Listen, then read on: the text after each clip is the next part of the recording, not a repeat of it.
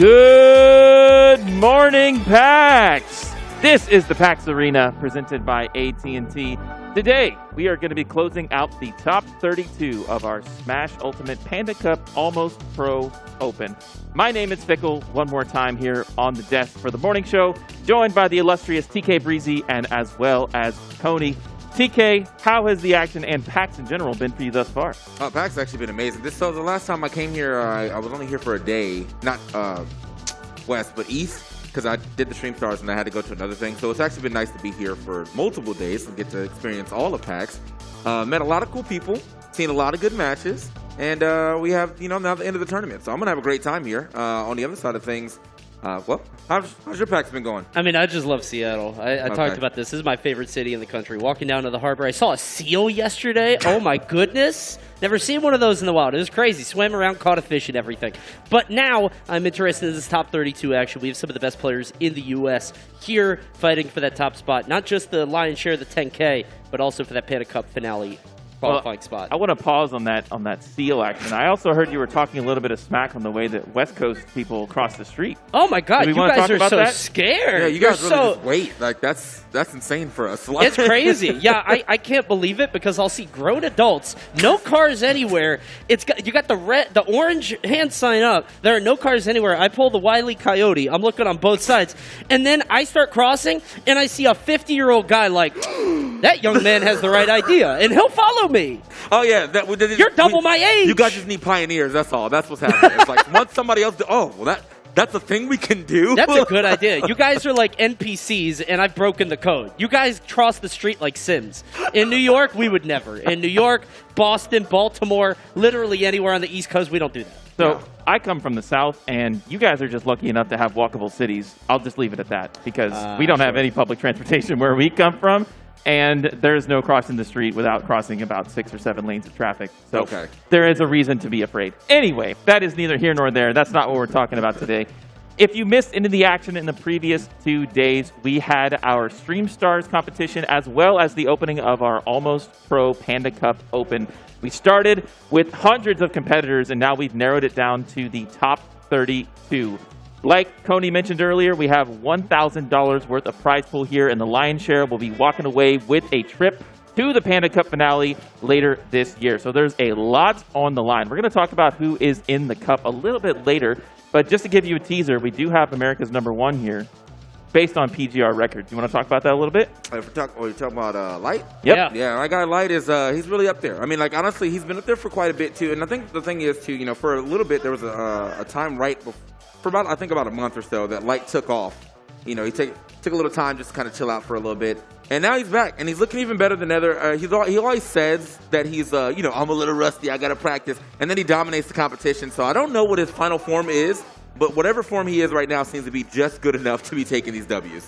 So I had insider information. You see this DQ right here? I think this guy was actually scared to play Light. He did not want to play him on stage, and he was just like, nah, bro, I'm out. I don't want to get clipped on Twitter. I'm out. I get it. I totally understand. I would do the same thing. Scared to death of that fox. You can see him right there. But one of the things that TK mentioned, the sort of lull that Light had, it's really interesting because throughout all of the the quarantine period, the pandemic, all the online events, Light was largely absent. He just wasn't around, and there were all these rumblings and whisperings like, is this dude going to be able to pick it up when it comes back? And for a while, he didn't. He didn't explode right back. He took a little bit to come back, and now he's the #3 player in the world, #1 in America. So we're going to see how he performs today. I think smart money is on him winning the whole thing. He's very driven. I got a chance to talk with him at the last event at SmashCon, talk about how he really wanted that spot in the Panda Cup finale. But, he's got some other players here that should be able to make it difficult for him. And one of the other cool things about the PAX Arena format was this is a completely open tournament. You didn't have to qualify to get here. You do have to have an entry into the tournament, into the venue, but you can literally walk up day of and sign up for the tournament. That is pretty unprecedented when it comes to Smash events. We have amazing admins seating and making sure that runs smoothly. Top 32 is actually going on right in front of me right now. I can actually see these matches, and we can actually track one of our other competitors. We also had Wadi out here as well representing Panda, and we can see what their tournament performance has been so far with the Mewtwo. Yeah, well, Wadi also, one big shout out to our teammate, but Wadi also, I mean, he's able to play multiple characters at a very proficient level. So if not just for the Mewtwo, you might see his Rob, you could see his Ice Climbers, he has a Wii Fit, he has all kind of characters that he can actually play. And it's a lot of characters that you don't, like, they're kind of unorthodox to play against. I mean, you don't really see a lot of Mewtwo, you don't really see a lot of Ice Climbers or Wii Fits. Rob, yeah, for sure, but his Rob is different, So he's another one of these people that, out of nowhere, could kind of be like a come from behind type of wild card victory that you may see at the end of this tournament, or at the very least into a grand finals. One thing that I could see Wadi struggling with, though, and I had the chance to talk with him yesterday during an interview, when it comes to players at this tournament, some of the top seeds here, obviously Light, Cola, Aaron, very aggressive kind of rush down players, and he can struggle with that. Mewtwo kind of gets bopped around. You can't really take trades because they're lightweight. Ice Climbers obviously just going to get totally split up. So it's not so much that I'm not sure he'd be able to go far here. It's more that if you look at the top seeds of this tournament, pretty much all of them are going to give him a really difficult time. So we'll see what character he opts for. I saw he was actually playing a lot of Wario yesterday, which is like, huh? Never seen that before. But it is where his name comes from. He actually used to be a Wario player back in Brawl, so. Okay. Yeah. Wadi Rob. Like Wadio. Like that. Yeah. It's a bit of a stretch there, but those are a couple of our top players there. Yeah. We actually had Coney on the street talking to several more of our top players out on the PAX floor. We got a chance to catch up with them and get their thoughts on the tournament, so let's take a look at that. We got some of the best players in North America here in the building. They're going to be duking it out for their share of $10,000 and a spot in the Panda Cup finale. Let's hear from some of them. When it comes to an event like this, does it ever make you a little bit more nervous because you got a bunch of people that may not even be known by the scene that might be able to come in, maybe a wild card matchup you haven't seen? Definitely. I think one of the biggest things is not knowing who is going to be here until the day of. You got players like Moxie who didn't get flown out but are still here. And, that is a wild card, right? I don't know who from the PNW I shouldn't be sleeping on, so, yeah, just try my best. Yeah, I actually like this type of bracket because there's not that many top players. Usually I'm just, preparing for super hard players to fight every single tournament. But this is, kind of a breather, I only got to worry about a certain amount of people instead of, 60-plus people that I have to worry about if I go to losers, if I stay in winners. So I like to have different types of brackets where, there's different types of preparation. I'm actually more terrified here than a regular major because I'm just scared of because I know who's good here. The problem is when Big Bertha, the K. Rool main, just comes out of nowhere and just beats on me. I'm terrified for that, but hopefully I'm better than that. All right, so spot of the Panda Cup finale is on the line here. Obviously, only 32 players are going to make it. Is that something you're specifically gunning for? I have heard some players saying that that's a big deal for them, Light specifically. Or is it one of those things that if you make it, you make it. If you don't, you're going to try to make it to the last chance qualifier? I think this is it. I think this is when I get in, so. I think I have enough points to qualify for the regional at the end of it. So even if I don't win this, I think I have another chance. I'm not worried about making it this time. I would need kind of a specific route to win here. I can't play Cola. If I play Cola, it's wraps. All right, guys, we got to hear from our competitors, some strong words from each and every one of them. We're going to find out who's going to take home the grand prize and that spot in the Panda Cup finale. Keep it locked here for more Panda Cup action. Wadi, #1 in our hearts. Yeah. I love the lower thirds there from the Panda Cup editing team. Shout out to them for preparing that. Shout out to Coney for getting their thoughts as well. As you can see, over into the land. For me. Are you shouting at yourself? Yes, yeah, I actually feel kind of bad because I'm going to keep this a little low. Wadi is actually playing right in front of us, and I can't imagine playing a game while... Oh, he got the kill. Okay. I can't imagine playing a game while hearing yourself on the speaker. That sounds very jarring. He's probably playing his match right now over in the land. I see just a couple got actions right there. Yeah, he's literally right there in the front row. Good game, Wadi. It was a good game. Good luck, man. Hopefully those K. Rool players stay off you, but... And I think that's interesting that he would just openly say that, I don't want to play this guy. And I really want to look at the bracket and be like, when do y'all have to play? Because, is it in 2 rounds? Is it I only see him if I get to finals? What kind of situation you got going on here? Cola is a very strong player, and I think most of people would be afraid to play him. So 100% understandable to be oh, man, that's the one guy I definitely do not want to play. But looks like we do have the bracket right here. And now it's right here. Now we can finally find out where they are. This should be the winner's side of top 32. So these are all of our top seeds. Of course, Light taking #1, going all the way down. So some notable second round matches there. We got Light versus potentially Bobby going up there. And we also have potentially second round Aaron versus Wadi coming in. So they say there's not that many top players here, but we're still going to have some stacked matches really early on in this top 32. Yeah, first of all, this is the winner's side of take. First of all, big shout outs to the Panda boy, Bobby, Wasabi, and Judd, and Waddy, all in here, and Cantrip, all on the winner's side of things, holding it down. Love to see it. But yeah, I mean, Waddy, luckily, is on the other side of the bracket when you're looking at this. He won't have to see Cola at all unless they get 2 winners finals. So lucky shake right here for Waddy, but he still has some pretty big competition within Aaron and then potentially Light or Bobby Wasabi, depending on how that goes. Definitely. I mean, there's just so much talent in here. I mean, we were talking about how the bracket does feel somewhat top-heavy, but even still, I mean, if you look at these players, there's some fantastic players here, particularly, you know, the higher seeds in each of those matches. Justice, also a very talented mid-man. Going to see how far he can make it in this tournament. Could definitely see, you know, sort of a big surprise near the end of this bracket. Like I said, I think Light is the smart money to take it, but anything could happen in a bracket like this. Yeah, man, you can see the match.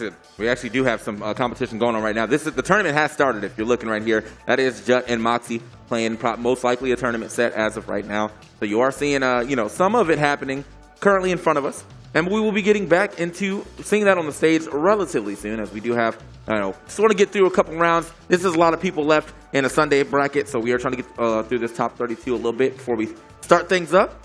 And man, when things start up, we're gonna have a pretty good time here. So if you are sitting out there, make sure you come back and hang out with us for a little bit as well. We got several chairs that I can be sitting in and watching some great Smash action.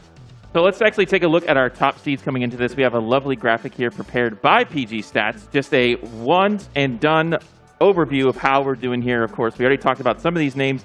Some of them slipped through, like our local heroes. I believe Moxie is one of those that is kind of a dark horse here. I saw their Wolf yesterday, and it was looking pretty strong. Yeah, Moxie is actually a very strong professional player. Played a little bit more, has lost a little bit of passion for the game. She said that she's not really feeling the same way that she used to about it, but this is right in her backyard, and because of that, she was like, okay, I'll come out to this. Very talented player, used to play Pokemon Trainer, now has switched over to Wolf, who I do think really does a lot better in terms of the fundamentals of the game, in terms of converting just raw Smash skill into Ws. I think she's going to be great on that Wolf, and might be a dark horse, honestly. Might be able to take out some of the higher seeds in the bracket. Yeah. I kind of wanted to mention something about character diversity here, too, because do you notice who's missing here? Yeah, no Steve. No Steve. No Steve. Yeah. No Aegis either, to be completely honest. I mean, we're lacking some of those characters that a lot of people were kind of worried about for some time, but here we are. The 2 juniors, The 2 juniors and the Incineroar and the Villagers. Like, there's definitely some unorthodox picks. I mean, the fact that we even have a Chrom in here is also pretty insane, because Chrom kind of fell by the wayside too. Yeah, obviously Chrom and Roy share a similar movesets, but when it comes to that recovery, Chrom just gets snuffed out super easy. So therefore, everyone started playing Roy. So yeah. And one of the guys you might want to look out for is that villager Bobby Wasabi. I don't know if this is true, but from what I've heard, he was taking some W's against some top players when they were playing yesterday. And it's just friendlies, right? Who cares?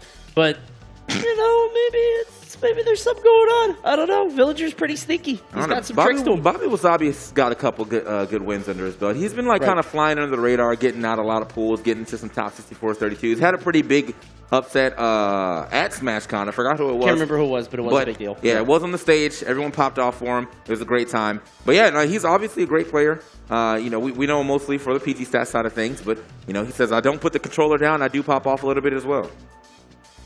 There was actually some more interesting characters that were not in the top 12. I also see Kazuya being represented. I also see Ken being represented. There's lots of FTC aliens coming in from the other games representing in the top 32, so I'm excited to see those.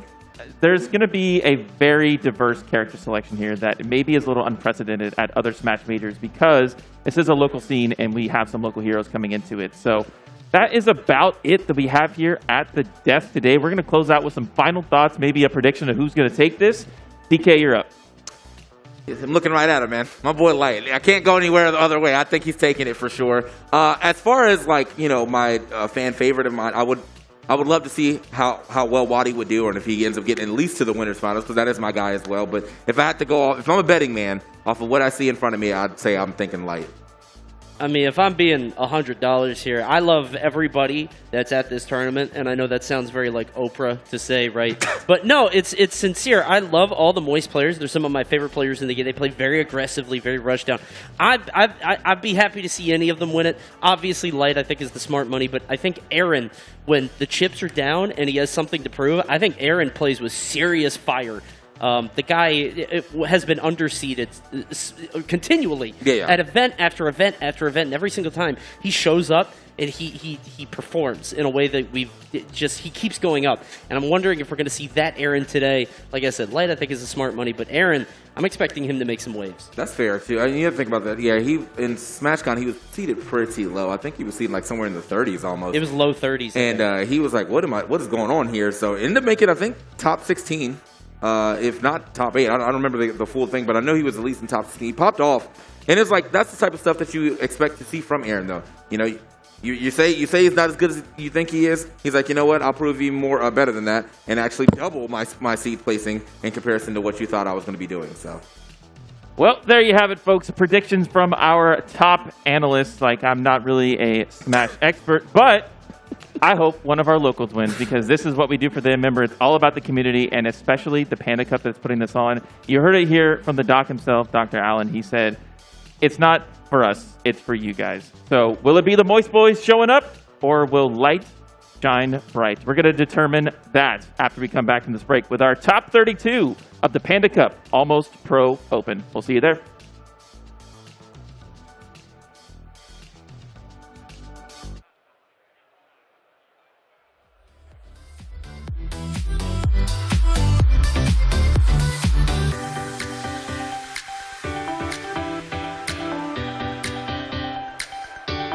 I've got a bunch of questions about Smash Brothers. People's first characters, what characters they love, what characters they don't like, and we're going to see how these people answer. I can't wait to see what's going on here on the floor. Who's the most annoying character for you to fight in Smash Brothers? Kirby. Min, because you can't interact at all. It's so hard to get in. It's gotta be Marth. I think right now Pyra and Mithra are really annoying to play against. Marth. I really hate Ness. Mario. Link. Peach on Melee. I think historically for me it was King Dedede, just because of the way he throws you about. Do you remember the first character you ever played in any Smash game? Oh, it was Link, 64. First character I ever played was Zelda. Kirby. Man, probably Captain Falcon. I mean, honestly. Or Pikachu. Oh, it has to be Yoshi. Might have been Ganondorf. Link. Dark Pit. It was probably Kirby, just because I played a lot of Kirby games as a kid, and then I played Melee, and I'm like, you know what? I'm gonna suck a little. I guess I played Link back in Melee. Captain Falcon. Do you remember who you were most excited for hearing that they got into the game? Kazuya. I was very excited when they said that they were going to have Sheik in there as her own character, but I was disappointed to find out that meant they were splitting Zelda and Sheik up. Cloud. Either Cloud or Hero. I am the problematic person that loves every Fire Emblem character that gets added. Oh, that's you! That's me. I'm the problem. They're doing this for you! They put these characters in for you! Literally me. I mean, I have the Byleth hair, so they literally put me in the game. Alright, that's gonna do it for my questions here on the floor. Got to hear from everybody here at PAX West 2022. Guys, keep it locked here for more Panda Cup action.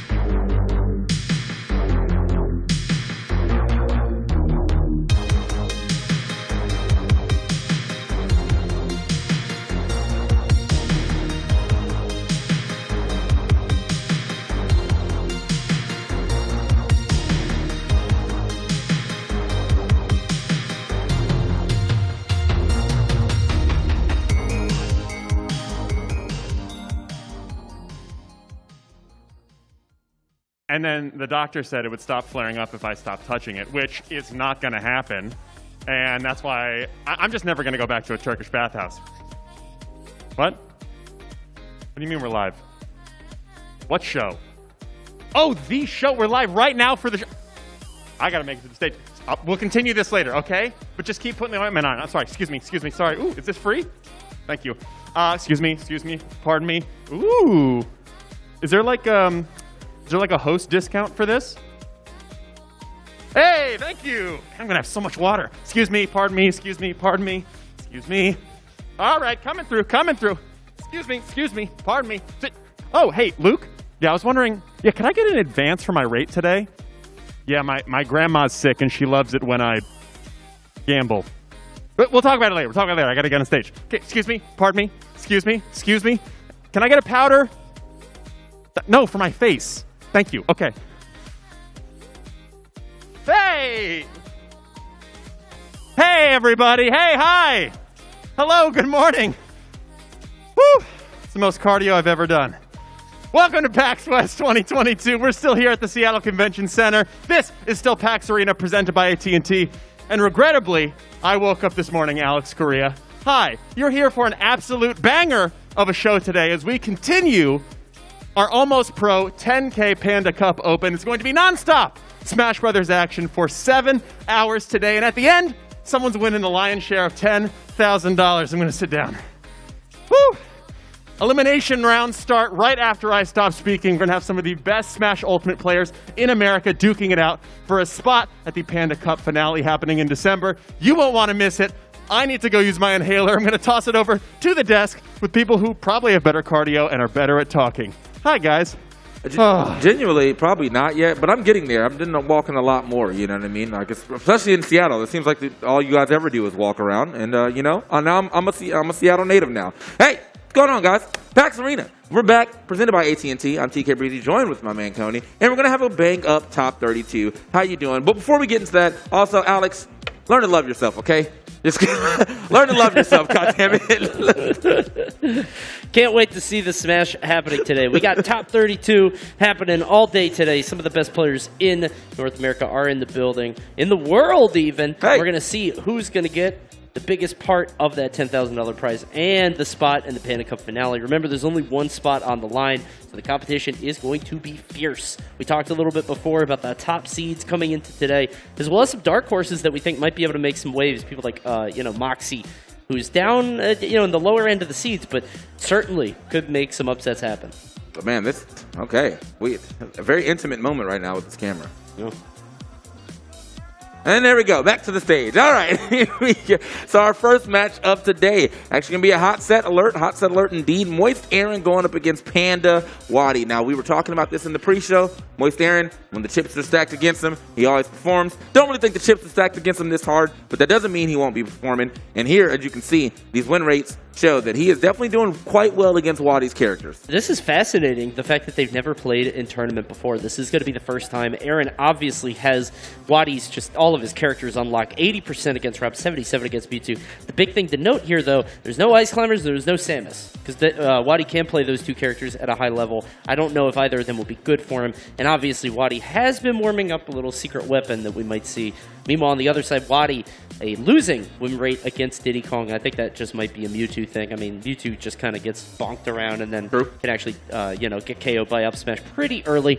But we'll see what characters they opt to go for here. Obviously, both of these guys have deep pockets, can play a multitude of characters at a high level. Yeah, I mean, the fact is, both of them actually do have a nice Rob. So you could potentially see that come out nowhere on both sides of things, just to see what happens. But good records all throughout, man. This man, Wadi, has beaten everybody without dropping any games so far. I know that's got to feel good. Here on the other side, I think Aaron was kind of in the same boat. Didn't get a chance to fully look at that. But, someone's got to be going down in the loser's bracket relatively soon here. We're going to go ahead and find out. Is that the Ice Climbers coming out from Wadi right at the beginning, potentially? We have chosen Ice Climbers. Now, this might get a little sticky, obviously, just because between Banana and how disruptive Diddy can be, I can imagine it'd be really difficult for Nana to actually stay on point and synced up. But we'll see how Wadi manages to play around it. Yeah, man, this is, again, another one of those characters we don't see a lot of. If it's not Wadi, it's just Big D. And this is you know, this is kind of like, I guess, proving ground here. Can this character actually make waves here for Wadi? And is this character actually going to be a good counterpick or counterpoint to Diddy Kong? One thing that I'm noticing is that Squall Hammer is actually, I could see that being really good in this matchup just because I was talking about how disruptive Diddy is, but that move can be very disruptive as well. Diddy loves to have a setup time. He loves to be able to throw the banana and have a second to really place it, but if you're able to sort of time that Squall Hammer at the right moment, should be able to get a lot done. Wadi takes the lead with that forward air. You're right, though. You see that the Squall Hammer may not get the last hit on that one, but also, yeah, it's like that monkey flip. Yeah, the monkey flip is getting kind of destroyed right now just because it keeps hitting one of the other ice climbers, and if he doesn't let go of that quick enough, he will just get hit. Good up smash there from Wadi, not even needing Nana to participate in that one. Just enough with a solo ice climber to go ahead and get him across that blast zone. See if Eric could do anything about the Nano. One of the important things in this matchup, too, that we've seen, this is kind of old knowledge from, you know, past games, but Diddy is one of the strongest spikes in the game in terms of that base knockback. If he spikes Nana at pretty much any percent, it might be over for her. Obviously, ice climbers have a stronger recovery in this game, and Wadi will be able to save Nana from lower down. But we'll see how that comes into play, if at all. Aaron known to spike people very quickly with that banana. But right now, he's really struggling on getting this first kill. Yeah, I mean, Wadi actually doing pretty good protection here for the Nana indeed. I keep seeing Aaron getting close to finding a way to get the stock. There is going to be a KO on Nana, but it's not going to get the stock off just yet. It's going to have to get the Sopo out of here. 113, though. It's kind of relatively hurt, and without Nana, the recovery is a lot more susceptible to getting punished. Seems very easy to just forward air. Aaron with a bit of a misplay there, throwing the banana in the wrong direction. We're going to see Wadi play with this Popo just right now, kind of dancing around shield, trying to find the opening. He does have a bit of rage. I mean, if you pop the forward smash at the edge of the stage, that might be it for Aaron. Okay. Yeah, Aaron's that's why he's going high. Create some space right here. Doesn't want to get have to deal with that up air after the Squall Hammer under, and it. Oh wow! Jeez. Hitting on the other side, the Sopo is doing it. That's going to be two stocks with basically just one ice climber getting the hit, and that's finally going to get that first stock off of Wadi. But he is coming in fresh. Ice climbers. You know, again, one of these characters there's not a lot of matchup practice for this character in this game. And you can see 36%.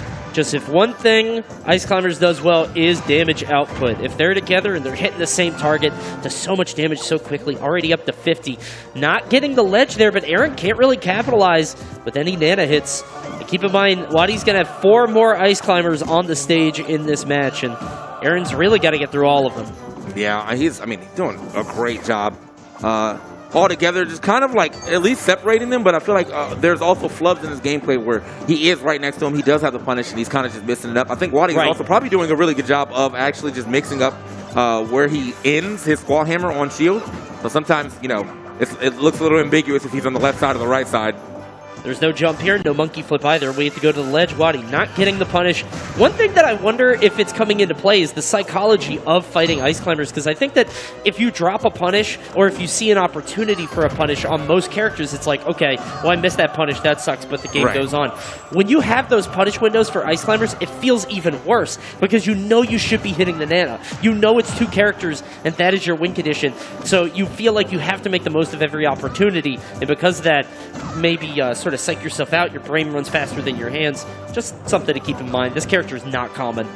Yeah, not at all. And I mean, as you said, you know, one of the biggest strategies Oh, wow. Yeah, we're going to lose one, but not the other. Hey, that was actually a really good snipe right there from Aaron, though. I mean, great usage of the peanut. You don't get to see that done too often. He does end up getting that stock. 101, though, does have a lot to avoid. There's a lot of, KO power when you have both of them. Yeah, up smash will do it. Forward smash, depending on stage positioning, absolutely. No rage here, but I don't think it really matters too much. You can see Aaron playing a lot more on the back foot. Double monkey flip into dash attack. We are mashing. Right on, Aaron. Looking good at the last part, at the last part of this match. A double roll right there, Smash Classic. Yep. Trying to create some plays. Wow, cheeky. I like that from Wadi. Tries to go for the double up smash. Oh, that's the issue. You got the monkey flip, but it was on the wrong ice climber. That's game 1. Yeah. I think he got a monkey flip earlier, and that is the thing. You have to hit the right ice climber, because if you hit Popo, the Nana just kind of panics.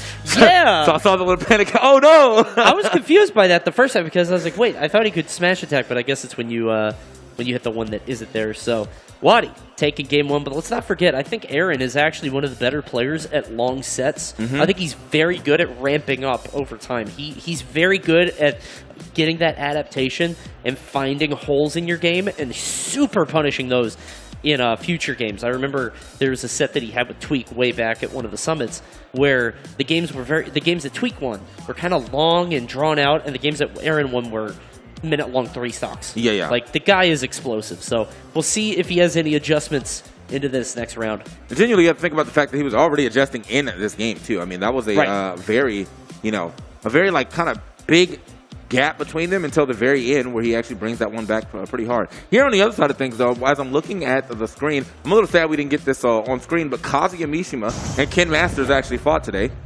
And Kazuya Mishima did get the W. Kazuya Mishima. Anyway, here we go. Getting into it back into this set. Game one going to Wadi, but Aaron at the very end of that was definitely ramping up, so could potentially see the second game going to him. Let's see what Wadi could do to kind of slow down that momentum that he was gaining near the end. Back into PS2 also. No real stage difference happening here. Has the banana in hand. I wonder if just giving that banana to Nana and just saying, hey, you hold this. And she just holds onto it, doesn't really throw it. You can see him juggling it there between Ice Climbers. I got Popo on that one, so there's going to be no punish. Yeah, Nana just has no idea what to do when Popo is getting, destroyed by this monkey, but it is what it is. However, if I'd probably panic if a monkey attacked you like that too. I don't think I would, That's fair. I have no, I don't know what the protocol is to do there. So, big shout out to Popo to knowing what to do when Nana gets attacked. Honestly, yeah. But yeah, he's definitely not far behind on percentage. I mean, 74% as 83 now. When you are playing the Ice Climbers, it's going to be enough. I was going to say that if a double F smash hits, it's going to be it. But even a single F smash apparently was enough from where he was on the stage. I'm kind of shocked by that because he got hit at like 90. I think after, maybe before the hit. I'm not sure if it was after, but regardless, so strong. And that was from mostly center stage, a little bit off on the side, but Rage go crazy. Right now, a bit of a desync. Wadi having to wait a second to recover. Aaron just has not found a way to capitalize on an off-stage game. That's where we see him make a lot of his money, is being able to get spikes, get edge guards. Can't really do it against these two, though. Yeah, having a hard time at least trying to get back. Okay, that's going to be the bait and roll right there, but it does end up pushing her off the stage. She's not going to make it back. Wadi will go down there and get her, though I am very surprised. It seemed like she was at the blast zone, but I'm always just pleasantly surprised about how far he can go to grab Nana with that up B. Yeah, the recovery got omega buffed in this game, so you can pull her back from the depths, but do you always want to? Because let's not forget, you kind of give up a lot of stage positioning on that, and who knows, maybe if he stayed on stage a little bit longer, you might have lost the stock at some point, but you might have been able to do a little bit more damage. Yeah. Right now, Wadi pulling ahead more and more with those combos from Ice Climbers. Their damage output is obscene. Yeah, I mean, you can see it just off the Squall Hammers themselves. If they end up getting up airs, it's always like 2 or 3, and that's double up air, so it ends up being actually 6 up airs, and it's quite a bit. He's kind of getting some good chase down right here. I like that, trying to go for the Blizzard, put some pressure in on to Aaron, but he's doing a really good job again. Oh, I love that. Bet. I love the idea there, charging forward smash, because he knew it was safe. He knew the banana was bouncing, and he knew he would not get punished for that. Did not come to pass, though. Landing right in front of Wadi, but the timing was off. Oh, okay. He's going to get up there in time. I think he saw that he did get the Nana instead of the Popo. And it seemed like Wadi tried to get a little bit of charge there on that on whatever his punish was, too. Right. Double up air is going to hit the skin, but has to find this last stock. 124, though, you already know that he's going to be able to lose it relatively quickly. There it is. The up air hits one more time, and now we're on to that last stock again for Aaron. He does have some pretty good damage here onto Wadi. Wow. Okay, well, she's gone. Good stuff. I'm shocked that she sort of fell there. It looked like she had the momentum to be able to recover, but one thing that we're noticing, too, is that ice, the spray, actually stops the banana in its tracks when it's thrown. Didn't realize that was a gameplay element, but it means that Aaron just can't really throw that at the right time. He has to wait and sort of hesitate for a second. Ooh, now Wadi's got nothing left, so he's gone. Yeah, try to get up the ledge. I think he tried to get up the ledge a little aggressively, maybe throw that banana, but ends up getting sniped by that F-tilt. Very far range move right here for Diddy Kong, all things considered. And relatively quick, so was able to throw that out and thwart that recovery. Wadi not able to make it back to stage, and now, does have a little bit of lead here, but now Aaron on, equal footing. Probably going to help out with his attempt of taking this game. Seems like Aaron just sometimes goes into hyper-mobile mode. He'll just pop a bunch of monkey flips, just kind of dash around the stage, go crazy. Has to let go of that shield, otherwise he's in a lot of trouble. If you catch that at the sort of, that super close quarters, it can be a nightmare, that point-blank ice. You can see Aaron kind of rocking, not going for Nana, just going for the raw damage. I don't think they touch the ground, so yeah, we're going to have to see an up B here. Okay, yeah, finally gets back onto the stage with the Ballhammer, but like, yeah, as Coney said, a lot of momentum here on the side of Aaron right there in that like 30-second stretch, and now he's got the lead. He's got to find out a way to get this stock off.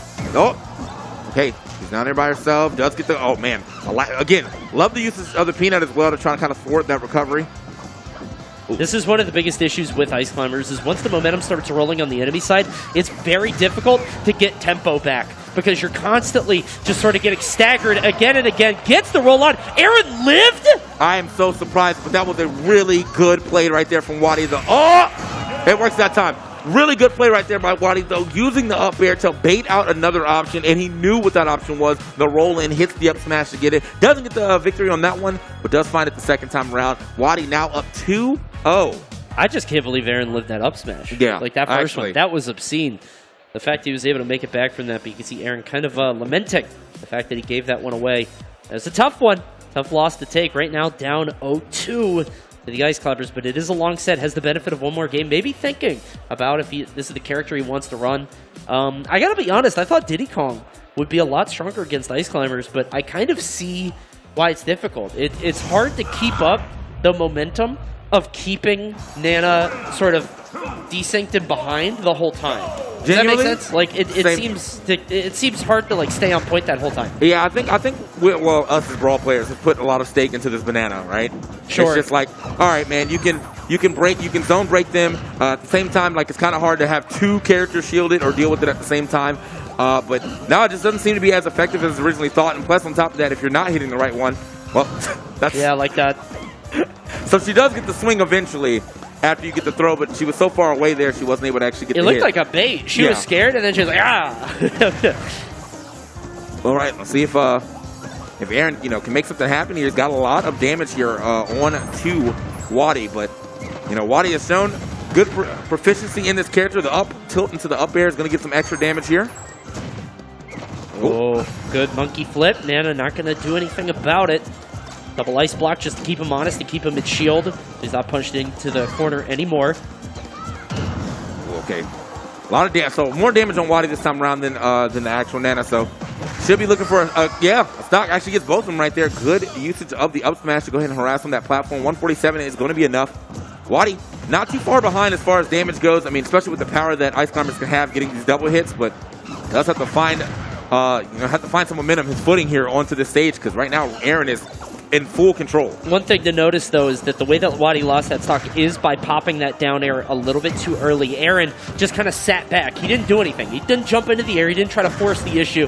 He just waited and said, okay, now you do something. And then Wadi did that down air, and it was an easy punish. If Aaron just stays on his back foot a little bit and sort of whiff punishes Wadi, could make it very difficult for him. Okay, Wadi looking for the up smash right there, but not actually going to get it.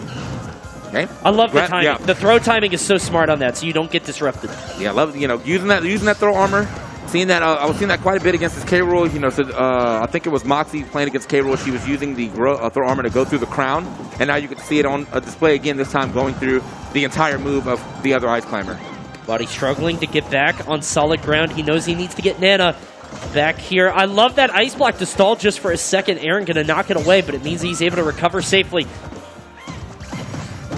Oh, okay. Nana's showing off tech skill. Yeah. She's like, check this, though. Watch this. Not killing me. Either way, though, yeah, it's going to get that stock off who is more the important climber here, which is going to be the Popo. And now to the last stock. Is Aaron going to be able to get himself on the board? Again, as Tony said earlier, Aaron sometimes... that ice block is so scary. It's so scary. I was just about to say, but the earlier ice block, that's so scary, but I don't know if Aaron's going to get hit by that, and he did. Yeah, and that's the thing about Diddy Kong recovery for anybody out there who may not watch this game too much. If Diddy gets hit out those barrels and he's anywhere under that stage, it's just, you're gone. It's curtains. But yeah, you got to go, so. All right. This is still a very comfortable spot for Aaron. Actually, I don't want to say very comfortable because one throw comp, we know Waddy doesn't practice those. Yeah, he got a down throw, not even a follow-up. I feel like, yeah, I mean, like, the thing is, too, it looked like he should have got the follow-up. Right. It was like he just did it. As soon as he got the grab against some Ice Climbers, I'd be like, oh no, Nana didn't have a jump! Oh, he tried to use the jump, but only one of them had a jump. Just one of those weird things. Just Ice Climber things. Right, just Ice Climber thing. I kind of want to know what happened to her jump, though, because I don't know where it got sniped out. But yeah, because of that, she does end up hitting the blast zone too early. Waddy can't hit the belay because she's not there. And because of that, he gets a very, very short version of his up B and does not make it back to the stage. And ends up losing that game. Doesn't take it in 3-0 fashion. Aaron's still in it. Has decided not to swap yet either, I think. He might probably keep this Diddy Kong going. And he does seem like he's starting to catch on a little bit more. So, you know, kind of lucky break there. But I think hit the game with the distance, he might have been able to take it by himself regardless. Waddy considering stages here. Smashville, very teeny tiny. Not sure if that's the choice you want to make, maybe. I mean, Diddy's going to be all over you there. And obviously, if you have the banana out, it's hovering it quite a bit. Battlefield also an option as well. I mean, like, pretty much, Waddy has the advantage of being able to experiment here because he has 2 games to play with. Obviously, even if he loses this one, we're going into Game 5. We got Diddy Kong, again, Ice Climbers, again. Gonna rock with it one more time as we go into our 4th game. Right now, Waddy up 2-1 on Aaron. If Waddy wins this, he's gonna take the set and continue on in winners. If Aaron wins it, we go to Game 5. We're on Final Destination. Historically, a very good counter pick. Honestly, for both of these characters, Diddy Kong able to cover a lot of landings between Banana and just his mobility and speed. Meanwhile, Ice Climbers really love to catch people as they're coming down. And obviously, I think other Ice Climbers would love this just because of the ability to do grab combos and just extensions. Waddy not really known for having that level of technicality, but still just very talented. Yeah. Indeed, but like I think the thing about Waddy in particular, there's a very, very fun fact, and I know it doesn't really apply anymore, but for a long time, Waddy's been a top player. He actually did not have this game, so most of his practice was for years. Like at the events, or you know, I guess at any Smash Fest that he decided to go to. He does have the game now. He obviously is a streamer, gets a chance to play it a lot more, but it just goes to show you like his level of skill, or like I guess understanding and awareness of this game, regardless, right? I don't understand people who say that talent isn't a thing. I think that's crazy. I think Waddy is one of the most talented in terms of just this game specifically, just Smash in general. We're seeing it come out here, but Aaron trying to quash that. Very even between the two of them. Waddy in a very precarious spot. I love Aaron just kind of sitting back. We gotta wait for the belay. I feel like that was an unfair belay. I don't care. She was nowhere near it. No. Did seem kind of cheap. She just teleported to him. All right. I saw you saw him try to go for the snipe one more time. What really? The back air. Okay, wow, just one of them too. Very from strong back center. air. I mean, again, that's a bit of rage, but still kind of shocking. Mix. Just gotta call us up, Mix. Look at Nana is desperately trying to get a hit in. Let me get some damage, and Aaron's just not even playing with it. I can't believe you've done this. But either way, okay. Oh, yeah, they're desynced. Yeah, she's gone. That's what I was thinking when he was getting hit. I'm like, this could be bad. I'm like, oh, wait, he's totally fine. But Waddy didn't really prioritize it, I think. He was more concerned about getting damage than he was about saving Nana, and he's paying the price now. Yeah, I mean, it's not, you know, at this point in time, you know, the single Ice Climber does have some pretty decent hitboxes and things like that, but clearly you've lost a lot of your power. He is doing a little something here. Down throw forward air. Tries to get the snipe one more time with the ice block. But I think at this point in time, I mean, Waddy might actually be able to run. I'm going to make sure I'm not coaching, but I think the secret slime action is potentially using the blizzard instead of the ice block to go ahead and thwart that recovery. Yeah, that might be a good option. Neither of them are wearing headphones, so you should probably be a little bit more discreet. I have no idea what you're saying. Okay, try to keep it. Yeah, it's got to make sure he can't hear us. The stream heard me. Okay. Yeah. You got it. You got to stream. This Popo's been around for a while, bro. Okay, the stream didn't understand me there. Okay, well that's fine. Nobody knows the coaching that is going on here. Just be huge up air there from Aaron, finally taking off the stock from that Popo. But honestly, that was the momentum shifter. Yeah. I mean, once the Nana just sort of fell off there, that was kind of it for that stock. That forward air looked like it hit harder than any other forward air I've ever seen. Like, I don't know why. Forward just looked disrespectful. All right. Okay, that forward air is actually hitting pretty well as well. Hits back right off the stage, stuck at the side, and he's honestly getting baited by the, like, Aaron's running a good, like, bait and switch program over here. Every time he throws that banana, obviously, a lot of people want to go in the air and deal with it by grabbing it, but not going to do it. That surprisingly did not take a stock. Yeah, great DI. Great DI there from Aaron. Oh, another up air. Still not going to do it. 134. Trying to find this stock, and Wadi may be getting a little desperate. Oh, forward smash in the wrong direction. Aaron is not giving this one up. Oh, man. The hit off of the monkey flip as well. Oh. Okay. Yeah, he's gone. He's gone. Why are we not rolling away from this? Like, what? Yeah, well, I mean, there is startup when you roll, but we're playing a game of chicken there. Yeah. At some point, if you didn't pick an option by a certain time, you lose. Yeah, that was, well, yeah. Basically, I think by the time you get like halfway through the charge, if you haven't moved by then, you just kind of have to hold that. It's like yo-yo. Yeah. You're going. Now Wadi gonna try to make it back and goes a little bit too high. Ooh. Squall hammer the peanut actually saving him. Yeah. Okay, Wadi can't get off this ledge though, unfortunately. Well, Aaron. Remember, you get less invincibility the more damage you have, but there it was able to time it. I think it also depends on how long you've been off the stage as well. And yeah, that back air is going to go ahead and rock.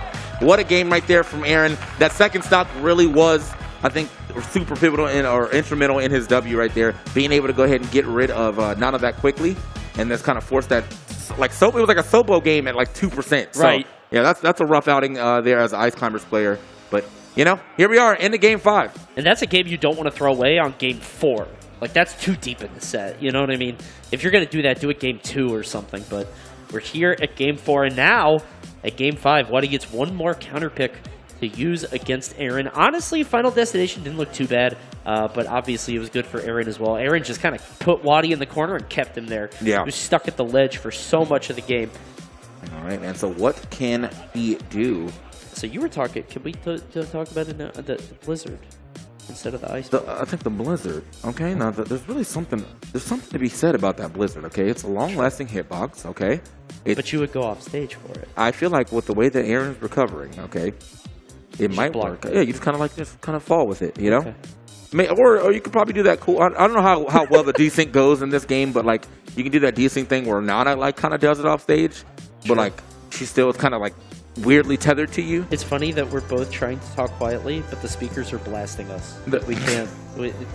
This is silly. I don't know why we're doing this. I think the best part about it is like that was a full shot of Wadi's ears, just gathering this information, Interesting.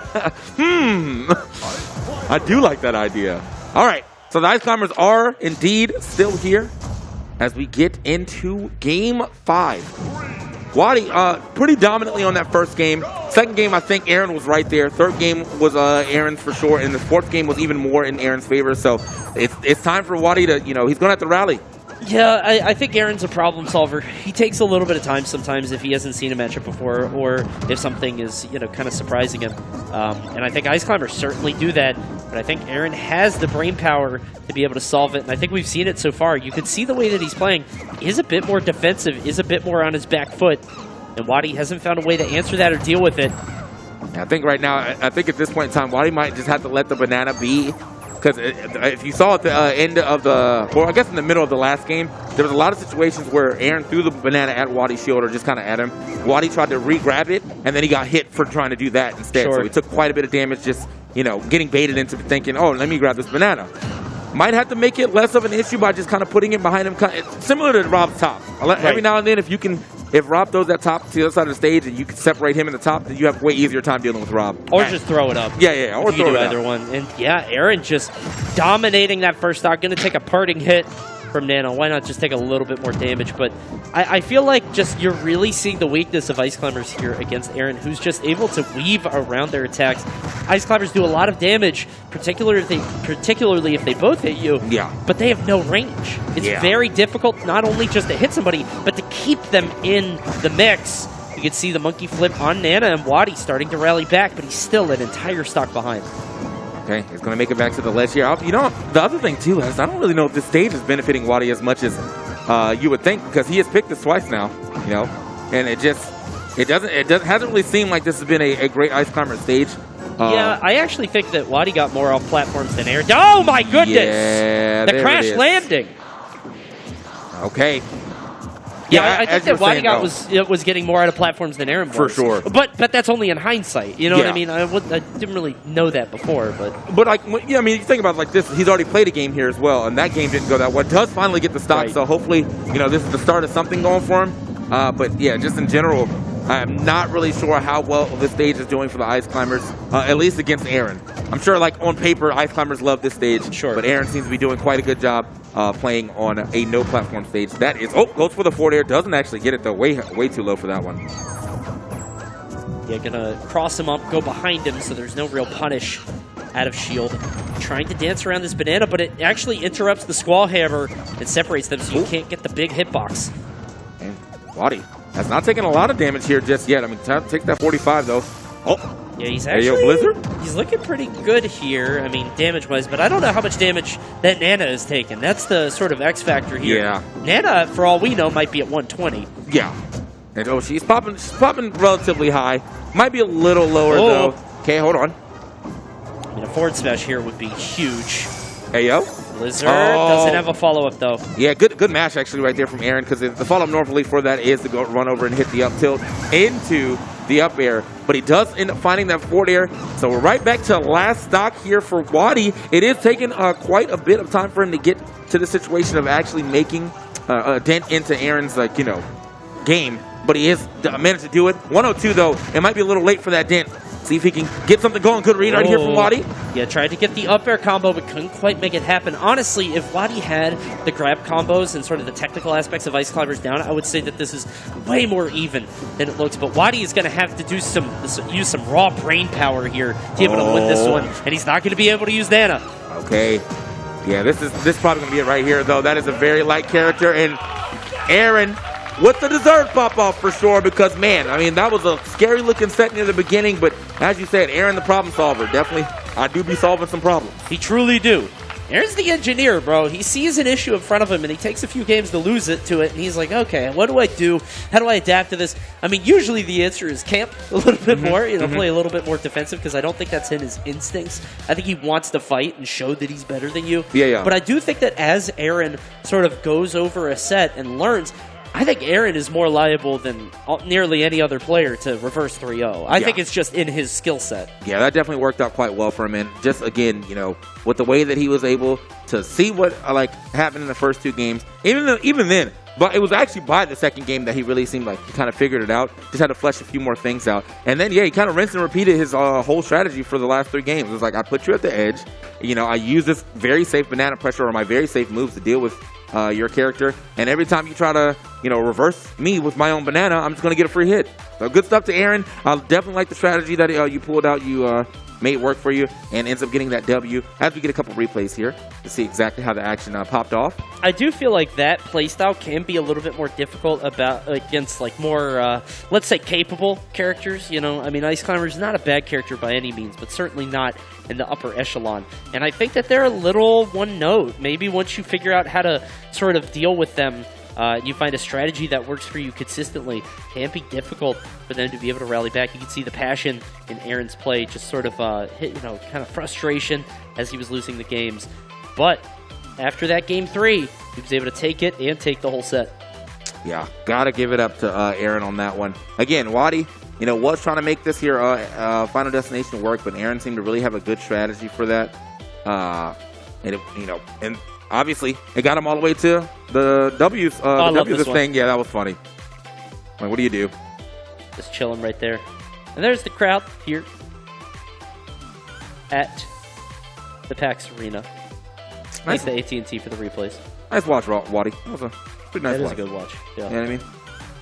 So I'm staying active out here. But great pop-off right there from Aaron as he gets that W. Moving forward, though, I can already see who's on the stage. It's going to be Moxie versus Larry Lur, who I have not seen at all, actually. Yeah, Larry moves in shadows. I feel like I never see him at events. I don't know what, him and I just never cross paths, but I see him right now. He's up on the stage. Larry against Moxie is happening in the second round. Larry, of course, no stranger to the game, has been a legend for years and years. Actually went 3-2 against Mind. Okay. Almost lost to Mind in the earlier set, but has made it here against Moxie, who did 3-0 Jut to make it here. Moxie, of course, a very talented player from the Pacific Northwest. She was gone for quite a while. I think she said that she just sort of lost passion for the game. Wasn't feeling the same way about it that she used to. But very talented player and has come back for this event. And look at these two. It's Larry against Moxie. No sets have been played, but let's keep in mind that's only for offline events. Online events don't count for this. But one of the things I want to note is that Larry, of course, is Spacey's guy, right? He plays Falco and Wolf. Moxie has an incredible win rate against Wolf specifically, and looked good against Falco too. So Moxie might have Larry's number here. Yeah, but I mean, I think if anything, I'd probably avoid the Ditto as well. So the Falco probably is the correct play. Not to take anything away from Larry's Wolf, because I've seen that Wolf steal some games. Okay, of course. I mean, Larry, the king of the back airs. That's what that was. I mean, I see Larry taking some games when he's at like 190. Taking a 60% back air and taking the game. So, you know, but Falco's got a good back air too, but also coupled with a great combo game. And so it's going to be a pretty interesting set altogether. One of my favorite characters to watch in general. Banned in Coney's house. A little fun fact, just in case you guys didn't know. Yeah, I don't know if I would call that a great combo game. I would call that an unfair combo game. Maybe an exploitive combo game. Exploiting the physics of the system. Cheat. You're going to see Larry spamming up tilt like a cheeser. It's a good move. Here it comes. Perhaps some would say too good. That's banned in my house. It's on the way, okay? I know you're starting with these lasers, but just give Oh yeah? Just called out the shield from Moxie there. That was very funny. Oh man. I think the biggest funniest part about this is the fact that Falco is not that fast. No. And he like stood still for a second. He's like, oh, I know what the next move is. What a mentalist. Realizing what was coming next. Okay, so great start here from Larry, using a lot of this here blaster, which, you know, it's... Okay, almost. I really like the idea, though. Turning around that up tilt so he can line... Or that up air to line up that back air right after. Man, again, super great start here from Larry. Only 37%. Has got almost all the things that Falco wants. Now he just to find that last stock, or at least that confirm into it. Up tilt back air, maybe down air back air. This could be the hard part, though. I mean, Falco does have some pretty good kill power, but usually they like to confirm into it. Right, and Wolf just has these bursty kill moves that could just come out of nowhere, and especially with the Rage, can really KO anywhere on the stage. I love that ambiguous second jump. Moxie not going to the ledge like you might think, going a little bit above it, but Larry gonna sink that first kill. And one of the things to note here is that Falco is so good in this situation specifically, where you have to get the KO on him, but he can kind of dance around and get those combos that he wants. Okay, I was kind of punished for getting here. Does get the up throw, up air. And that's no jump. Okay, yeah, Moxie was able to get through with that roll tech. So if it was not for that, that would have been a really bad position, getting hit with that forward air with no jump. But Moxie, hey, I think Falco is so good in these scenarios, man, because you have to get close to him. You have to fight him. But this is exactly what he wants. It's so hard to actually get this final KO. Obviously, Moxie has the advantage of, you know, smash attacks if you want to do that. Love that forward tilt. I'm sorry, the down tilt into that neutral air. Well done. Good edge guard. I think the other general part about this, okay, locked. Oh, he's sleeping. Okay. Yeah, Wolf was sleeping on that one. Yeah. He was like that. You're not getting anything crazy on me right now. I like the idea of Larry trying to go for the empty, empty jump or fall through up smash right there. He is taking quite a bit of damage though on his second stock already. Does zoom over there to try to close some of this distance, see if he can actually get the stock off. 144. Falco has a lot of kill power, but not as much as on a straight hit as Wolf. Just the F tilt going to come out and get that stock. That was so gorgeously spaced there from Moxie. Just beautifully placed right where Larry was coming out. Because remember, if she had misspaced that just a hair and was a little bit too far back, would have eaten that illusion, maybe into a back air to land the KO. Okay, oh, nice. Okay, going to get the down air, but can't get the follow-up. Once again, neutral air across the stage, though. Larry having a hard time, like the reflector, hold this laser back. Having a hard time finding this stock. I think he actually might be in up throw range or potentially back throw range as well. Or down tilt, that works as well. Gonna do the tail stab. There we go. Right now, Larry in a pretty bad spot, all things considered. I mean, 73% on your final stock. Stuck at the ledge, too. Moxie looking for the down tilt, maybe a forward tilt as well. This percent just continuing to mount. Yeah, you're at that percentage now, too, but you have to respect so much from Wolf as well. The up tilt, not going to take it just yet, but that back air, and with the way that Moxie's throwing it out, too, you know that's what she's looking for. So, okay, the air dodge actually gets through, does get hit there. Not going to time it the second time. A little bit of free damage, though. Ooh, okay. I like the angle on that, actually going through the stage a little bit. Larry has got to get the most he can out of this combo. Yeah, it doesn't really get a lot. Only 34%. Maybe the rage actually affecting that as well. Yeah, and he's just not getting as much as he can. Yeah, you saw him actually try to go for look like a down air reset on that platform. Whoa. Oh, okay. We're kind of firing this one back, though. Larry. Oh! What a play right there from Moxie. I mean, I do like what Larry was going for there. Probably expecting that a little earlier. Moxie waiting for Larry to hit the ground off that forward air, which has a lot of landing lag. And yeah, gets a really good punish with that Wolf Flash. Wow. A bit of a cheeky call out on that one, I would say. I mean, you could see Moxie. Yeah, I mean, I think Larry thought he was safe going for that forward air, just kind of drifting back, and Moxie had something for that. Most players just going to ledge for safety, just saying, I'm just going to go right here and then be able to recover while you recover from that forward air. But well done there. Winning game 1 against Larry is Moxie. Oh, look at this. I don't know, you guys can't see this, but Larry has accessed the forbidden menu. He is currently making a Mii. Okay. Oh, here we go. We got Mii Brawler coming out here. Mii Brawler, kind of one of the dark art characters that we've seen a little bit more and more as time has gone on. Obviously, famously, sort of, what's the term? Evangelized by ESAM. Yeah. Yeah, who has been singing the praises of this guy for a while. And, well, what I see right now is my favorite move, too. The suplex. It's time. Yeah! Wait till you guys hear that sound. I love that. It's a good sound, and it's also a crazy amount of damage for what that move does. Right. It would never actually, KO, but you will get that free 20-something, like, every time. I'm a little shocked by this, because I feel like, obviously Brawler is pretty... I love the mystery guy. I love the fact that on the screen you can't see Brawler's face. I'm a little shocked by this, because I feel like you're making a pretty bold claim if you go somebody like Brawler against Wolf, because this means you got to get in and fight. Yeah. And scrapping with Wolf can be kind of scary. He's one of the better, Brawler archetypes in the game, if not the best. Definitely a scrapper. Oh, hold on now. Ooh. Got to get a little more going for him right there. Check this. See if he... Oh, wow, at that. Waited for the get up and the spot dodge. All right. I feel like those are funny Smash moments when someone's just on the ground. Looking and you're at just there. you. Like, what now? Oh, okay. Goes for the helicopter kick. He didn't have a jump, but he did have the feint jump.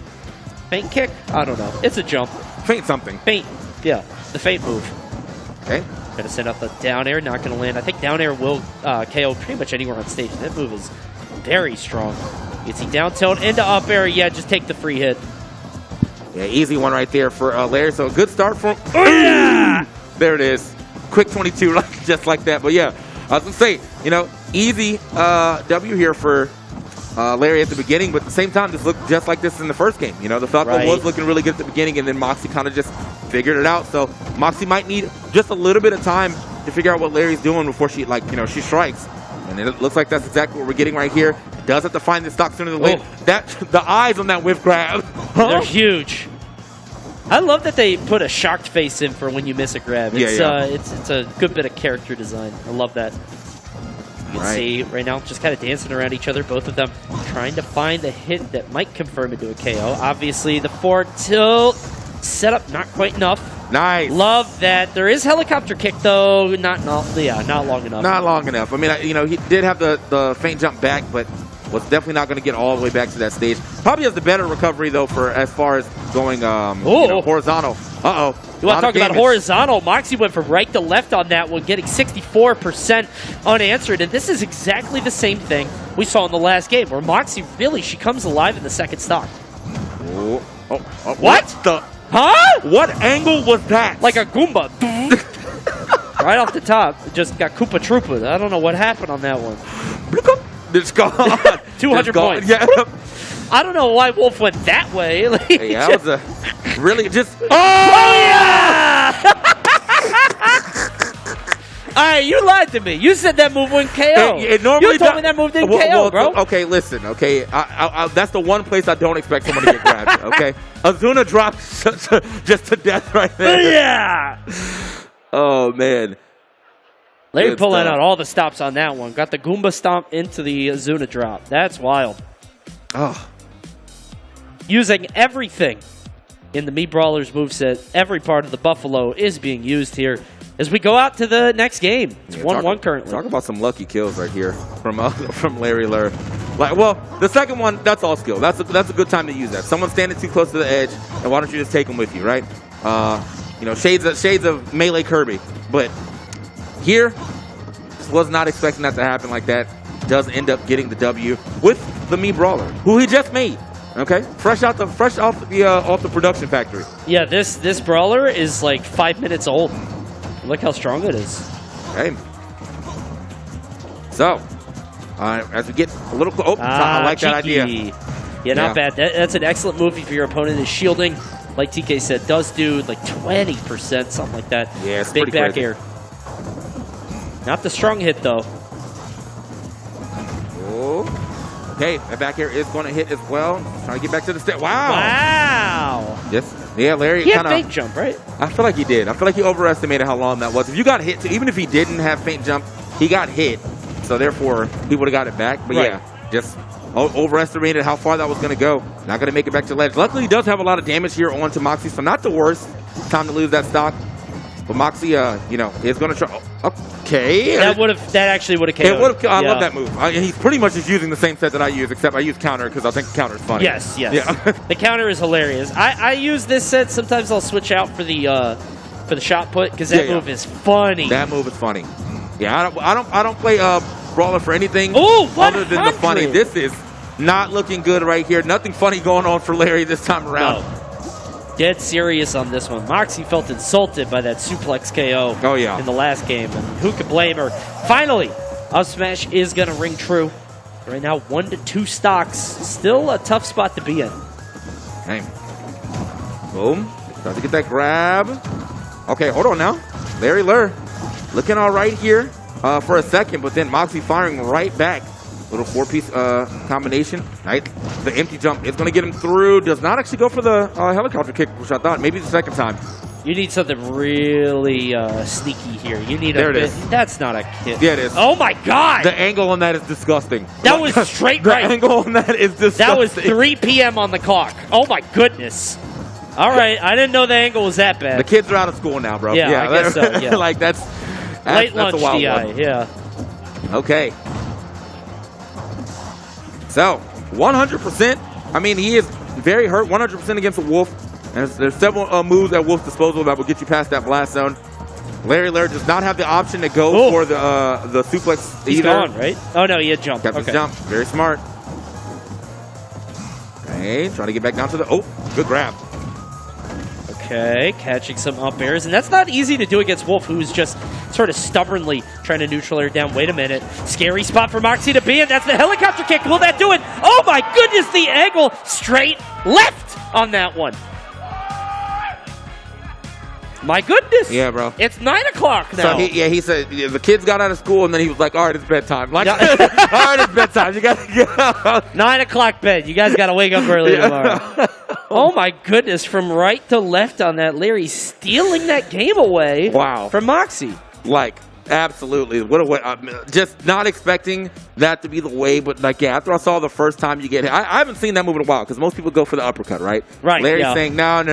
I'm still a fan of the helicopter kick. And, well, you can see why. That angle is disgusting. It's right now 2-1 on Larry's side. If he can win this game, he'll move on in winner's bracket. Meanwhile, Moxie fighting hard to try to earn that game 5 here. All right, the Brawler is kind of coming alive, man. This Brawler go crazy. I gotta look at this ultimate frame data angle on this move, man. Like, I want to know if there's a way that you can DI this to live, because it doesn't look like it. No, man. Get an SDI out or something. There's got to be some hidden knowledge about that move, but that was insane. Dead even between these two right now. Moxie with a slight advantage, trying to get a read on that forward smash, but hasn't really been able to sink any like super early or surprising kills. Yeah. Okay. Well, there's no jump here. Yeah, has to pop the up B, but able to survive. Nice. Big reversal there on that neutral air. Yeah, trying to get, doing quite a bit as far as holding that stage until just there. I like that holding down to get that extra hit. Larry not timing that down air at the right time, so. Man. Get out of here. I don't even know what that's called, but I love that move. Okay, so you are technically kind of maybe supposed to DI this move up. It does go at like a kind of Sakurai-ish angle, so I don't know what way Moxie was holding, but yeah, going straight left and straight right. I mean, maybe you die even harder off the top. So it's just a very scary move in general. Terrifying. I think that Sakurai angle with that level of knockback and that close to the edge is just kind of a hard choice to pick. Oh! Tries to burst down with the down air. Can't get the strong hit, but could you imagine? Yeah. Look at this, man. Oh, I love that. Remember, Shades the first game. Yep. You saw that there, Moxie recovering on stage again with that Wolf Flash. This time, Larry was prepared for it and actually did a jump over it, trying to punish. Love the knowledge there.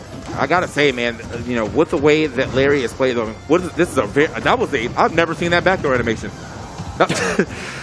Just that foot was out for so long. Just yeah, it's a long kick. Okay. Oh, there it is again. Moxie maybe overusing that. Maybe she's trying to just get to the ledge now.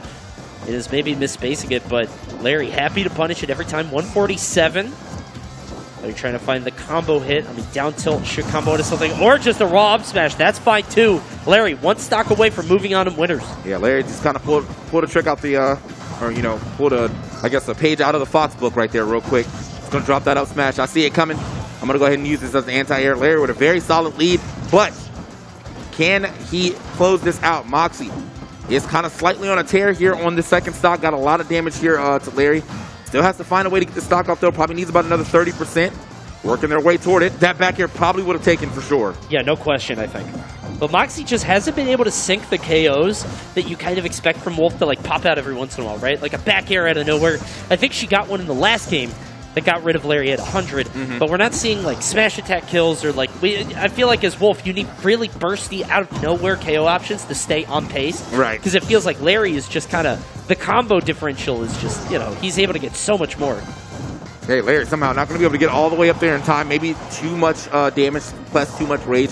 Not going to allow him to go for the helicopter kick, but 140 is looking a little scary for Moxie. Not going to lose stock off that, but wow, one more and you were definitely out of there. I think the bigger issue is being put into disadvantage like this at the ledge again, especially at 140 going off stage for it. Huge uppercut there. Larry takes it with a 3-1 using all me Brawler. I mean, the Falco lost, and then he just kind of rocked it with Brawler right after that. Yeah, the Falco agenda did not win here, but the Brawler agenda, now I guess the agenda that Esam's pushing is definitely going to... Think of the physical conditioning to be... Can we go back to the game cam? Think of the physical conditioning to be able to stand like this. This dude is just chilling with his foot in the air. That is some strong mental. Oh my goodness. It's exhausting.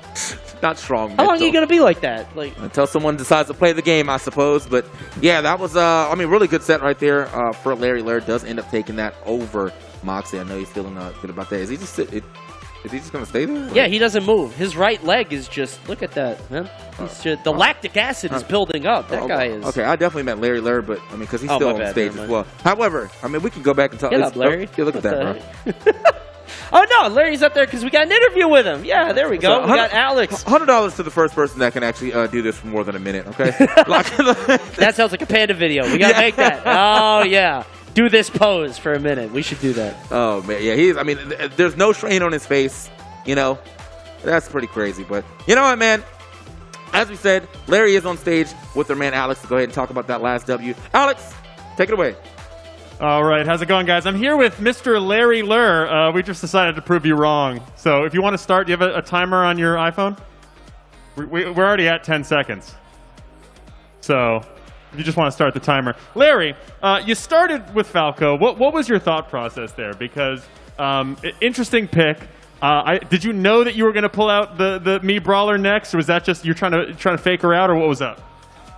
I considered it. I felt like, I mean, my Me Brawler is really good. I don't use it that often, so I should probably try using it more. And I also don't think people know how to fight that character. Yeah, no, my interest was piqued, and I want to point out, Larry put his leg down. Mine's still up, long and strong. Were you sweating before you had your leg up, or was that directly related to it? I don't want to comment on that. I was born sweaty.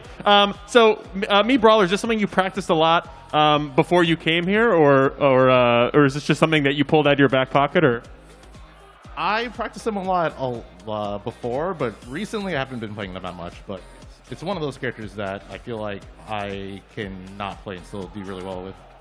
Yeah, Larry, I have so many more questions, but I don't want to be wrong or look stupid, so I'm just going to end the interview because I don't want them to see me put my leg down. So thank you very much. I have a question for you. Go ahead. How is your leg still up? How's my leg so long? No, how is it still up? Like, oh, how is it still up?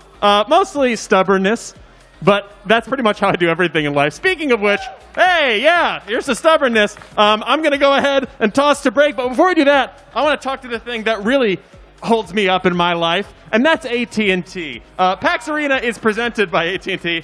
That's why they pay me the small bucks. Who said, wow, yeah, that's a segue. AT&T, they've been keeping me going my entire life. I want to share a little bit of an anecdote. 2012, was anyone in the Northeast area for Hurricane Sandy? Was anyone there? Hey, yeah, there.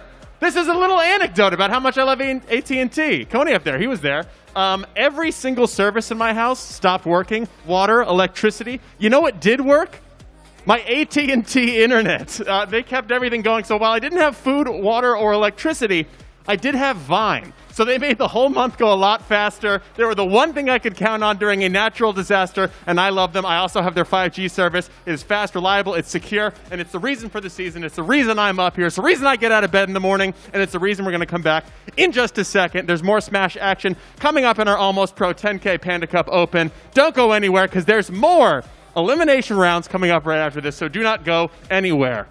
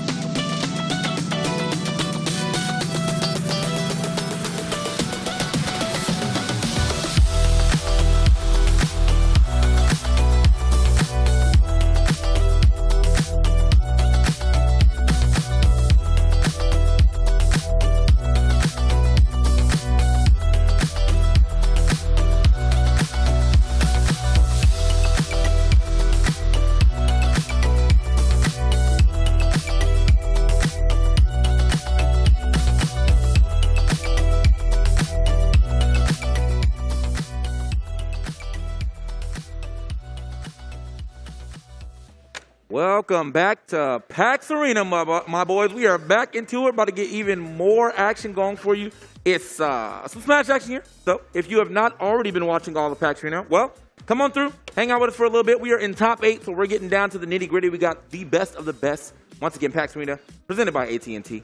We're having a great time. I'm TK, along with my man EE. How you doing? I'm doing fantastic, as to be expected. You already know the PAX Arena vibe is always lit, and the fact that we are actually finally getting into this top 8 is going to be very, very exciting. We've had some great matches leading up to this, but the fact we're about to do, obviously, start with the loser side of things. I mean, look, you had to qualify either Friday or Saturday, so, and then, of course, win a couple matches here today on this Sunday block. So it wasn't easy to get to this point, right? So everybody on this stage you're going to see competing is definitely top of the class with their characters. Yeah. So up next, we are going to have our first match of top 8. It's going to be the loser side of things. It's going to be Mind on Luigi versus Bobby Wasabi, a Villager fame, Bobbert Wasabert, in the building. It's going to be a great time. Yeah. So we're going to, is this not top 8? I thought this is the first match of top 8. This is indeed top 8. Okay, yes, all right, there we go. Yeah. So we're getting into this relative team. It's going to get this thing going. Villager, Luigi, 2 characters we don't get to see too much of as of late. I mean, I think Luigi definitely has some good representation, but not seeing a lot of it in top 8s. Villager has, no representation. So Bobby Wasabi really just kind of holding this thing down by himself. I mean, the thing about Bobby being in this top 8 is not only is obviously giving that village representation, as you touched on there, TK2, but also a member of the Panda squad, right? So it's cool to see a Panda member actually in the top 8, of course, of the Panda Cup. I know, obviously, we're expecting Waddy to just do that, no questions asked, but for Bobby to do it as well, he's actually been on a little bit of a tear at the tournaments he's been entering as of late, definitely drawing some more eyes. In fact, I remember, I believe it was Friday or Saturday, he opened up his block with a JV4 stock. For those of you who don't know what that means, it means he took no damage en route to destroying his opponent. Well, that's a don't let it be you situation. But and you're not going to be able to gather any information from that. Like when you try to go back and watch it, oh, what did I do wrong? Everything, legitimately everything. I can't really help you on that one. So you're going to have to go to the drawing board with something super diff here. But yeah, we're going to get into it relatively soon, guys. Again, if you are out here, you can hear our voice anywhere, and you're kind of looking forward at this screen. Well, you can look at the screen much more comfortably if you just grab yourself a seat in our beautiful audience. I mean, I don't know if you're looking at the cameras on me or not, or if it's on them, but hey, we got a lot of seats behind us. That's all I'm saying. Yeah. All right.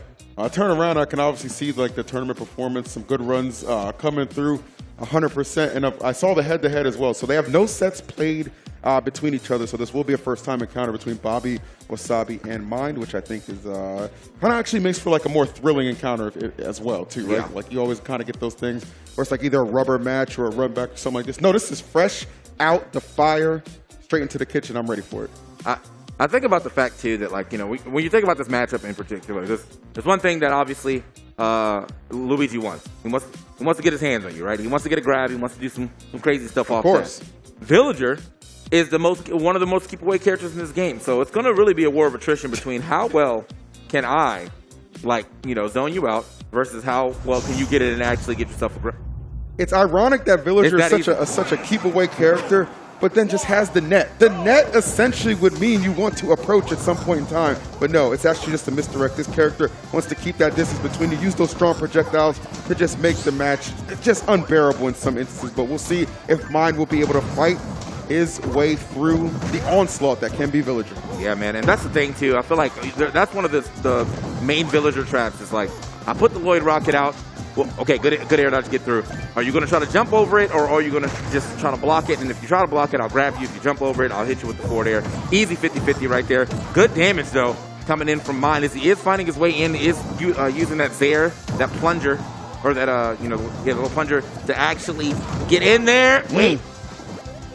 All right, I like the aggression right now coming out from Mind, understanding, yes, those opportunities, they may be few and far between when I can really get in there and apply some pressure, but when I'm in striking distance, I am going to lay into you. Great up smash to secure that first stop. Yeah, Bobby. I mean, he was actually, doing a decent amount of keep away for a bit, but Mind is finding his way in, here and there. 112, though, so definitely got to watch out for any strong hits Villager has. Bowling Ball will definitely take it. I was going to say up smash and up air. I'm going to be able to take it if you get the 3 stack, and he did get the 3 stack on that one. So good stuff to Bobby and the RNG. Scoop.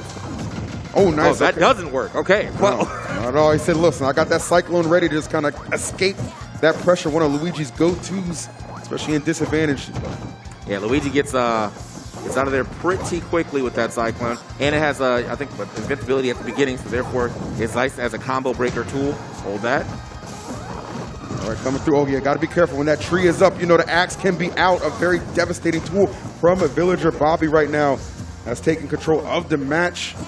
Trying to keep that distance between them, but not shying away from getting his hands dirty, too. If it's time to get down to a little bit of a scrap fest, got him in those triple digits right now, keeping the pressure going. Mind needs to come up with a way to kind of slow him down.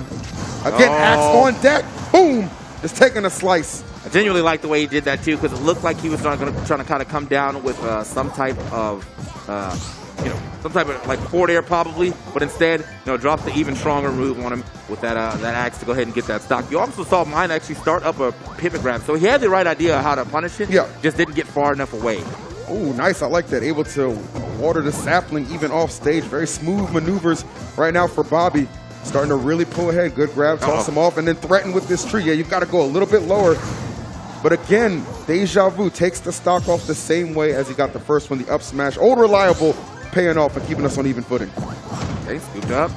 One other thing he doesn't get the full combo though, but he does actually extend it a little bit. One thing I also noticed though, we've seen like no fireball from Mind at all. He's like, I'm literally only just going in. I have no time to throw out anything, any projectiles. Probably just not even that great in this matchup, but he decided if I'm going to do any type of damage, it's physical. Bobby will live that. Okay. Nice. Okay, Lloyd Rocket giving him some space to come back, and just like that, we are really much so on even footing. Anybody's game right now. Drops the bowling ball, not getting the direct hit I'm sure he would have loved to enjoy, which would have pretty much secured the game. Luigi privilege, bro. I'm telling you, it just bounced off his dome like it was nothing, and then he uses his dome. Every single stock taken the same way. Up, smash, getting the job done. Crowd showing their appreciation for a very hard-fought battle in that game one. So I'm still stuck on the fact that he wasn't even moving anymore. It pinged him. It clanked. Still clanked. He wasn't even moving. Just all right. That's crazy. Quite literally built different. Yeah. All right, man. So he's played a couple rounds of Wii Sports in his time, I guess. I don't know. That's got to give it up to him on that one. Villager. I guess if Bobby held it just slightly longer, that would have been an easy stock for him right there. The hitbox, whatever active hitbox was still out, wouldn't have been active. But I think everybody would have thought that hitbox was already gone. I was very miffed when that didn't work out in his favor. But sometimes, it's just those little intricacies that can change the way an interaction works out. And in that case, man, worked out for Mind, who is starting this game out too with some aggression for sure, dropping down with that nair. Trying to keep him corralled on this left side, but Bobby able to escape, but still, the pressure continues to mount. Hey, get off me. Heck of a parry right there. Yeah, where you going? Trying to get out of there. Oh, he's gone. Mind definitely rushing Bobby Wasabi down in a great way. That was super quick. And then he actually gets the clean finisher. Also, like the recoveries here from Mind, knowing exactly how to get around the bowling ball shenanigans. He's doing get-up attacks to get through the second one. He's air dodging through the first. It's looking good for him. Definitely like what I'm seeing out of Mind. You can just tell he's rocking with a lot of confidence. After that win in game one, clashes with the Lloyd Rocket, able to survive that and an up air attempt. Cyclone back Bobby down a little bit. We're going to reset the neutral momentarily. I do mean just momentarily. These guys immediately jumping back into the fray against one another. Oh, he's pretty far away. Bobby actually not getting over the edge though with that forward smash, and so down throw back air almost enough to take the stock as well. Goodness, my goodness, this is domination right now. Mind over matter. He doesn't mind, and your stocks don't matter. That is exactly what we're seeing in this game too.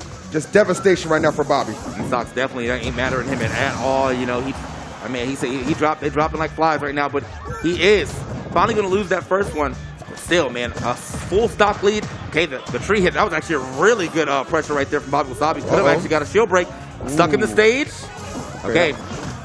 Probably the perfect time to get the misfire there just to help him out, because Bobby was applying a lot of pressure, but to Bobby's credit, still in a pretty good position despite being down to stock.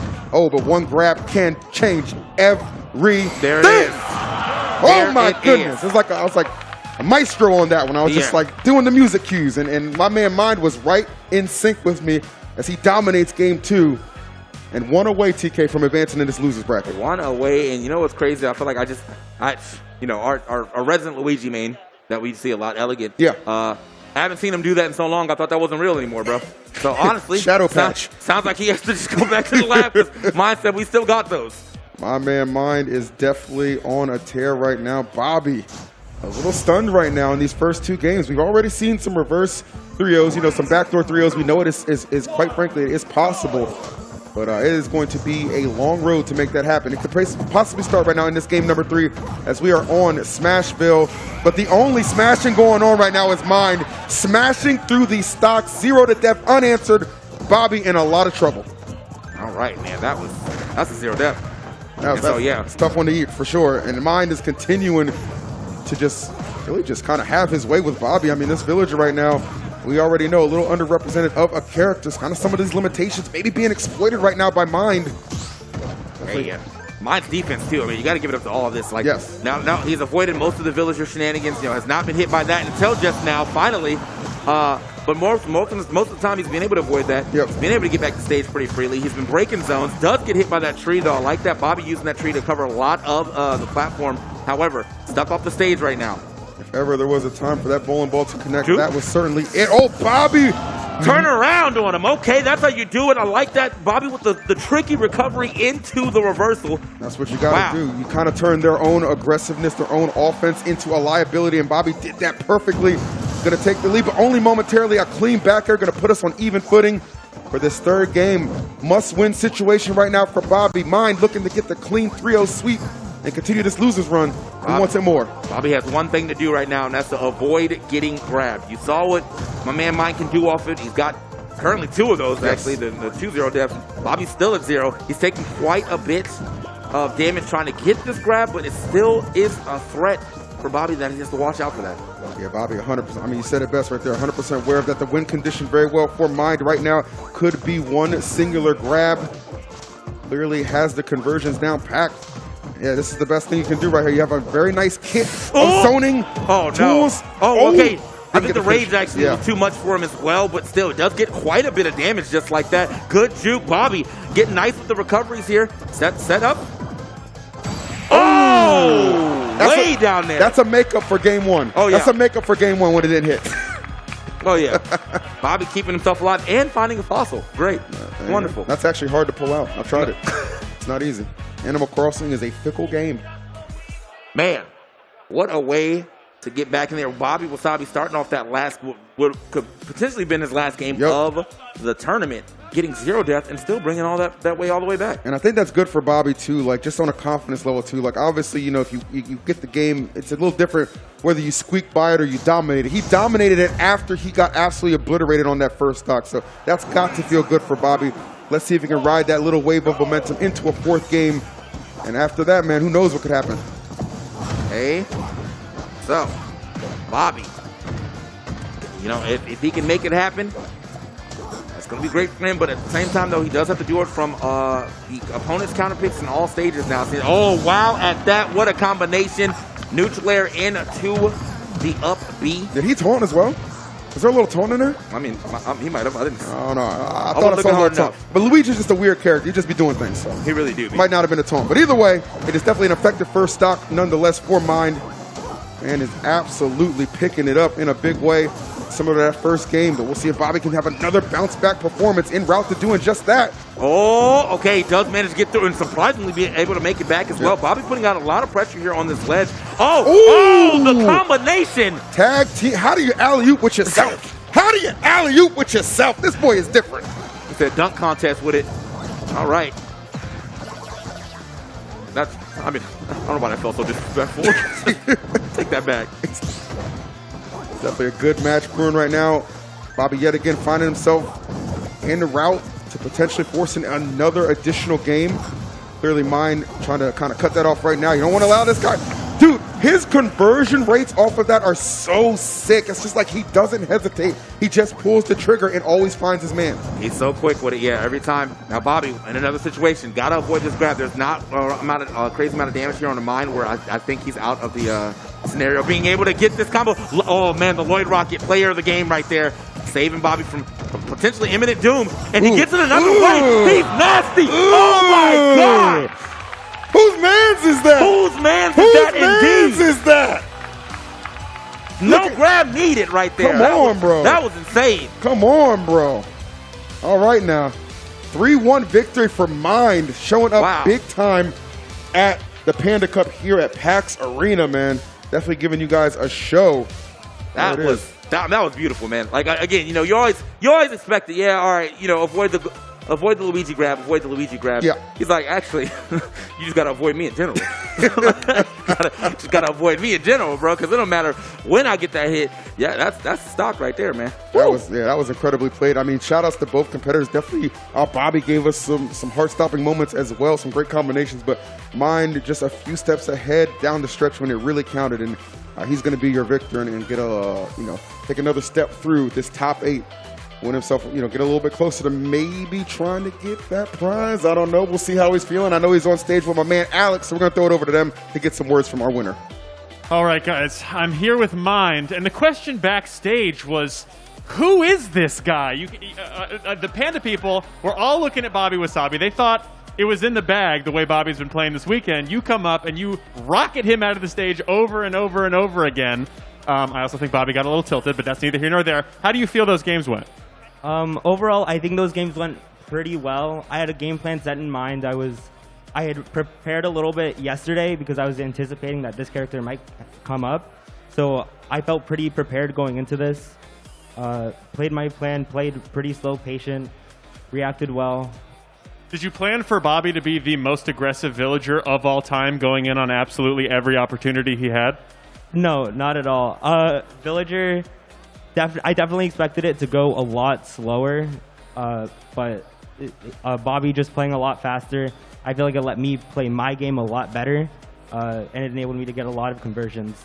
It's a very nice way to say that. Now, up next, you're going to be playing either Cola or Larry. Are you nervous about either of those people? Definitely nervous about both of them. They're both insanely good players. I got the chance to play Larry earlier, actually. We had a really close set. Game 5, he closed it out really well. Cola, never played before. Roy's super scary. I don't know what I'm going to be able to do about that one. Well, me neither, but I'm sure it's going to be a good game. We're going to go back to the desk for more games. We got to keep it going, so back to you guys. All right, man, we're back. Wonderful time right there for Mind, though. I mean, I think that's a way to do it, you know?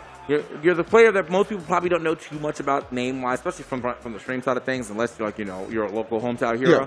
But you're definitely going to be known now after this, especially after this gameplay you're about to see from these replays, man. Wow. I think the title for this event, Almost Pro, is so appropriately named because, again, you kind of touched on the fact, sure, Mind Knight might not be that well known, but he certainly plays to a level of a lot of pros. We've actually gotten a chance to commentate in multiple top 8s, through multiple competitions we've been a part of. Just some immaculate plays. And how about the combinations, too, right? Did not miss a beat when he sat. The opportunity presented itself. The crowd, obviously, popping off along with him because, I mean, Bobby is far from a slouch, but yeah, he really took it to him in these games that we saw him win. Yeah, really, really, again, one of those situations where you as a Luigi player, you have to have the resilience, you have to have the mindset that, yes, I am probably going to be ran away from a lot, and I have to break these zones. And Bobby, that villager look. Yeah, that's it, buddy. So, but man, every combination into actually, I think every kill was at that last game was just an upbeat. Well, yeah, it was a lot of it because it was nair, and whether it was with the assist of the platform or just grounded, he was able to just connect that upbeat. So, the Luigi Shoryuken just sending them flying. And in this right here, the game ender clinched the set, and you see the 3-1 victory. Mind, I like how Mind won right there. A little subtle pop-off. Act like you've been here before. That's what I like to see. Act like you're all right, man. That's good. Hey, listen, it's classy. I like it. That's true. So up on the other side of things, we are going to have Moxie and Justice taking on each other. That's going to be rounding up the loser side of top 8. And then we'll be moving on to the winner side, as you saw by the bracket. Got some pretty hard-hitting players here still in the tournament altogether. Moxie doing quite well. Obviously, the Larry Lur surprise pick of the me fighter probably kind of threw Moxie off, but that's the only real losses that she's had in this here tournament. Everything else has been straight up washes, 3-0s, 3-0s, 2-0s, 2-0s. Yep, 100%, man. Moxie's definitely been on a tear in this one, so shouts to her. Going to be good. But Justice, same way. I was going to say not doing a bad job either. And you'll notice a trend right there too. You got all the 2-0s, all the 3-0s, and then the only losses they've taken kind of mirror each other, and they've both been in 3-1 fashion, right? So definitely you want to talk about pretty evenly matched competitors coming into this one. I think we can agree. Yeah, but that lifetime set. Until I saw that. They waited to throw that lifetime set up there. Okay. Man. All right, well, today could be the day you get that too. That's true. It all starts with, I guess it all starts with one. I don't know when this one came through. If you can get the one, you can get the two. That's all. If I'm Justice, that's the way I'm thinking about it, okay? But obviously, both of them playing top of their game, even with a loss under their belt. So when they grace the stage, for sure, it's going to be a fun contest. It's like we're going to be getting Min Min versus Wolf. Both those characters I absolutely adore. A lot of, obviously, positive reception for both, too, especially like kind of look at your tier list and where you would place them. So it'll be good as they're coming out the stage right now. You see Moxie chilling. This guy in the middle, like at the beginning of last replay, I saw him do I was like, all right, bro. Oh, did he really do like the fight? Yeah, he did, yeah. Oh, that's so godlike. Fight. That's so godlike. I love it, bro. I love when the officials really get into it. Yeah. That's something I definitely appreciate 100%. All right. So Justice, yeah, man, gonna have to pop off a little bit, going up against Moxie.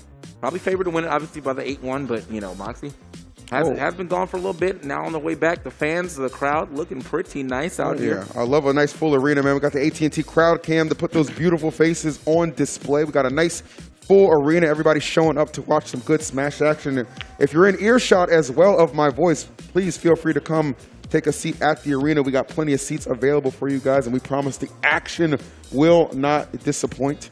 That is one thing I can guarantee you about when we get into a top 8 of an event, man. It is definitely a spectacle to behold, especially if you're a longtime Smash fan or just kind of like a new viewer as well. Always something to kind of take in. 100%, 100%. The hitters are out. We're good.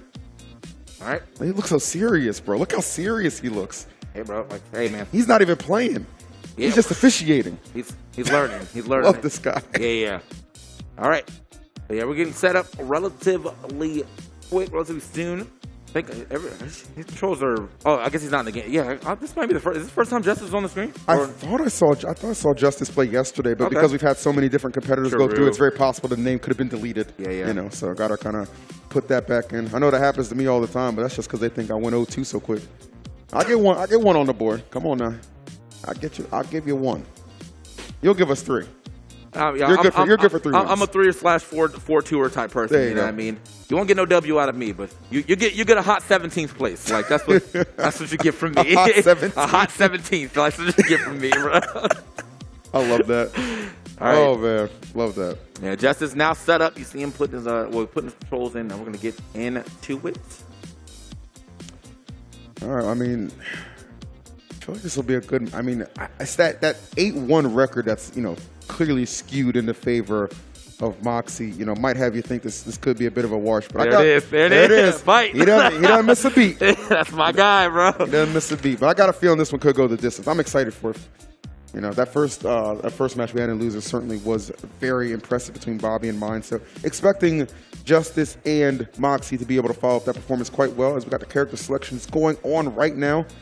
Expect to see Min Min and Wolf again as they were highlighted in the preview stats that we have for both of these players. All right, let's get it.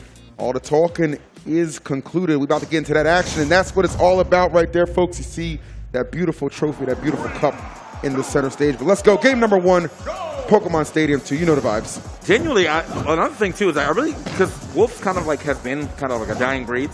I have not seen this matchup often. So this is going to be an interesting little bit of information we get to gather as casters, but as well as anybody in the chat / crowd to get see a matchup. I don't know. Most people probably won't get to see too often, but on paper, I do think that Wolf is pretty good at breaking zones just off of dash speed and aerial speed. Yeah. The thing is though, Wolf, from too far out, his run speed's not that great. So trying to get close enough to get to that area where you're always threatening can be a little rough. But when you're in that area, I can definitely see it being an issue for Justice, who, has taken quite a bit of damage, but he's not out of it yet. No, not at all. I mean, that's just kind of the thing, right? Wolf is just one of those characters, like when he's really able to kind of get inside that zone, as you said, can really make it a long day. And one thing you're going to see about Moxie, expect to see some of those Wolf specials, that Wolf Flash, those up Bs just really be utilized to potentially take stocks not a favorable position she found herself in. And one thing about Min Min, edge guarding, definitely one of her specialties. All right. Ooh. Nice. Okay. Quick one right there. First stock actually going to go to the way of Justice, who is quite hurting, but, you know, that's one thing that Justice doesn't have to worry too much about. Wolf is not the type to really go off stage for like an edge guard, because that recovery is not that great. Yeah. Wolf likes to have a lot of control on the stage, right? Really kind of lock you down on the sides of the stage, much like that. See Moxie with the well-timed aggression, the down smash, those claws coming out to rip through that first stock. Ooh, yeah, that was slick. Sliding under that projectile real quick, the down tilt. Okay. Very clever stuff. Oh, yeah. Remember, you can get a little bit of a reflector off of that, too. Not sure how practical Justice will want to use that, but you know what? When you got the distance like that, just send that laser right back at Moxie. Will make things a little bit more difficult. Okay. Ooh, smart stuff. Yep. All right. Patience being the key right now for Justice. Not trying to overcommit, and you see why one opening can lead to so much damage. 2 big hits coming out from Moxie. Yeah, going to slide and get another one right there. Finding a lot of confirms off of this here down tilt. Just covering a lot of space. I mean, it is a very mobile move. Moxie is able to grab that ledge, even with the Ram kind of threatening Ram. Commonly used like that to go over that edge and, you know, kind of threaten. Oh, good double back air here for Moxie. Go ahead and take that stock from Justice. You want to talk about threats, look no further than that back air from Wolf. I mean, that thing can just obliterate stocks when you least expect it, and in the blink of an eye as well. Moxie does a tremendous job at connecting them. It has really put a dent in that little bit of that lead that Justice had originally kind of amassed, but right now it is all Moxie all the time, attacking from every single angle, and Justice just looking to get some solid footing. However, the only foot he's gonna catch is right to the face as Moxie takes that with a 2-0. Wow, at that. I mean, that was a super quick one. That right was there. clean, bro. 2 stock to open up the first game. Yeah, nothing wrong with that. I mean, again, just perfect angles that that Wolf is able to attack at. You know, very fast airspeed, plus being able to always kind of come through on that 45-degree angle, jumping directly over the arm, being able to descend, get yourself a follow-up as well. I mean, got to feel good about that one. 100%, man. Justice definitely looking really clean right there in like the first kind of half of that match, but once Moxie was able to get rid of that first stock, just went on a tear and did not look back. And, you know, one thing about Wolf, already has those hard-hitting hitboxes, right? Those hard-hitting moves. And when you got a little bit of rage attached to you, because I believe Moxie was at like 159 as well, so you're taking some damage. Yeah. Like, there's no doubt about that, and it was certainly enough to take care of Min Min in the first game. See what the second one has in store for. We're going to switch up the scenery a little bit and take it to Lilat. Hey, if I'm Wolf, I'm feeling pretty confident on this stage. Yeah, no, I think, well, I don't know, man. I mean, maybe he took over the ship. You know what I mean? That's exactly what I was going to say. It's mine now, Fox. Yeah. What's up? Got evicted, man. Got to make that rent. All right. Either way, though, yeah. No, I feel like given a character who needs to get in a couple more platforms, maybe a bit of an issue. But at the same time, with the way that Min Min attacks, she's able to cover both the platform and the the main platform area too. Yep. Just by 2 attacks. She hits the first one and then jumps and hits the second one. So that could be an issue. I do think Justice is doing a really good job of playing the keep away game this time around, but still got to respect that laser, though. Yeah, 100%. Do like the way that Justice is electing to kind of start this thing off. Obviously, we know Min Min can certainly operate well from a distance, and you see it put on display perfectly. Was just able to amass so much damage and then close out the stock with really, honestly, relative ease. So Moxie finding herself at quite the disadvantage the first minute into this match. Yeah, Justice he's been able to create some space, too. I think that was the other good thing is Justice found one of the longest stages he could find. Really to, GG's. And that's the Min Min issue right there. You only have a tether recovery. And honestly, it's not even that long of a tether in comparison to some of these other tethers in this game. So, especially what you would expect out of a character like, from the series ARMS, right? You would expect the length and the distance to, kind of be everything. But no, not necessarily the case. We touched on it game number 1. You're not going to see Wolf commit to going off stage too often. But in situations like that, the drop down nair can be very, very effective. And it's definitely the thing that got Moxie back into this game. And, another big opening, Yep. So, what's interesting too is, as I said, normally you don't see Wolf go off the stage for these edge guards for reasons like this, but you also, I guess, won't see Justice really try to challenge that from that angle. He's just gonna, get back on stage and start to create some more space. So Moxie should be able to actually go off stage a little more. Oh, that's an easy conversion right there. Great pickup off of the nair. A little bit of bread and butter. Oh wow, is that the laser? A laser. Yeah, laser caught him. Okay, Etchin Wolf So now Moxie, she's finding herself back on even footing again. All good, but I like the just absolute slugfest between these two. All right, boom. Okay, hold that. And now back onto the stage. Doesn't get that neutral air. Not going to find it, though. Moxie almost getting the timing. Doesn't manage to at least get through the grab, but does not go for the right punish. Probably could have just went for another down smash. That grab, you know, is very laggy when it misses. Yeah, sure. I mean, just kind of elected to disengage out of the situation, but, you know, it's just not too bad of a thing. Oh, that was a great hit. Fortunate, though, Justice not being able quick enough to pull the trigger and finish off that stock. That could have been absolutely devastating. Oh. However, the Ram, boom, finding its mark, and that is going to be game number 2 going to Justice. I think genuinely that the platform layout helps out a lot, too, for that exact situation. Like, it almost feels like checkmate, right? When it comes down to the fact that, like, if you land on this platform, you know, I'm going to be mad far away. Yeah. You know what I mean? So it's like I either hit you with the first arm, or you have invincibility through that one, and then I hit you with the second arm. And unfortunately, the second arm that time was the Ram, or the Megawatt. Megawatt, excuse me, yeah, Megawatt. So, very strong.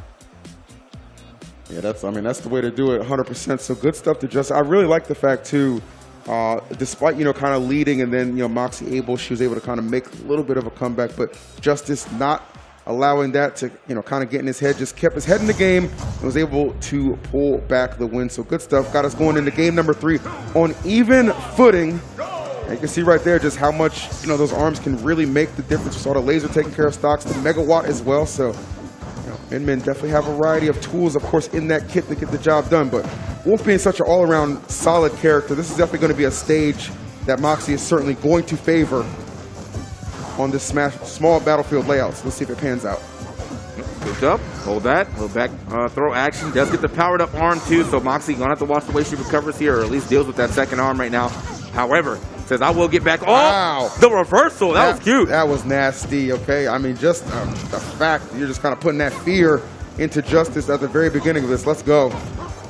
This is actually getting through right there. Down, dash. Oh, that's gonna be the down tilt instead of the down smash. Moxie. It's gonna, yep, there it is. Down smash this time around. Yep.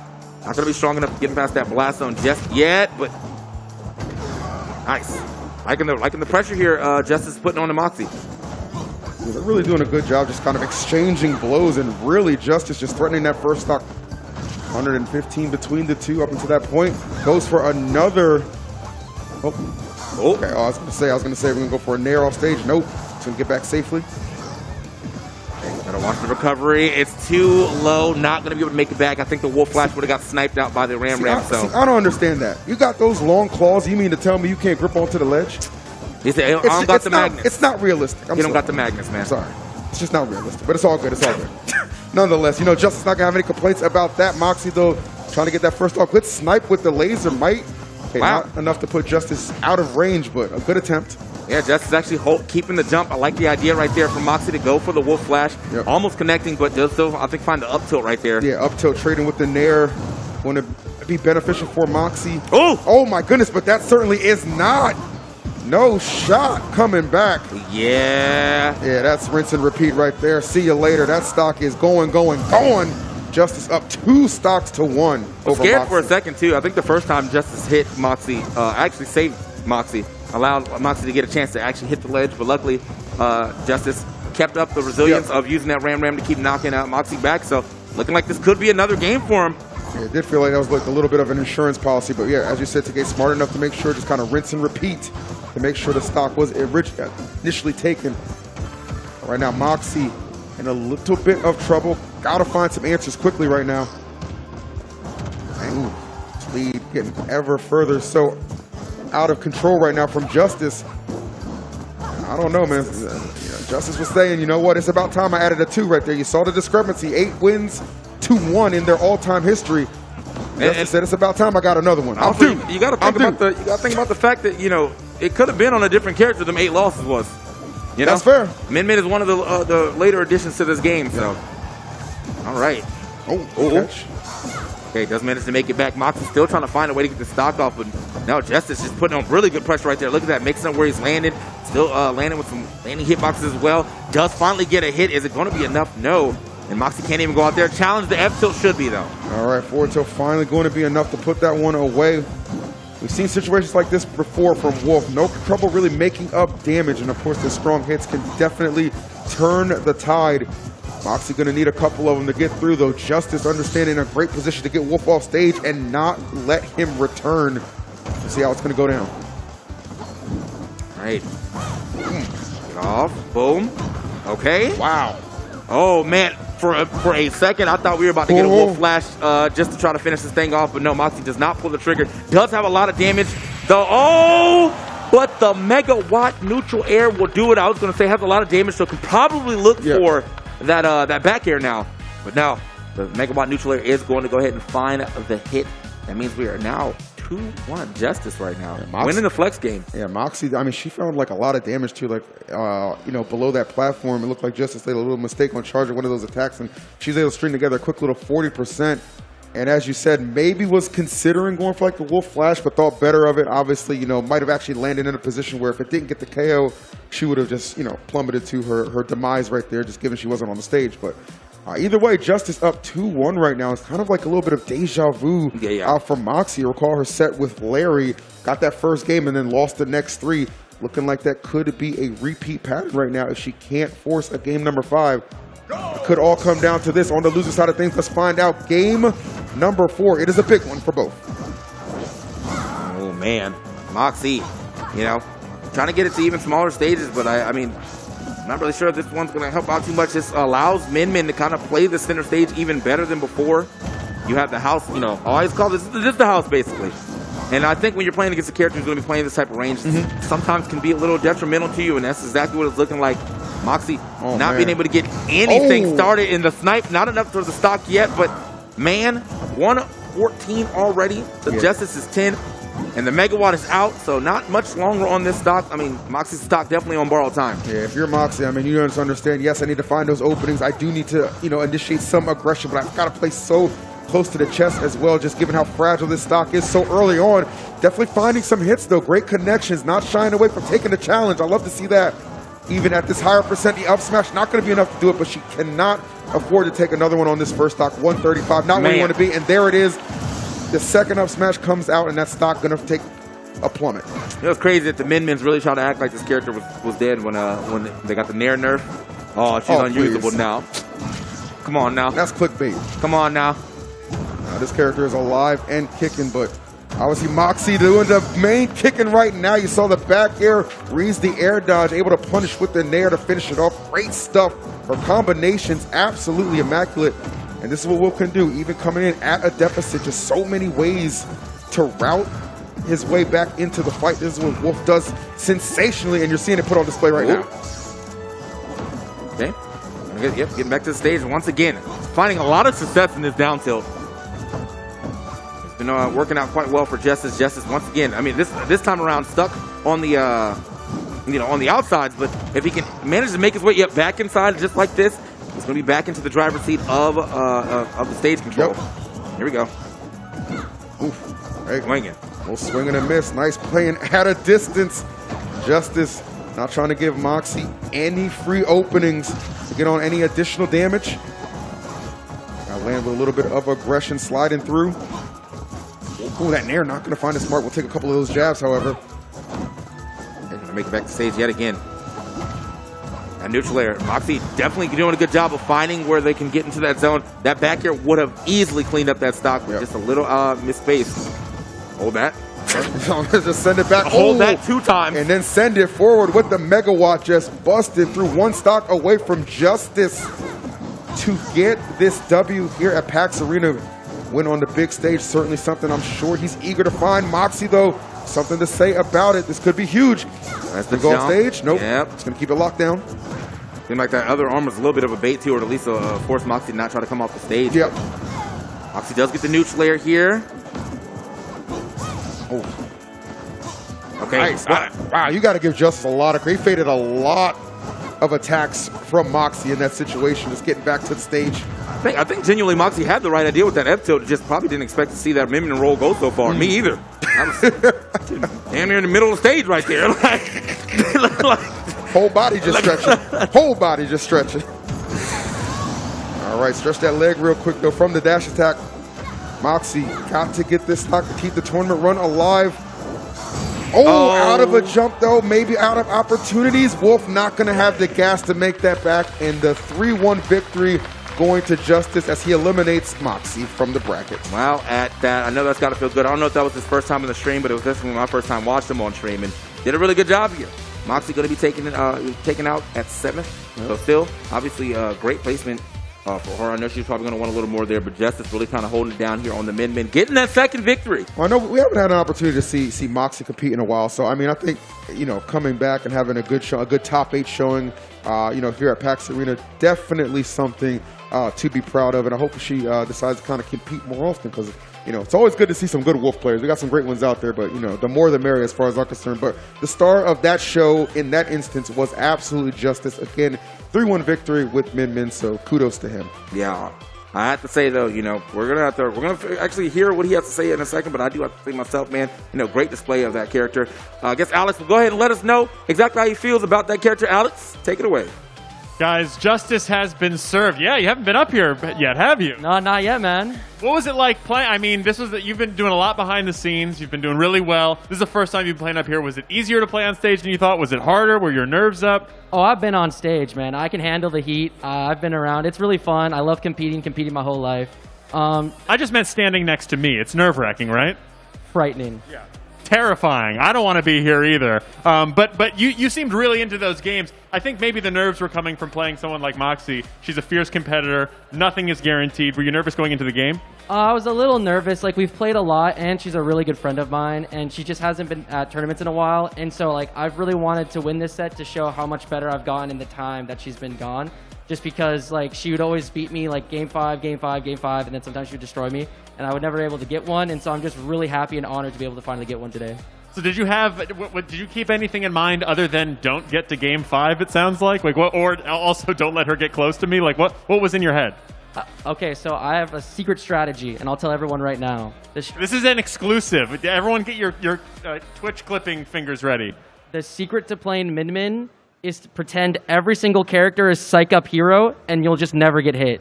There you go, everyone. Write that down. I got to see notes open on phones. All right, they're all mentally storing it. Fierce competition coming up. Since you won, you have the pleasure of either facing Light or somebody else. Is someone else in production? No, it's another very scary name. Is it Larry? Light or Larry? No. What's someone very scary? Light or Air? Lighter, sorry? Aaron. Oh, no. Okay, are you scared of either of those people? Light, he plays Fox. That guy is scary. Aaron, I've been waiting to play that guy for a really long time just because he plays like Diddy Kong and Rob, and I have a lot of practice in those matchups. And so I'd feel very confident going into either one of those players. But Light is insane, so, you know. Listen, I feel good about the matchup. Just stay away from Aaron when he's popping off, and you should be fine. But we have to take a quick break. We're going to come right back with more elimination matches here for the Almost Pro 10K Panda Cup Open. Don't go anywhere, because the matches are just going to get spicier and spicier and spicier. Be right back.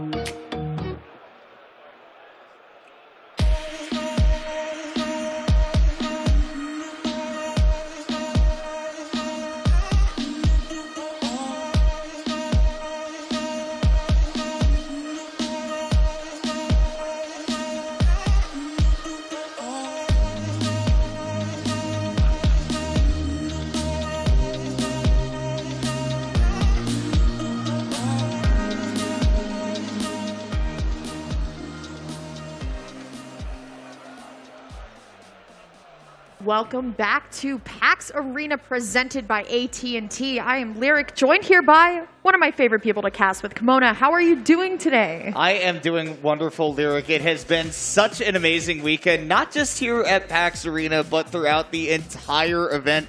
Of course, PAX Arena helped out by AT&T in quite a few ways, including helping fund that $10,000 prize pool in the Almost Pro Panda Cup Open. That's what we're here for today, and we are already deep in the throes of an exciting bracket. In fact, we've already seen a couple of matches in the top 8 unfold. Now we are going over to the winner's side to see players that have not lost a set all weekend, and some of these players have not lost a game all weekend. I believe we're about to see one of them. Yeah, for sure. I mean, if you're talking about players who have been very statistically strong throughout the bracket, that is actually going to be in the hands of Cola here. Definitely one of the favorites to win it all. But it's important to note as well that all 3 of the Moist Boys, Cola, Aaron, and of course Light, are all still in winners here. And then you have a lone Larry Lur who is going to try and break that mold. Well, nice alliteration there, if I can say, and also a nice time to see Larry Lur thriving, not only with the Wolf, as we've seen, also the Mii Brawler we saw play earlier. We are likely going to see the Wolf take on Cola in 2 tries recently at both Glitch and at the Invitational. Has come up short. 3-1 both times, so we know he's able to take a game, and the age-old adage goes, if you can take a game, you can take a set. Justice got pretty close to that too, and man, look at Cola having to fight just waves of downloadable content. Yeah, definitely the $5.99 path, if you will, going all the way up there though.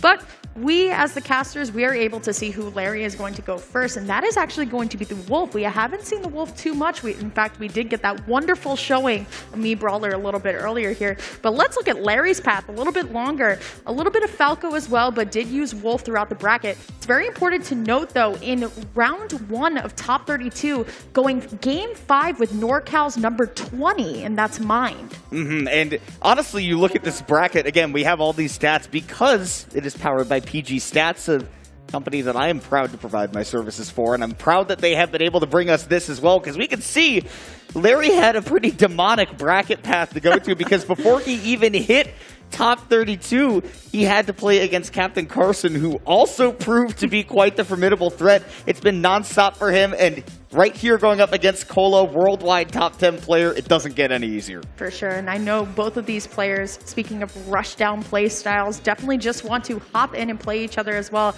We were talking about this a little bit earlier, right? I'm very surprised that both of these players, who have been kind of veterans of the scene for as long as possible, I mean, they haven't played each other more in Ultimate other than just 2 sets. But if we know anything about Ultimate, most of our top players love to start here on PS2. And that is exactly what we are going to do as we get it started. Larry Lur on the Wolf, Cola on the Roy, as you would ever expect. He does have a Cloud secondary, but we're not likely going to see that because we have seen this Roy be so effective. And getting off to a start, actually, Larry Lur looking rather solid, as you would expect Wolf to in the beginning of the game. For sure. I love the way that Cola likes to try and hold center stage, but is always willing to back up when he knows that the opportunity is not presenting itself. Down throw here coming out from Larry, looking for the down smash punish, but we'll just take another throw. We're going to go for the down throw once more. Edgeguard now going for the F tilt, but we'll just catch Cola going up with the up smash instead. Yeah, very precise amounts of options to cover with that up smash, right? You don't get to cover everything there. So that was Larry making a pretty hard call out at the ledge, and seeing him immediately get into some of those habits of Cola, really good for him. But now, as Larry had so many good ledge traps going, now Cola gets to have one of his own. One of the best things about Ultimate, and one of my favorite things about Larry as well, he definitely went for the disengage as well after the Dancing Blade, air dodging off stage, and still going to now be able to cement a little bit of a lead and even start to stack on damage a little bit more. One thing about Wolf, though, I love when Wolves just go back and laser, reset neutral, and say, you know what, this is my domain, you can try and approach me.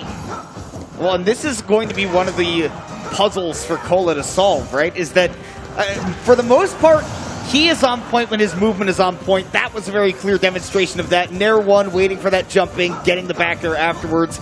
It's not necessarily that he's just rushed down. It's a little bit more nuanced than that. But when it comes down to it, it is that movement that's important for him. And when that's going well, everything's going well for Cola. Ooh, I love the way that Cola was looking for the forward air, but still going to be able to find the full eclipse of the up air as well. Here comes Cola, though, on the offensive, going to be able to find weak hit fair into stronger hit fair, and that is unfortunately going to be stock loss for Larry as Cola now takes the lead back in his favor. Yeah, that was a very quick stock to take off stage, and even better presence of mind to realize, hey, Larry's far out enough that he's not going to be able to make that back. I don't have to go out and try to get another hit, risk letting him come back. Really good game knowledge showed off there by Cola, now getting to play with the lead, but Larry trying to make sure that that doesn't last. I love the way that Cola was also putting out the nair right before Larry was able to turn around and attempt to get the back air, but once more, we've seen this punish with the up smash a couple times. I feel like Cola is jumping from the ledge, trying to get that fair over and over, and Larry is catching on. Yeah, Cola definitely does love to be aggressive off the ledge, but again, it's all about that movement. If he can find a way to get around the Wolf, that is what is going to make things work for him. And so far, like you said, that up smash, a potent tool, and with a great parry there from Larry, he's able to get right back into the action, even take the lead. Ooh, going for the hard read on the F smash there, but Cola now going to be able to respond. This is what Cola does best with the up air juggles here. A great zone breaker with the nair. Now Cola, an edge guard advantage, going for the neutral B, not going to be able to find it, but the jab back air is not going to connect here, looking for it once more, and that will connect, not going to be enough. Wow, he actually got that confirmed. Normally so reliable to take the stocks, and then swinging a little early with that up air. Larry getting a bit of a gift to hold on to this stock. Cola started cooking, but Larry going for it all. He was trying to wallop him with that Wolf Flash, but Cola's DI was just such that it was the slimmest whiff. What a crazy way to start off winners semis here. If it goes to show how confident that Larry is in the gameplay, of course. But I can't blame him. You know what I mean? You're playing in front of a live crowd. You want to go for the hypest reaction possible. So it is going to be 1-0 Cola so far, but I can't imagine that we are seeing an absolute blowout here.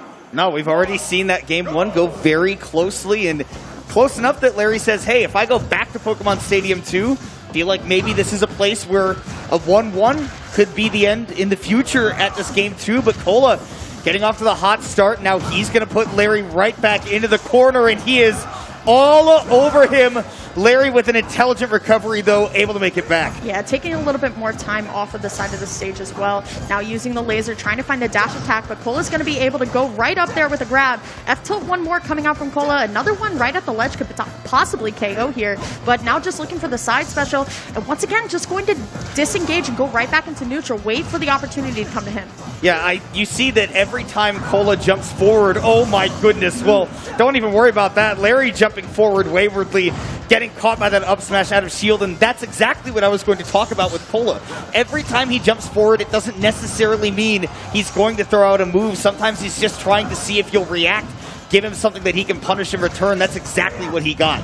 Cola, though, now going to be sent off stage. Larry in prime edge guard position, going to get the weak hit of Nair, but once again, catches with the up smash. It's not going to be enough to KO. Fortunately, not enough rage on Wolf here, but there's a ton of rage on Cola, and Roy is one of those juggle characters that can get a ton of damage here. The weak hit down tilt will only lead into the Nair, but once more, Larry finds a back air.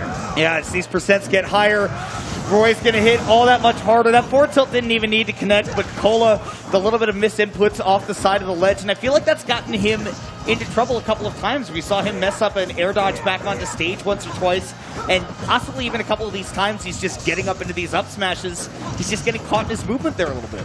Here comes Larry, though, a really great, at least, string of aerials to get something started here. Cola, though, definitely has Larry trapped a little bit, but the Nair into the dash attack and the laser hit.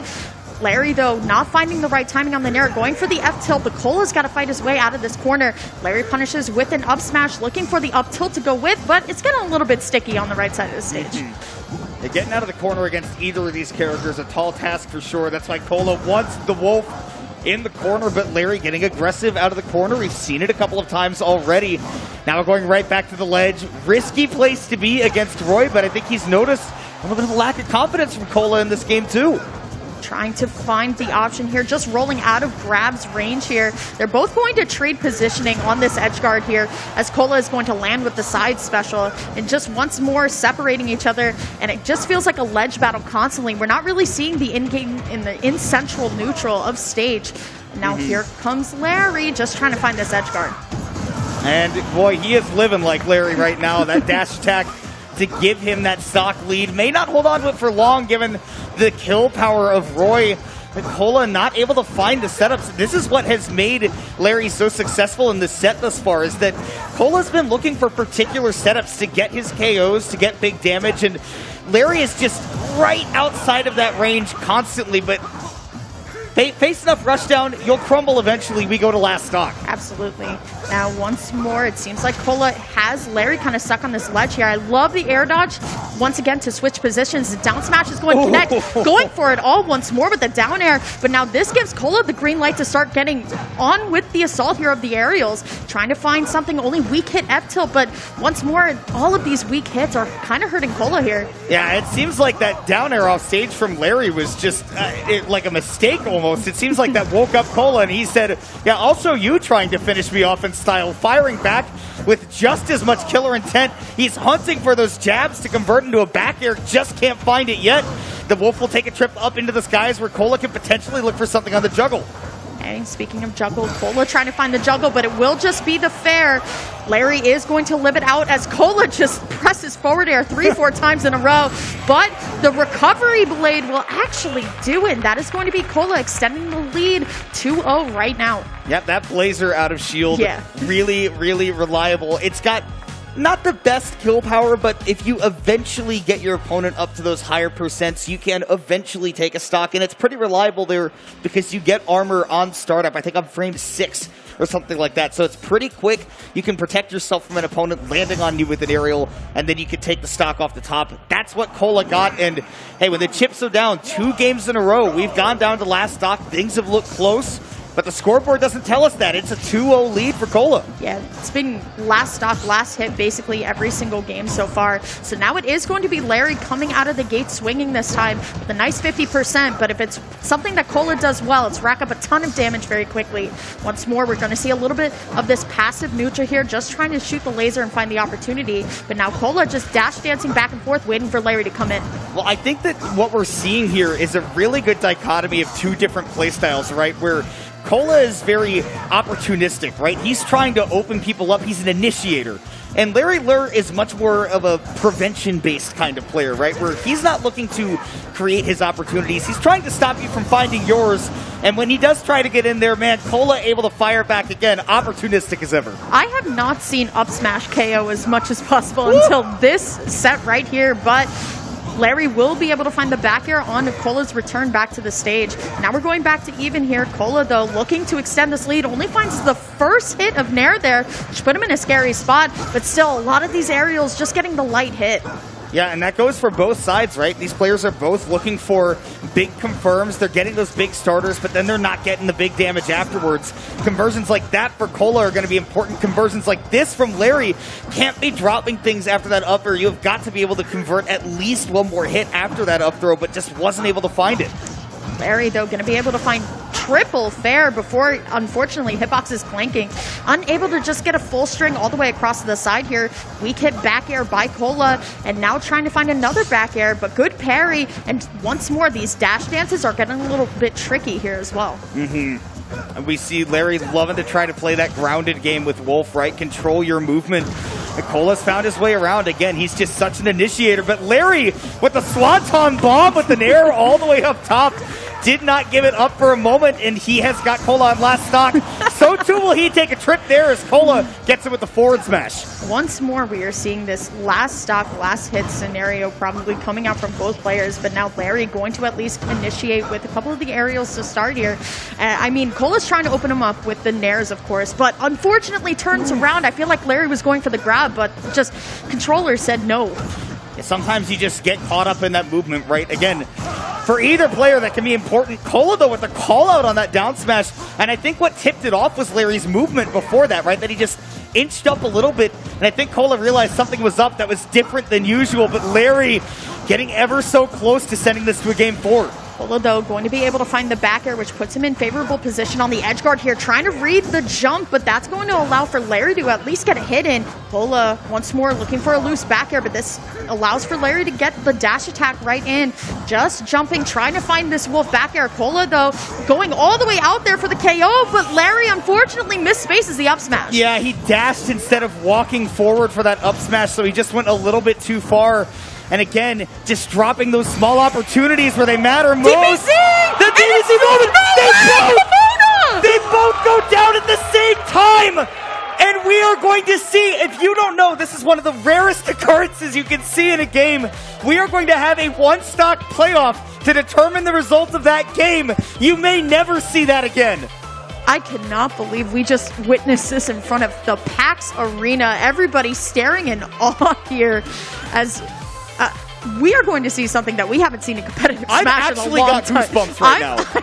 I've actually got goosebumps. I've never seen that happen in person. I think over like the 7 or 8 years I've been watching Smash, I've seen that happen once. I've seen that happen on Wi-Fi at least 3 times with Ike recovery spiking both characters down, but I have not seen this happen in offline competitive play quite literally ever. It is such an insane rarity, and now we'll get to see the result of that. What happens here is that we basically just scrub everything that happened there. One stock, 3 minutes to determine that game.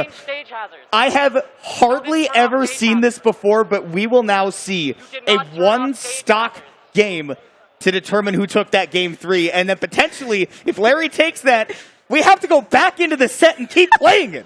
I think the funniest part is we can see it on our screen, is that they actually have to set up a rule set for this. That they're actually setting up an entire rule set to just play this one-stock match. So it's all up to one stock, Mona. One stock will determine it all, and we're about to get into it. This is one of the most exciting things you get to see. It's a little bit of overtime for that game 3. We'll see who takes it, Larry and Cola. One stock, 3 minutes to determine it. Absolutely. Once more, we're going to see this beautiful neutral come out, but Cola now just coming out of the gate swinging, and now just looking to end it. Oh, the back air, but going a little too low. I love how Larry recovered high here. Down throw into the dash attack, looking for the double, but now Cola looking for the side special, not going to be able to find anything. Yeah, that side special connect, that was the end of the game. Cola would have definitely taken the stock that close to the ledge. And now, man, it's instantly down to the one stock jab. Back air not going to be enough to do it. Cola will be able to try to pick up this ledge trap, though. Gets the footstool, but can't find the roll in here. Cola playing absolutely warmed up now. Larry, though, going to be able to open it up with a huge F smash, and that nair is actually going to give it. You finally hear some excitement from the crowd. There we go. This set will continue, Kimona. How can you not be excited after getting to see a one-stock playoff for a game? Again, one of the rarest things you'll ever see in Smash, and not only that, we have to pick up the set and continue it from there. We go to game 4 with the set count, Cola 2 and Larry Lure 1. What a fun set. This is a great way to start a block, let me tell you. This may go down in history. Definitely will. But we are going to be seeing, we'll probably be seeing Pokemon Stadium 2 from both competitors the entire time. This has been regarded as one of everybody's favorite stages, alongside with Small Battlefield as well. So it's going to be Larry coming out of the gate swinging at first, going to be able to find a little bit of conversions with the aerials. But here comes Cola, and now everything's connecting hard. Yeah, you have to wonder how an occurrence like that kind of changes the mental state for them. And I think for both of them, they've just sort of amped it up, right? They're both going pedal to the metal right now, pulling out all the stops, and they have both instantly put on quite a bit of damage. And you can see Larry initially was playing quite a bit slower, a bit more on the back foot. Now he is going for the throat. Yeah, definitely a little bit more of a pickup, hearing the crowd get excited as well. Forward throw is going to be the option. Going to try and find the back air, but here comes Cola trying to find these loose aerials here. And once more, it's just Larry trying to find himself out of this corner. But the Wolf Flash at least going to save from the neutral B. Yeah, that was just him with great recognition. Seeing Cola charging that neutral B at the ledge, right? He says, okay, I can interrupt that flare blade, and again, we see that up smash paying dividends for the SoCal Wolf. Okay, but the jab back air, the all reliable on Roy, is at least going to even it up in terms of stock. Now here comes Larry, but the spot dodge from Cola is going to at least put something into advantage here. Now, man, I gotta say, given that we're like kind of in an even game, right? Cola's got a bit of a lead in terms of the set, right? I like that he's willing to experiment, right? Throw in things that aren't necessarily truest combos, but, you know, mix in a side B1 in the middle of a combo. Go for something that people haven't seen before. See if your opponent will give you something that you can really eat alive. Up smash not going to do it here, so now Larry just looking for the up air, but still instead going to take the tomahawk grab. Now here comes Cola, going to be able to respond, but just the F tilt will at least extend Larry's lead for a little bit amount of time, but how this set has been going, no one's been holding on to their stocks for too long. No, and particularly when Larry gets a lead, right? Cola's the kind of guy who will strike back so quick, but Larry not giving him that opportunity right now. Immediately pushing the Void to the ledge at 81%. There is Cola finally getting that forward tilt to send us the last stock here, and if he's able to take the next one, he moves on. Hey, Cola once more taking their time to get out of the corner here, trying to read the jumps, going to be able to find the falling up air, and now looking for the down air. One of my favorite things about Cola is that he really tries to style on you. Yeah, again, he's going for those things that maybe they're not true, but if he connects it, could result in the win. Right now, bread and butter with that jab into back air. Larry able to make it back to the ledge, but Cola connecting a little bit too late on that jab, not able to get the sweet spot of that back air. Here comes Larry looking for the back air of their own, but Cola once more going to send Larry to the other side of the stage, looking for the jump read on the nair, but instead we'll just go for the forward throw. Let's see, going for the full hop, looking for the up tilt. It was the right call, but just Larry went a little bit too low. It was a good call out on the timing right there, but Larry, man, he is facing a wall of that sword in the corner, finally able to maneuver back to that Pokeball where he can get his feet on solid ground. Cola goes back to the ledge, but he batters his way out too. Nair. Great pickup, though. Speaking of picking up, Cola going to go for the up throw here. Not going to be enough. Cola just needs another one, potentially 171, and that'll be all. And that's going to be moist. Cola not getting shook by that DBZ at all, and we are going straight into that winner's finals. Quite the way to take the set right there. Obviously able to finish it out with the 3-1, and as we've seen, that is just seems to be the result between these two every time they play. That is now the third straight time that they have played, and it has resulted in a 3-1. But man, what a 3-1 that was. Yeah, that was definitely not your conventional 3-1. It was definitely one of those 3-1s, but it was close type of sets. But regardless, if that goes to show that we have some good stuff coming up, and let's head on into that interview real quick. Alex, take it away. Woo, boy, I am here with Cola. Cola, I have to congratulate you. Backstage, you and Larry made me do something I almost never do at work. I stood up when I wasn't paid to. I jumped up out of my seat. Was that as exciting for you as it was for me? No. Okay, well, he was locked in. He doesn't care. So, I mean, it was a really solid matchup. Every single game came down to last stock, almost last hit in every single game. Even one, I mean, the thing in everyone's mind was that sudden death that happened. Is that something that you've ever been a part of offline? It happened one time against a Sonic player in Smash 4, and I lost the set. But this is like the second time it's ever happened to me. So this was redemption. Larry was just in an unfortunate spot. You had a chip on your shoulder. Do you go into that final one stock in a different mindset than a normal 3-stock game? Not really. I think Roy favors in that position because he kills you like 2% sometimes, but he got it. What was the difference between when you have 4 matches like that where it comes down to almost the last hit? You guys are both over 100 every single game at the end. What is the difference that puts you in the winner's spot rather than Larry? I think I was just better at getting my kills. He was really struggling to get his kills. He wouldn't go for like down tilt, which is really good against Roy on the ledge. So I was always like, okay, I can just nair here. But yeah, I always found my kills in the last hit situation. Well, there you go. Give another round of applause to Cola, everybody. We'll be seeing him in winners, and I'm sure that's not the last we're going to see of Larry. We're going to go back to the casters. I'm going to go buy a lottery ticket or make a wish. I don't know what I'm supposed to do when I see a sudden death, but yeah, back to you guys. Alex, I don't know what I'm supposed to do either, but what I do know is that I can enjoy a major league set when I see one, and that is definitely what we saw between Cola and Larry there. Just another absolute banger between those two.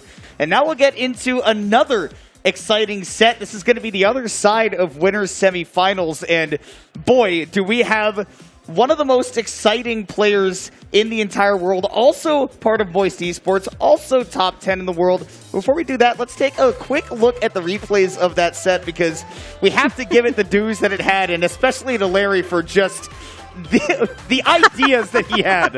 I mean, sometimes you like don't see yourself react that way until you're on camera. You're like, oh wow, I really like lifted my hands there. Is that what I look like? Yeah, exactly.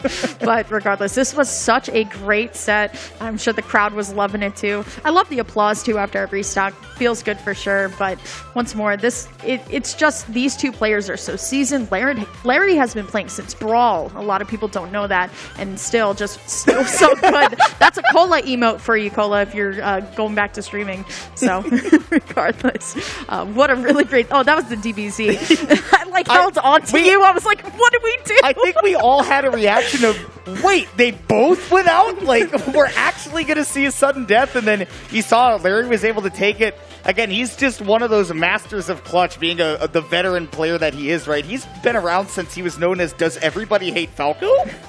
He's been around for a long time, and he's still in this tournament. He's still kicking down in the losers bracket. But before we see his fate and everybody down there, we have to look at one more winner's semi-set. And as I mentioned, one of the most exciting players in the world. And in fact, we're going to see two players representing the same team. We have seen quite a lot of Moist Esports this weekend, and the reason for that, these are quite talented players. Light and Aaron are going to be duking it out. Absolutely. I mean, if you know anything about competitive Smash at all, you know that Light had quite possibly one of the best runs of all time at Super Smash Con Fall Fest last year.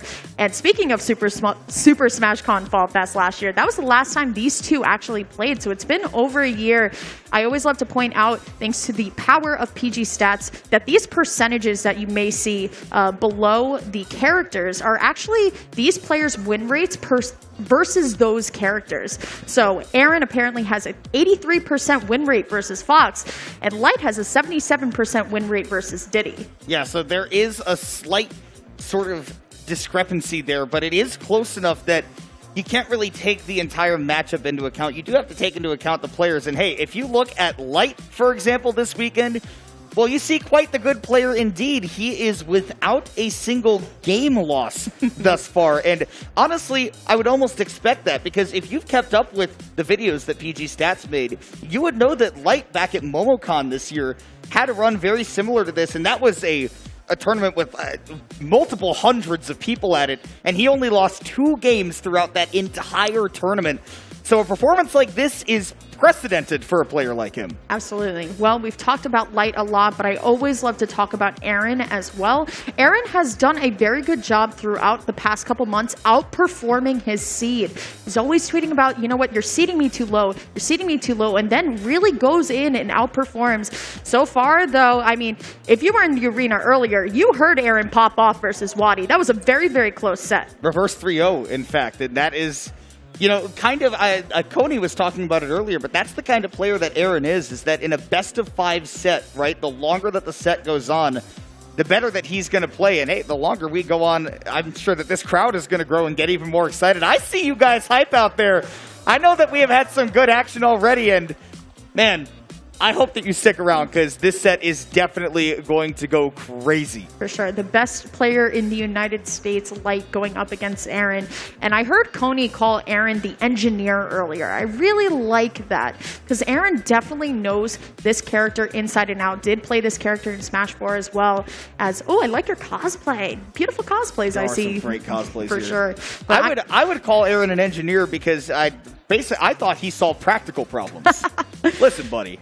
That's exactly what he does. Playing a character like Diddy Kong, you do solve practical problems. The first of which is, I have a banana and that just controls the ground for me, right? Yeah, I mean, it's basically as close as you can get as a character to build in a century. Okay, well, it is going to be the signature Light versus Diddy. See how this one's going to go. But if the last set was any indicator how this one's going to go, Kimona, this one's going to be a banger for sure.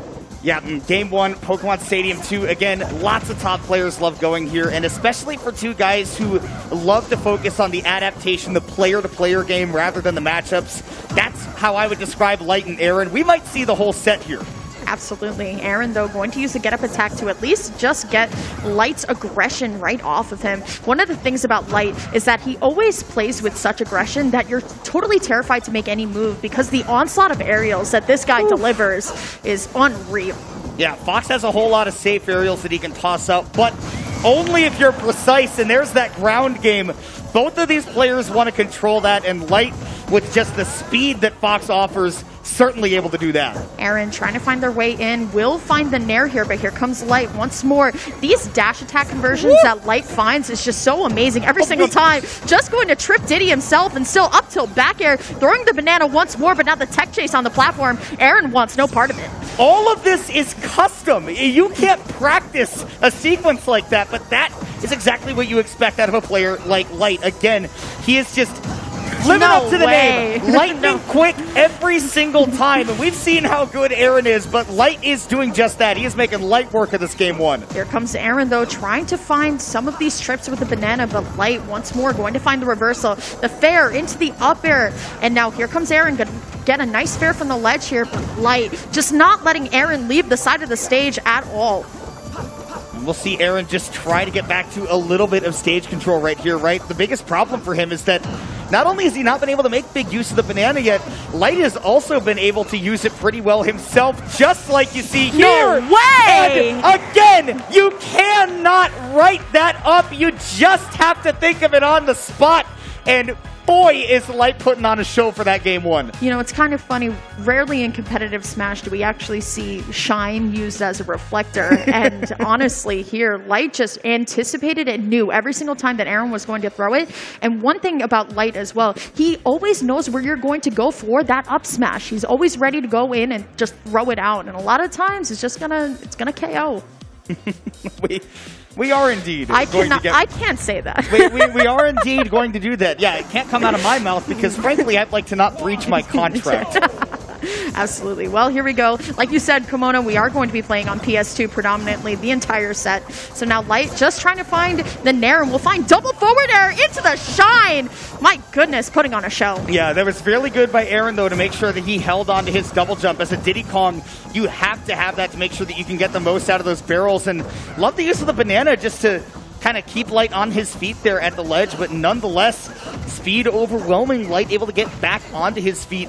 Aaron finally getting an opening here, but just hasn't been able to convert it into big damage. Absolutely. Aaron, though, going to be able to find the back air. I feel like Aaron's playing a little bit nervous, right? That was a long dash in and a long dash out. Maybe just a little bit short, but just the jab to keep Aaron in the lock, and still going to use the F smash here. Light looking a little bit more damage this time. 86% is a lot better, but Aaron going for the F smash, not going to be able to find it.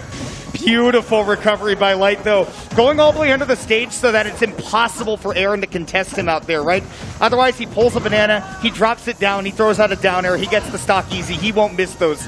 But Light, smart recovery, gonna try and get back, does maneuver around the banana. I think just making great note of where Aaron intends to be and taking good stock of the game state, right? He tosses out that banana. He knows that Diddy Kong wants to grab that. Yeah, the unfortunate spot dodge there coming out from Aaron as well. I thought he would commit to the forward smash here.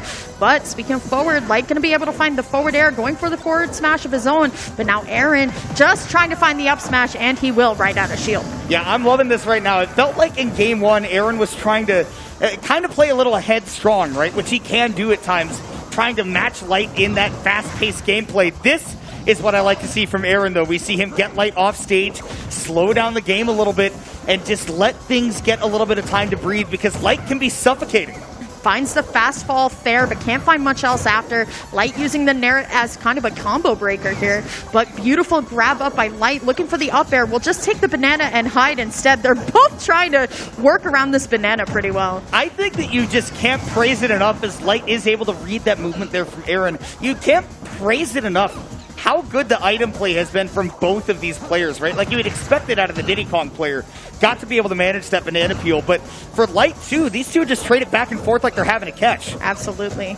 Once more, Aaron going to catch that banana here, trying to find a way to use it. Going to be also able to find the fair. As he goes for the monkey flip in, though, this begins Light's aggression. Going to be able to find 51%. Ooh, and still throwing out the shine. He instinctively knew, but good on Aaron to not throw the peanut pop gun. That was a reaction both not only to drifting him at the peanut pop pop him, but also, again, taking note of the game state. Aaron has banana in his hand, so it is most likely, especially after using a monkey flip, that his only action after that is to throw that banana. Absolutely.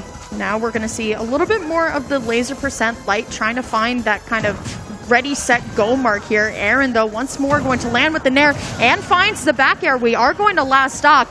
I can't praise Aaron enough, though, to be able to stabilize after that explosive game one. That is the kind of player that he is. You know, I think that Aaron has made great strides as of late in that mental game, right? And he has become a real, true competitor. And just like you're seeing right now, he's never out of it until it says game. Absolutely. Great parry, though, on the banana by Light. And now Aaron going to just run their way out of the corner here, going for the hard read on the up smash. Now Aaron definitely has advantage here right on the ledge, but Light once more trying to find a loose aerial. Aaron going to be able to find the back air. Monkey flips in, but now Light has the advantage and the banana kimono. And Light just putting pressure on these back airs, trying to keep Aaron in the corner. He has done such a good job of maneuvering around that, though. And look at him playing it safe. Light with a big whiff on that down smash. And the hoo-ha for Aaron to take that game number 2 and even it up 1-1. You said that he was doing a good job to stay competitive. He takes the game. Absolutely. I mean, remnants of Smash 4 there. I mean, the hoo-ha was definitely a tried and true Diddy combo, too. And Aaron, definitely one of the best pilots of Diddy Kong in that game as well. So one thing I love about Aaron, you can always see what's going on. He's such an expressive player, too. And you definitely saw that, you know, excitement when he was able to find it. So really good set so far. It's going to be 1-1. You can see, right, he knows where he's at, right? That Light, he seems so stone cold, and Aaron is definitely amped up, ready to go. You see how excited he is. And that just goes to show you, right, how much of that mental pressure it takes to play against a wrecking ball like a player that Light is, right? And meanwhile, Light, that's all just the finger movement. He is trying to stay fiery heart, cool head, but Aaron is going at him with a fiery heart and a fiery head, and I like to see that. Absolutely. We are going to be going back on Pokemon Stadium 2 here. Let's see what Light's going to be able to do to get right back into this. Automatically going for the up throw here, but now I feel like Light is waiting just a little bit longer, right? Not just immediately going for the up airs, just waiting to see where Aaron is going to fall with these nairs. I think it's been waiting for those aerials and definitely trying to call out the movement with that monkey flip. I think that one big change that happened in that game, too, is Aaron started noticing near the end of the game that, hey, Light is really just waiting for me to run over to that banana and pick it up. I've been hit a couple of times for it, and now he has really mixed up that game plan where Light has to rely not as much on guesses, a bit more on the reactions. Light's follow-up with the fair on platform is also very interesting to me. Going to be able to find the falling nair here as Aaron just going to use the monkey flip to get out of the pressure situation. Now stuck on this platform, just going to roll to the right and then kind of switch positions here. We're seeing a very slower neutral than we've seen for the past 2 games. And you can thank Aaron for that, right? Again, that is the game plan he's figured he needed, and you can just see by the pace of the game that it is definitely working. The Light with the banana in hand, Aaron did a great job to catch that again. Not let Light take big advantage of it. Got him on the ledge again. Light, though, going to recover high and shield all the way through the Diddy Kong up smash here. Going to pull the banana just to give himself some more time, but the up tilt back air going to seal first stock for Light. Yeah, Aaron was definitely trying to pop that right onto the stage. Not able to get the confirm right there. Fox just a little bit too high on that percentage, so we're going to have to see him land and get that confirm elsewhere. Light, though, going to be able to find the dash attack, but the hits are going to trade here. And once more, just putting on this pressure right in the ledge, trying to read the monkey flip with the F smash there, which is a very standard Diddy Kong thing to do. It's kind of monkey flip right onto the stage, but Aaron is going to fire right back with an up smash of their own. He's been noting that Light, right, has been landing just on these platforms pretty freely, right? Feeling like he can just get away from the Diddy coverage there, but that time Aaron calling out the time that the shield dropped, able to get that stock, and now gonna have to find a way to take control of the game a little bit, because while the game pace has slowed down, feels like Light is definitely back in the driver's seat. Absolutely. Aaron, though, has banana in hand. They are going to trade just a little bit. Aaron, though, just trying to make it back, but it's going to be the weak hit of up smash that at least keeps Aaron stock for a couple of seconds longer. Just going to use the F tilt to get Light off stage, and now Aaron just trying to find an edge guard, but Light still coming out of the gate with those aerials. Yeah, using that back air to great effect. Again, just trying to put on this corner pressure, and even though it hasn't gotten a lot of direct hits, it has dictated where Aaron can and cannot go. And a couple of times he's landed those direct hits just like that right there. we noted it earlier, right? Doing a great job of just throwing out aerials, trying to cover around that banana so that Aaron can't just safely run over and pick it up every time. Absolutely. Light, though, going to get the drill. It's the downer into the falling fair for me that is just so clean on Light side, but going for it once more. I think Light is very weary. Down tilt into the up smash to get some damage here, and now Light just going to back up a little bit. Here comes Aaron, though, trying to find the up smash once more, and we'll just take the back air instead. Yeah, definitely caught Light trying to hold out to drift away for DI, maybe on a smash attack, but wasn't anticipating the quick back air, and we go to last stock. And these two men, it seemed like it was so heavy for Light in game 1, so heavy for Aaron in game 2. We are just at an even keel this time. Absolutely. Light, though, going to trip and use the get-up attack. A little bit of reverse psychology, going for the falling fair into the down smash. But here comes Aaron, trying to find the down tilt. Will not be able to find it. Just going to go for the banana instead. And what a great string coming out from Aaron. Yeah, love the use of the Z-drop there to get a little bit more damage. Glancing blow on the banana against Light. He was literally just a pixel off, just one unit away from getting the hit. But he'll get one there. Down tilt, up smash, Aaron. 2 in a row to go to match point. He's got a 2-1 lead. Now, if you know anything about Light, you know when Light starts taking the hoodie off, it's definitely going to be kind of phase 2 of this boss battle, if you will. And then phase 3 is when he rolls up the sleeves. But regardless, like I said right before this set started, that Aaron has constantly outperformed his seed at majors this year. So wouldn't it be a huge surprise to me if he were to take this? But of course, it is now game 4 Light, and the jacket's off. The jacket's off, and like you said, once the sleeves roll up, all bets are off, right? Light has literally said it before. He says he rolls up the sleeves when he feels like he is really being challenged, and I think that this is one of those moments where he might find himself in that situation, because Aaron, you know that he's the kind of player that will study this matchup the night before. He knows he's going to have to fight against Light. All that hard work is paying off right now. He's got that 2-1 set lead. Absolutely. It's going to be Aaron getting the first signs of damage, but now here comes Light, going to throw the banana away. Okay, so I feel like we have a different game plan this time. Instead of just trying to hit Aaron with the banana, we're just going to take the banana and throw it away. We see it a couple times from Light. I think that it was really working out for him in game 1 because Aaron was being so headstrong in his game plan. After that, slowing it down, Light realized, okay, well now I just got to get this out of play because this is what defines Diddy's game plan. Absolutely. Here comes Light, though, trying to find the fair, but will be Aaron finding a fair of his own, excuse me. Now Light trying to once more find these loose aerials, but Aaron now playing a little bit more of a grounded game than he was before. And again, I mean, that's exactly what you expect from Diddy Kong, being able to use that banana, his quick movement to control the game on the ground, but Light not having any of it right now, does have Aaron closing in on those kill percents. And there to put him back off stage, maybe hunting. You see him turn that back, you know what's coming next. Absolutely. Back air. Okay, and speaking of back air, we'll just take the up smash instead because that is what the game kind of gave him. But now Light just going to hold on to this banana for a little bit. Going to be able to find somewhat of the drill falling on the platform here. But just going to choose to take the rising fair both ways into the up smash. And Light has been just revolutionizing the way that that forward air is used, right? Whether it's as a combo tool into that up air or even just using it because it's got a big hitbox, it maneuvers you through the air, and it puts your opponent in disadvantage. And that is going to give you the maximum amount of opportunities to take a stock. And look at the amount of damage it built up. It's enough for that back there to connect at the ledge and give Light a 3-stock-to-1 lead. Yeah, absolutely. Definitely a different game than what we saw a little bit earlier here. Light, though, trying to find the falling nair, but it will be Aaron going to be able to get a nair of his own. Here comes Light, though, just going for the up throw. And now Aaron, once more, just playing a more grounded game, going for the F tilt, not going to be able to find anything, pulls the banana, but Light's going to take it right back. And he is just trying to keep this juggle game going, and it seems like this is another one of those games where Aaron, in his efforts to try to slow down the game, has just ended up putting himself on the back foot more often than not. Light really taking advantage to just run up and bash him. Ooh, okay, nair into the jab, into the back air. It's not going to be enough, but that one hurt. Okay, and now Aaron going to be able to find the loose back air. Crowd kind of awes inside, but there's the up smash. We're going to game 5. Crowd, how are you feeling right now? Oh yeah, the crowd is definitely into it.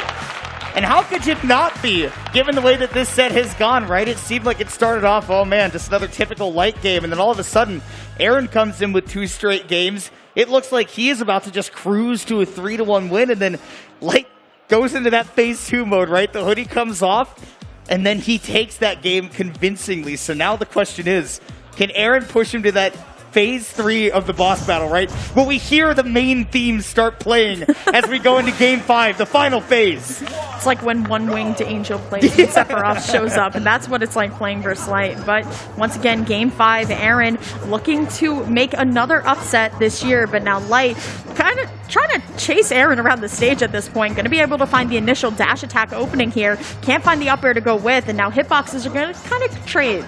I think this is what we've seen quite a bit, right? Is that Aaron is taking some time to maneuver around the stage, right? Slow the game down a little bit, but it puts him in a bad spot sometimes. Light has been really noticing the times where he's able to follow just like this, build up damage off of that defensive play, and when he needs to back off and let Aaron have it. Right now, well, he's letting him have it, but in a different way. Absolutely. Now, Aaron just trying to find this fair, but now Light looking for a way to open things up. The short hop back air is going to at least get something started, but Light going to punish the monkey flip in with Nair up smash. Yes, and using that fastball Nair, because that's the only way at that percent you're going to be able to do it off of the spot that Light connected. And here comes even more. Got the monkey in the corner. Love Aaron trying to jump out, but counterattacking was a little greedy, and it puts him right back into a bad spot. Ooh, Aaron gonna get propped up above the ledge a little much here. The banana not gonna do anything but get the trip right now. Aaron, it's all go time right now. You need the stock. Light has lapped you. Just the F tilt looking for the fair, and now they're both gonna be able to make it back to stage, but for how long? Yeah, he saw Aaron go out there with the barrels as well. He realized that he wasn't able to set up on stage, so instead, looking to use the blast from those barrels, but instead it's a blast from the past with Light, another one of those up smashes. Aaron will follow in kind to take his first. We are a clean stock ahead for Light, but Aaron, we've seen him hit back. Absolutely. Now Aaron, though, going to get tripped up. A little bit of tripping going on both sides here. We both take a nap. Absolutely. Aaron trying to fight once more. Going to be able to find the banana hit into the Nair and even get the pull hitbox as well. But Light now going to be able to find the banana toss of his own. But going to be off stage, actually recovering high for the first time that we've seen this set. Yeah, because we've seen Aaron be on top of that quite a few times, but Light found his moment to get back on safely. And now again, we see Aaron stuck in the corner, does fight out with that down tilt to put on a little bit more damage. And with banana in hand, you may be able to get a confirm into the KO at these percents, but Light mashing that jab out to keep himself safe. Absolutely. Down air. Can't find the up smash to go with here. Aaron trying to find the backer of his own, but will find the up smash. It's a big reversal, Kimona, and now we're on last stock, game number 5. Yeah, the next stock to take it. We'll move on to winners finals. Light definitely poised to do it, but we've seen Aaron rack on that damage quickly and sneakily, taking the time at the ledge, finding that banana connection. Hold on for some damage, 16, but no big conversion. Absolutely not. I was kind of expecting a little bit more of a combo on that platform here. But speaking of combo, Aaron putting on the jets right now. Light trying to find the grab, will unfortunately not get it. Here comes Aaron, though. I love the pivot grab. That was the first time we've seen that. We've seen some great tech chases from Aaron here. He was waiting for something from Light right there. Forward smash wayward, but back air is not quite enough to do it. Okay, here comes Light. This is huge right now. Going for the down smash here. Gets tripped, but Aaron gonna go for the grab instead. Here comes Light. Trying to find this Nair up smash, but finds the first hit. The banana. Great air dodge by Aaron, but Aaron gonna monkey flip right out. Light gonna take the passive route here. Yeah, he had the banana in hand, tossed it a little bit too early, and he's stuck at the ledge. If Aaron connects that banana, it could be it. Back air, not enough to put him into the blast zone.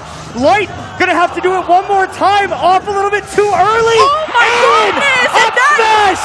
That is going to be Aaron taking it after Light just throwing out the smash just a little bit too early. And once more, Kimona, like I had said in the beginning of this set, Aaron outperforming his seed.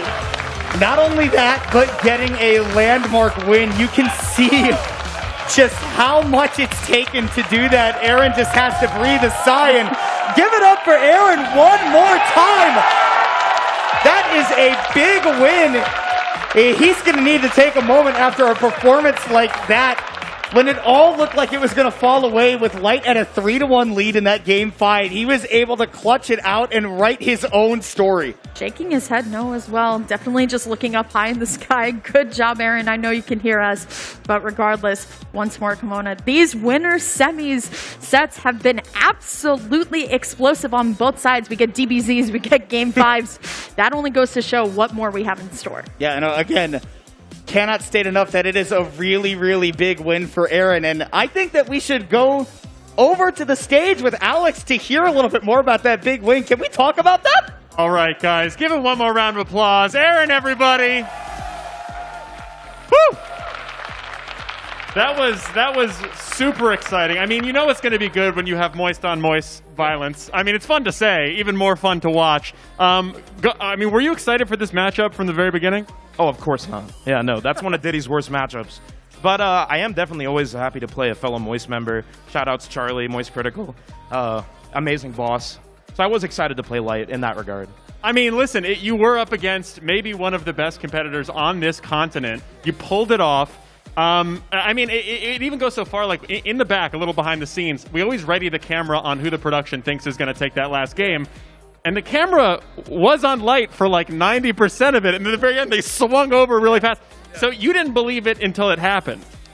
I knew I could do it. I mean, I can beat any player in the world. I almost beat Leo at SmashCon. Well, not almost, 3-1, but I can beat anyone. This is like, I've been playing for like 7 years, but this is definitely like the peak right now the past few months, so I knew I could do it. When you came here this morning, did you think that maybe you'd be holding a trophy at the end of the day? Was that a possibility for you? I didn't even know there was a trophy, but then I saw it, and now I'm like, wow, yeah, that is an amazing trophy. See, not only do you get to think about lifting it, you get to think about getting it home and logistics. That's the most fun part. Is there anyone you want to shout out after an amazing win like that? I know a lot of people are watching. Anything you want to say? Yeah, shout out Moist, shout out Charlie, shout out Cola. We're about to have an amazing winners finals. That's my boy right there. Yeah, that was a bad set at the end, but I'm very happy to have won that, so thank you. All right, there we go, guys. One more round of applause for them. We are going to go to a quick break, but do not go anywhere because there's more Smash action coming up right after this in the Almost Pro 10K Panda Cup Open. Do not go anywhere. You won't want to miss it.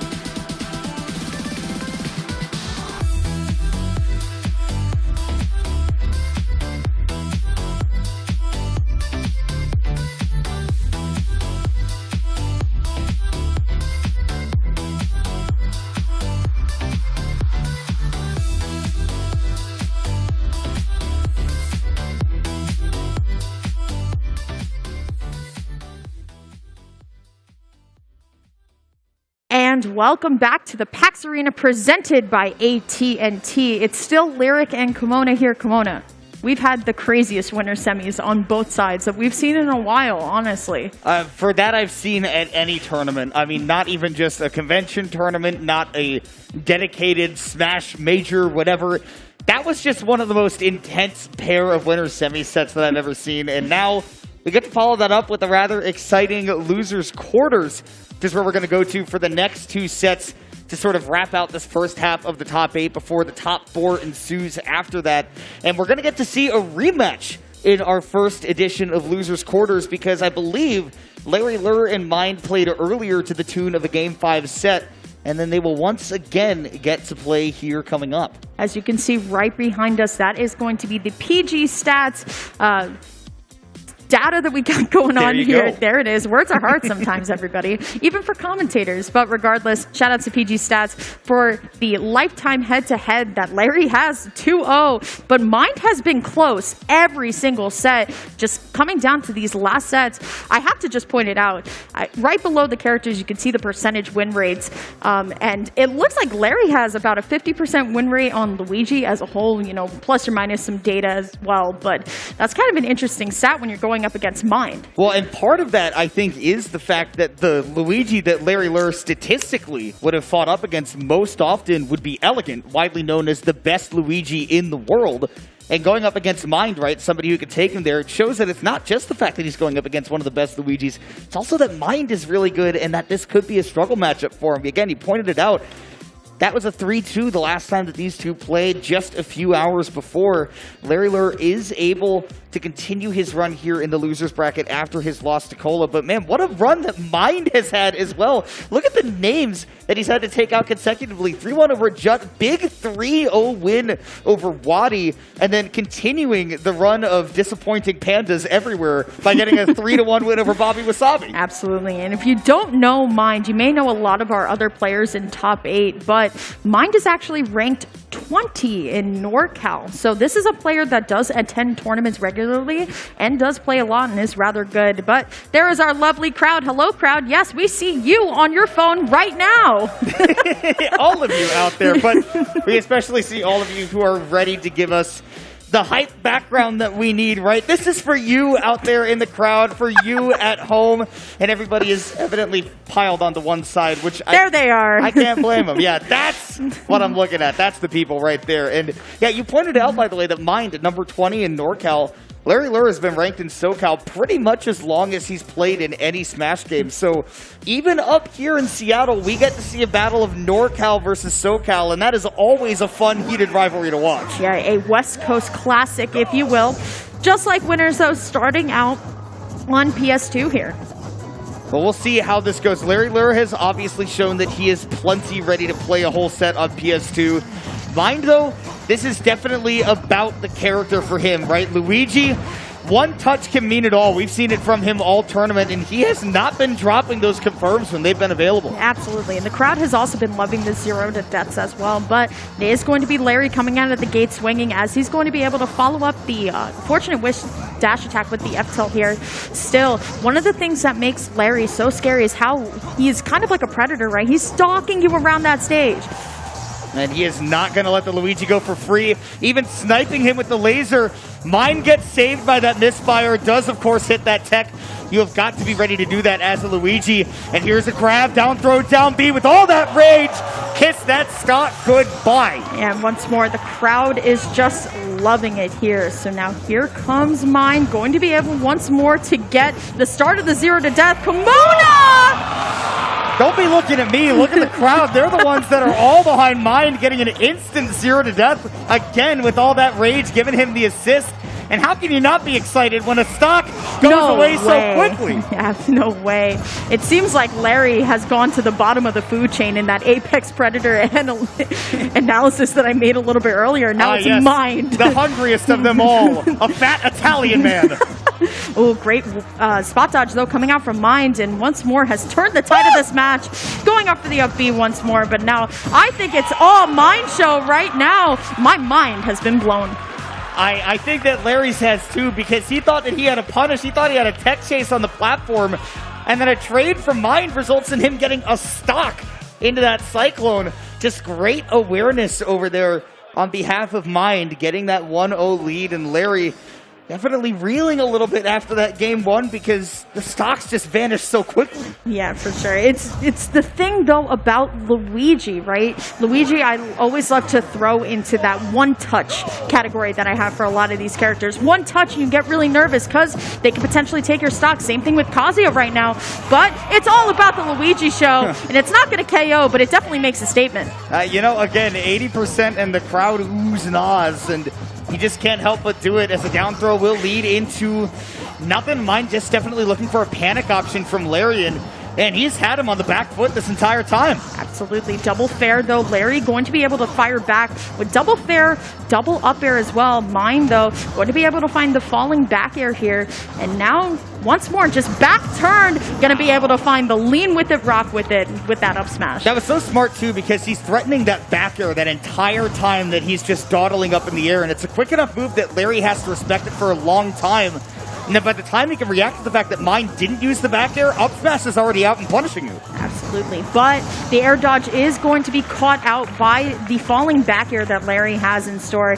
And good on Larry. We talked about this a lot. Being able to just calm the nerves down, especially after, you know, that explosive game won by Mind here. Mind going to be able to use the Luigi Cyclone to at least just reset to neutral. Here we're going to see a little bit of the Wild West projectile throwdown, as I like to call it. Yeah, it's not even a standoff anymore. They are rootin', tootin', and shooting. Larry trying to come out on top with that down air. Intelligent use of that back air as well to get on a bit of bonus damage. Mind just trying to get the wolf off of him right now, but finding no dice. Larry reading that neutral B perfectly. The fireball, no purchase, and he is going to buy himself a big lead. Absolutely. Here comes Mind, though, going to be able to try and follow Larry on the platform here. But now Mind going to be able to find the up air, back air, finds the nair into the tornado, and that stock's gone. And that's so unfortunate for Larry because you saw he got stuck on the platform. He was trying to dash off of it to not give Mind that exact opening, but getting stuck up there, that's why your movement has to be on point, especially against a character like Luigi. Okay, Mind going to be able to at least... He's jumping a lot, Kimona. I feel like a lot of the times Luigi spend their time trying to find this grab, but Mind is just jumping around. Ooh, going to be able to find the misfire, but that was quite possibly too low. And went for the B reverse misfire as well to try and put himself at least in a better position to recover, but that was just not enough. It is just so unbelievably unfortunate for Mind because normally, and I think this happened earlier in the tournament as well, that normally a misfire is a good thing for you, right? You get the extra quick distance, tons of power on that. It's a 1 in 10 chance for it to happen.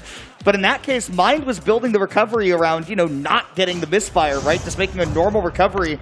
But it put him below PS2. He wasn't able to find his way back to the ledge. So Larry, by the hand of God, is basically given that game one, even though he had the lead most of the time. Nonetheless, Mind will have to recover from that here in this game 3 on his counter pick. I know we've been talking about PG stats a lot, but here's some lyric stats for you. This is the first time in 10 games, at least from the start of our block, that we've actually seen a scenery change into small battlefield here. So now here comes Mind. The neutral right now has been pretty good between both. Hitboxes are going to clank there. Going for the up smash, not going to be able to find it, but Larry always just looking for this back air, but just the up B, the explosive get off me tool. Yeah, normally you don't see that connect just mid-air in the middle of a recovery, but just worked out for Mind in that instance. Up B not able to be contested there by Larry, although he does catch that rollback on stage, taking a lead, and this is exactly what I want to see from Larry Lurr, because it felt like in that game one, it was a bit too aggressive. The down B not going to take him off the top yet. It's a move you can DI pretty well. And now we can see Larry Lurr play with the lead and slow the game down a bit. I like the way that Mind was trying to go for the Mind game there, just rolling behind and getting the back throw. But looking for the up smash is going to give Larry an opening here. Can't find the grab, though. They're both trying to throw out these options. We've seen a bit of messiness from Larry against that Cyclone as he is barely able to live that back throw. Getting shot off by the plunger once. Yep, that's a hitbox, ladies and gentlemen. And so too is that Cyclone. But again, Larry able to play around it so well. Okay, once more, the Cyclone is going to be a perfect way to get the KO on the platform. And now here comes Mind, just trying to find a way to at least close the gap in terms of percent. But Larry taking like Falco and taking in the skies. Yeah, and honestly, I mean, he never hated Falco at all. And you can see that 91% built up, playing with the Wolf right now. Again, slow and steady ledge trap, waiting for the commit from Mind. And he's not going to try to overcommit here. Keep that juggle going. And when Wolf's got the Luigi above him, given that floaty nature, it's hard for Luigi to land. And catching him, trying to throw out that back air, that's why that was able to connect. Larry again, the very nice lead. Here comes Larry, though. Double fair, and now Mind just going to get caught up in the vortex of Wolf, but I love the Cyclone, at least as the zone break here. Mind trying to find the back air, but the spot dodge. Larry going to be able to respond with the dash attack, but Mind getting a little bit wishful with some of these grabs, too. And you can see he's starting to convert better by not just relying on the grab. I don't know if he has his jump. He doesn't. And that's going to be the stock. He got it taken when he traded with Larry. And because he went too far out on stage, he needed a misfire to make it back. Didn't get the 1 in 10. And once again, Larry, with just a couple of small adjustments, able to stay with this lead. Larry slowing down the game perfectly. I feel like Mind is just getting a little bit more wishful with kind of these opening grabs, right? But it's one thing that Mind was doing a really good job earlier of finding the nairs and finding the combos right after. But Larry taking a little bit slower and now up 2-1. Yep, he will try to continue that here. A small battlefield is the place that Mind wants to take this because Luigi is at his best when you are forced to go up towards him and fight him, right? He has so many quick options that are very difficult to contest with, and he gets so much off of them. But Larry, nonetheless, making great use of that aerial drift that Wolf has, the laser as well, slowing things down. But we see Mind use that Cyclone to great effect in these last couple of games as well. Ooh, that's going to be the first time we also saw the dash attack coming from Mind as well. But I like the way that Larry is following up the combo with the laser as well. It's not something that we usually see coming out just in neutral interactions, but kind of coming out in combo here too. Going up for the up smash, but good get up attack by Mind. Yeah, obviously that full invincibility that you get on that get up attack until that hitbox comes out means that it's strictly always the right answer in that situation, right? Mind knows that for sure. Not able to take the stock yet, but scratch that as he connects the back throw. Not the most glamorous way to take it. Neither is Larry Lurr.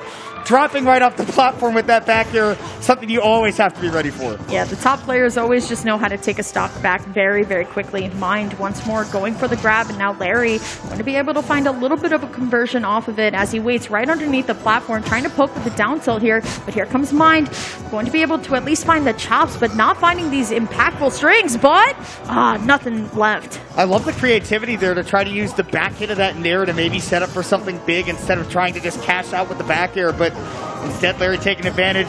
Mind, though, like you said, getting plenty of conversions off those nairs when he's on his game, and he has once again done it. Larry looking for a way once more to get this stock, but we saw this interaction a couple times ago where Larry charges the up smash and Mind is just going to use the get up attack. So has the jump this time, will be able to recover. 119 on Luigi is very scary, but that percentage is now gone. And you can see, despite the amount of times that Larry Lurr has been get up attacked for doing that up smash, he continues to stick to it because he knows that Luigi's options with his very low aerial drift, they're pretty limited off the ledge, and a lot of them will just opt for that neutral get up or that roll, and that up smash can cover it. But Mind covering Larry with tons of damage right now. Larry in return too. Go, Larry needs this game. I'm sure does not want to go to another game 5 with Mind right now. Mind, though, going to throw in a down air, which gives Larry the opportunity to punish here. Looking for the back air, not going to be able to find it, but here's the grab. Look, good DI there by Larry. Not going to be able to get caught by something like that Cyclone afterwards, and ensuing with the dash attack. Mind off stage, and with the down air, Larry will close it out with the 3-1, and all on top of one thing he was saving in the back pocket. He saw the same recoveries over and over, and he finally pulled it out when it mattered most, and that is one legendary figure in Larry Lurr moving on in the bracket. Absolutely. Great showing from Larry. Great adaptation as well. I mean, that game one was very explosive on the part of Mind. Just coming out of the gate and just constantly getting the 0 to deaths over and over. It's very scary. But Larry going to be able to at least just clutch up, rely on his smash instincts, and we're going on in the food chain. And, you know, quite a deep level of smash instincts. Again, you're watching somebody who's been playing Smash for over a decade at this point, right? And has been successful for over a decade. So it's no surprise to see Larry be that kind of consistent force that he is, and especially with that sort of prevention kind of based playstyle that he has. And I'll be interested to hear maybe more about that, maybe more about he's feeling as Alex got an interview up on stage. Yes, everyone. Give one more round of applause to Larry Lurr, everybody. Fought hard, fought well. Fought a little bit differently than your last game with Cole. What was the difference between the last game and this game? It felt like you slowed down a little bit, at least mentally. I also won. Yeah, that's a big, you know what? That's the most important part, is you did win. But did you go into it mentally a little bit different? Yes, but you kind of have to in this game, especially because there's so many different matchups. Like, Luigi can kill you off of one interaction, and with Roy, he can kind of he can constantly keep hitting you, but he can't kill you off of a single interaction like Luigi can. Yeah, it really was. I mean, did you slowly start to decode what he would do once he'd get you with that plunger and you were starting to disengage every time he would do that? Or did you just feel like you started to go a little bit more aggressive to stop him from doing that? So this is the third time I played mine, and every set we've had, like, before this has been, like, super close.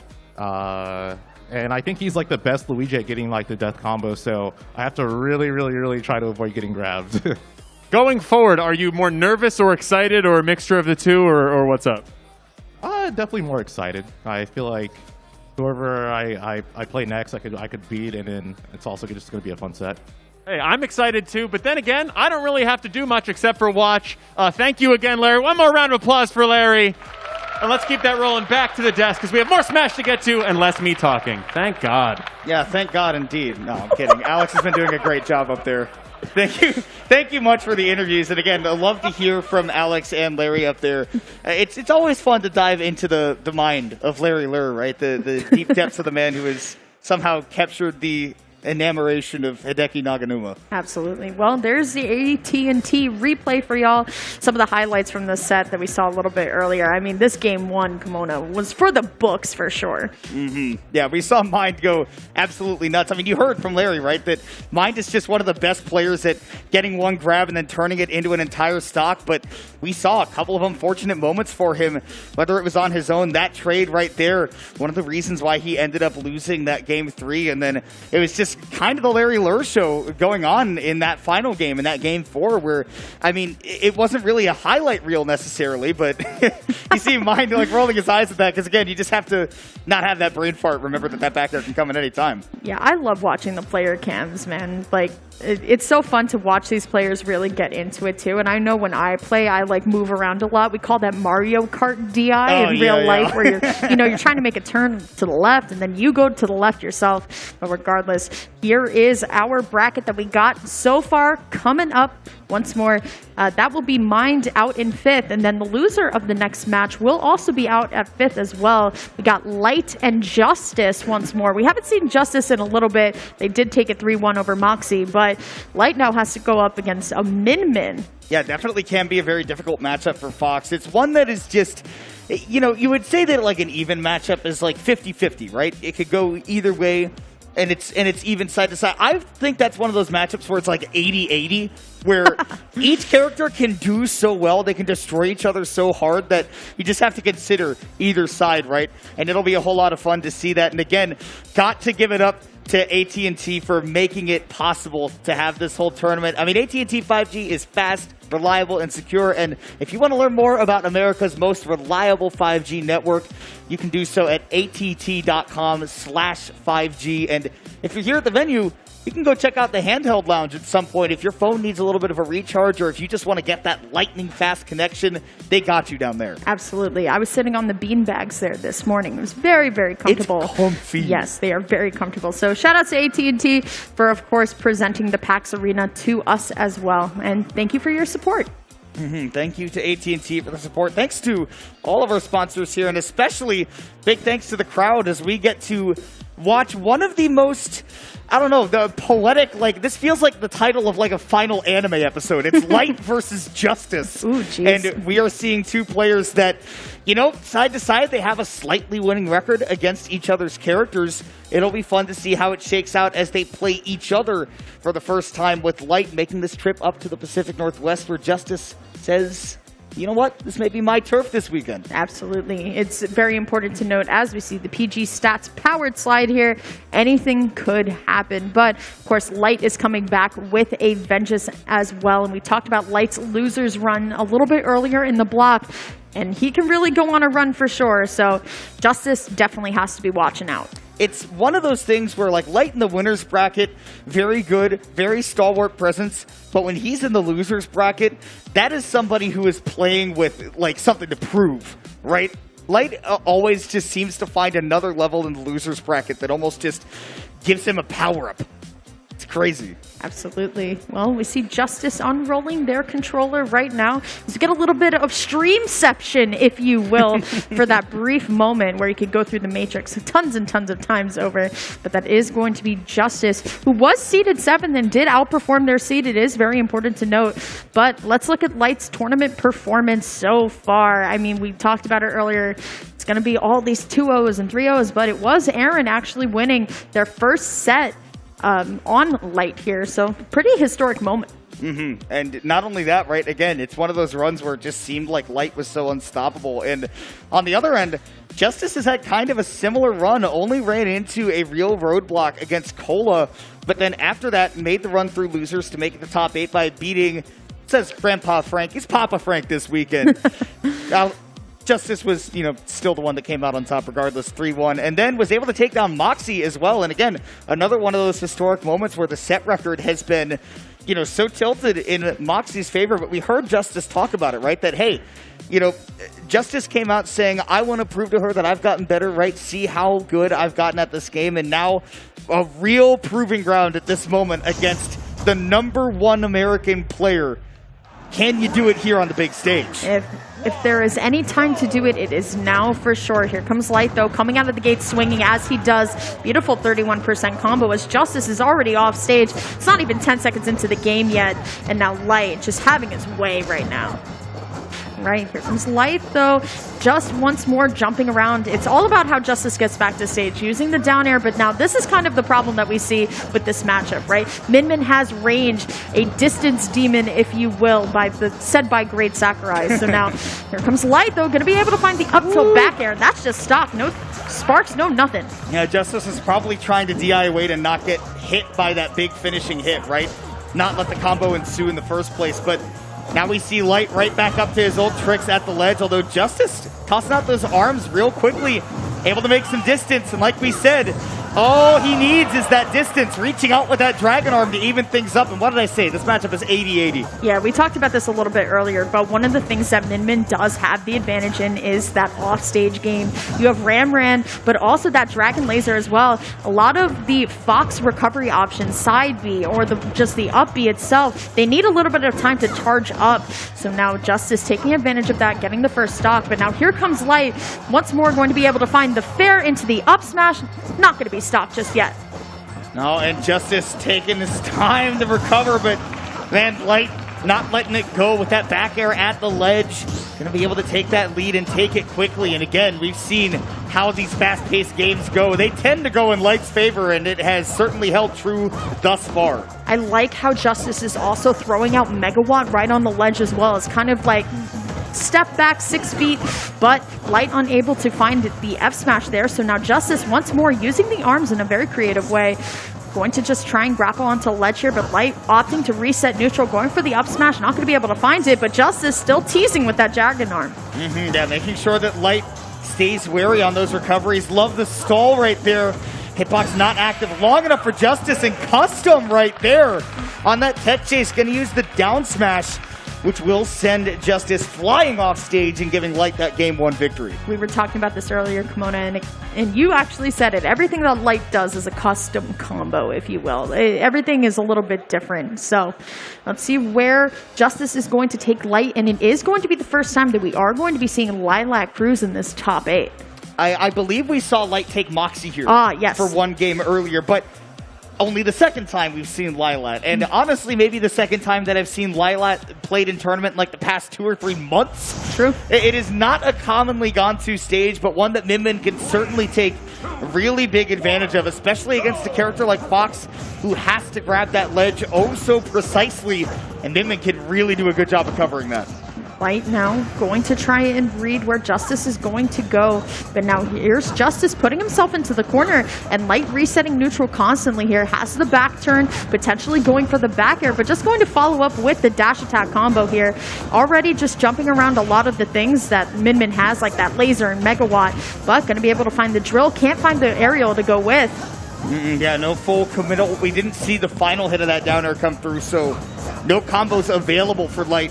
He's just trying to keep that Min Min pressured in the corner, because the Min Min being in the corner, not necessarily a bad place for her. You gotta stay up close and pressure her, though. That's where Light gets that first stock. Justice going to be able to find the up tilt, and now just is playing the distance game once more, trying to use Ram to knock Light off of the ledge here. But the whiff grab will allow for Light to come down, start getting a combo started. But you got to watch that shield, Justice. Light put on a ton of pressure. And that's what he can do, man. Again, whether you are playing on the defensive, on the offensive, he's going to match you blow for blow.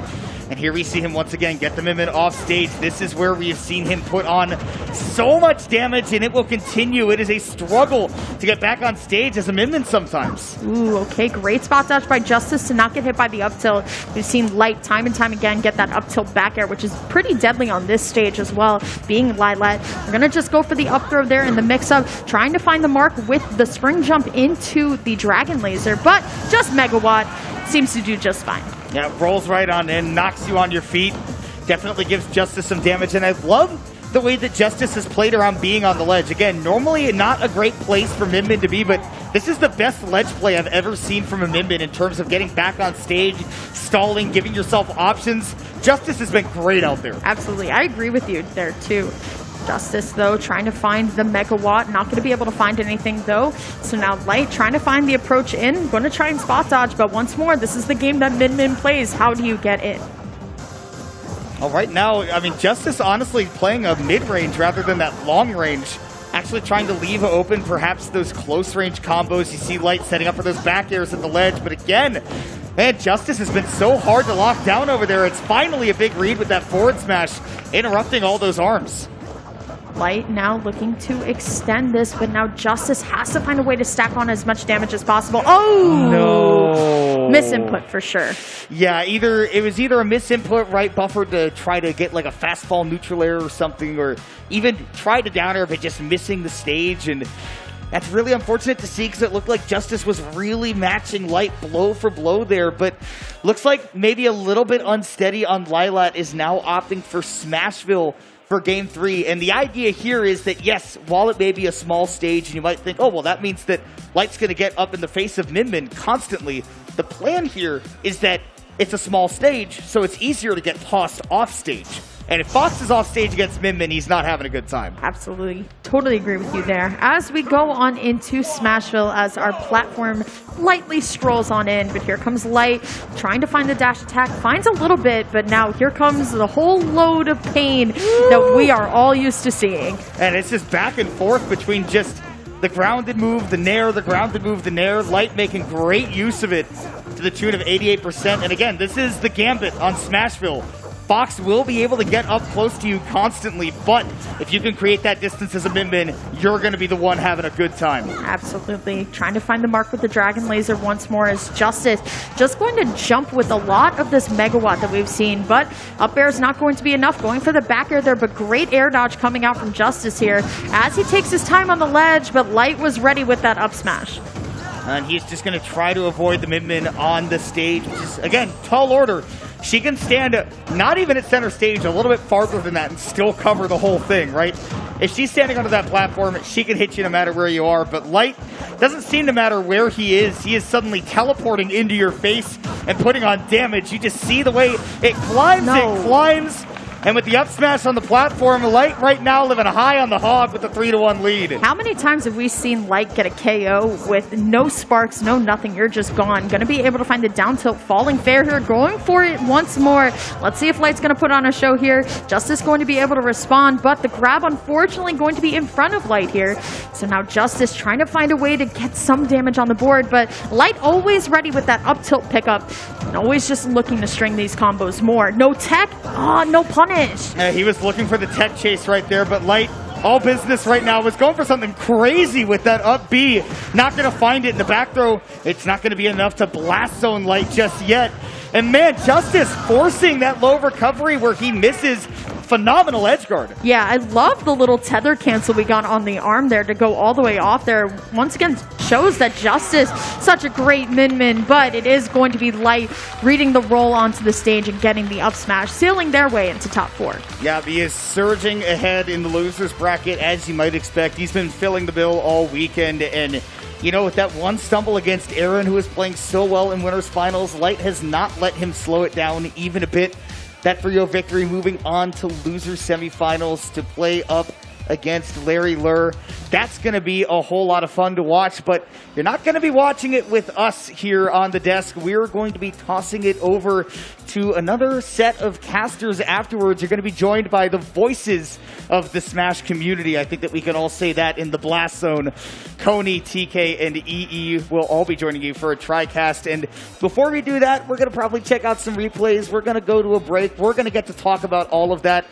I'm Kimona, that is Lyric, and up on the stage, we're going to see Alex and Light talk a little bit about that set. All right, guys, give a round of applause for Light. Great match. I've been excited to talk to you all weekend. You've been playing super great. There was honestly one lost set between you and Aaron, but I felt like your momentum built back. I mean, I feel like you're a guy based on momentum. Your momentum built back really fast. Are you feeling good going into maybe another game with Aaron? Yeah, I'm feeling pretty good. I'm getting more momentum in the losers bracket. Obviously, I'm not too happy about my loss. Are you a fan of Smash? Yeah. I'm a fan of Smash, of you. Maybe I've been outside of your house before. Who knows? Why do you ask? Because you were staring in my eyes pretty intently, man. I had to ask. It's just I'm trying to make a connection with you, man. Maybe I'm trying to get talent. I'm trying to, via osmosis, get talent. God. I'm just saying, have you ever looked at his eyes? Can we get this camera closer? Don't worry about me. Just get his eyes on this. His eyes are, I mean, amazing. I never thought a mask would benefit somebody, but now it's all focused right on his eyes. You have, no, the rest of your face is great too. Enough about me. Going into the finals, are you going to take that next game, maybe, potentially, with Aaron any differently? No, not really. It really wasn't him. It was just me. I just got to work on myself, and he'll be free, just like everyone else. Sorry, I wasn't looking. I was just looking right into those eyes, man. They're great. I was looking at my eyes, too, through your eyes. Wow, yeah, no, mine are glassed over. Guys, one more round of applause for Light. Got caught slipping. I'm a little bit flustered, so I'm going to go backstage and just think about what I did. We have a little break, but don't go anywhere because we have more Smash coming up in just a second. Somebody get me a cold glass of water or something. Whew.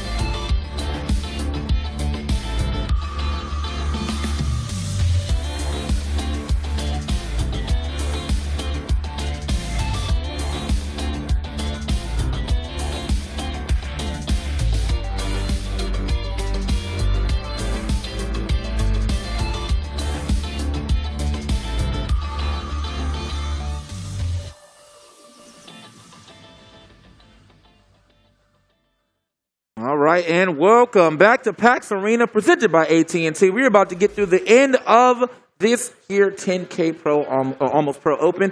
Man, it's been a good tournament, but all good things must come to an end. However, though, we will be guiding you through it. It's TK, it's Coney, it's EE, and we're going to have a great time. How you guys doing?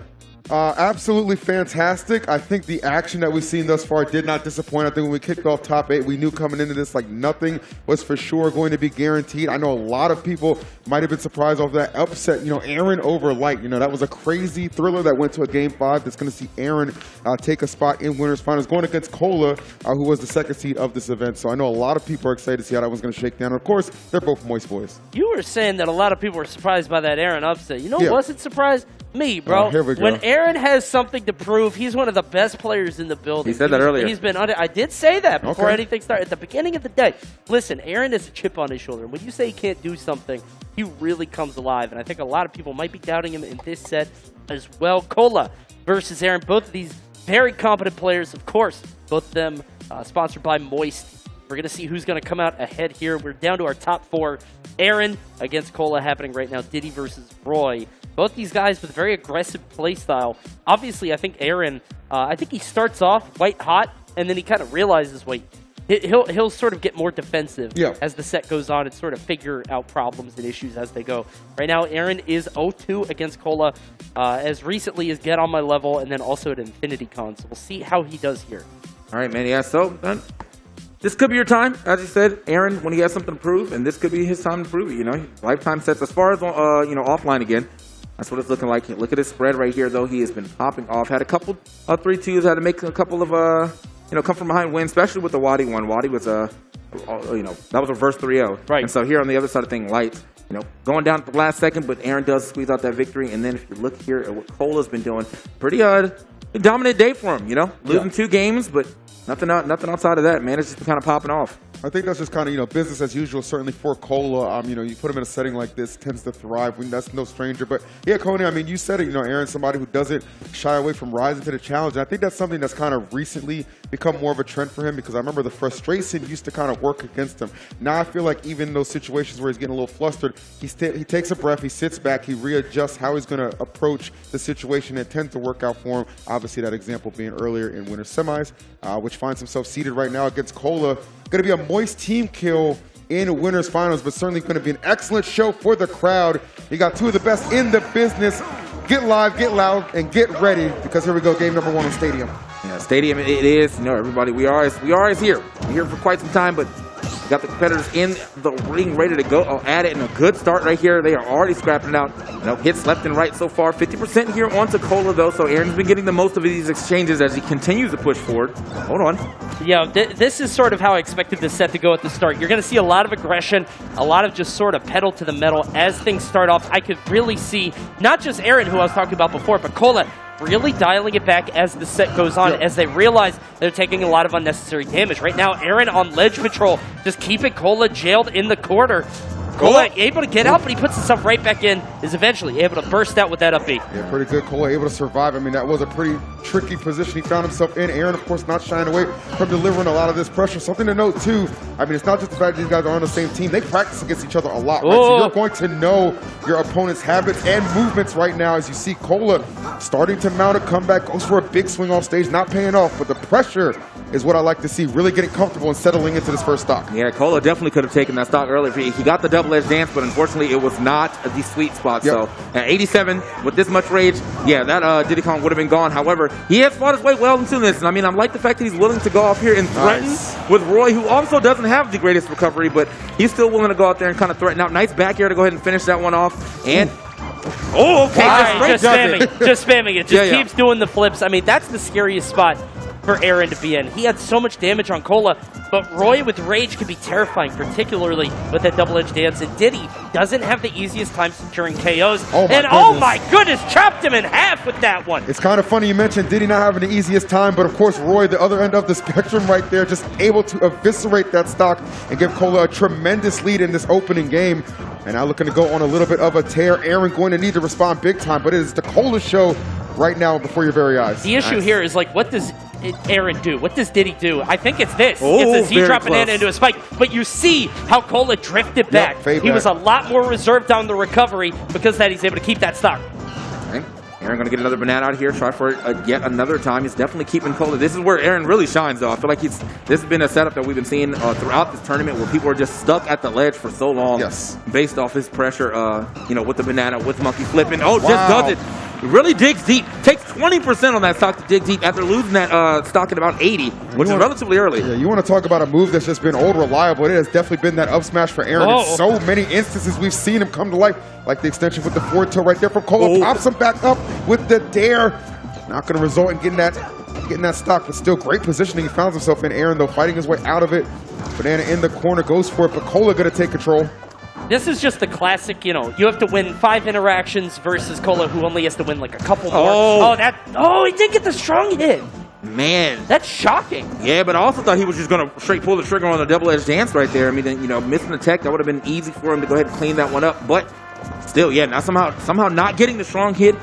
Doesn't have to worry about dying too quickly right now, but the rage is starting to stack up, and the percentage is also starting to stack up. The back air will find the hit, though. Good stuff to Cola taking that first game. And you saw as soon as Cola hit it, Aaron didn't even try to DI it. Yeah. I feel like that just goes to show what you were saying, EE. These guys play so much. He sunk that back air, and then he took his hand off the controller. He just said, damn. Well, at that point, you're just going to game number 2, in facing down that, 0-1 hole. And it's okay, right? It's only, one game, really.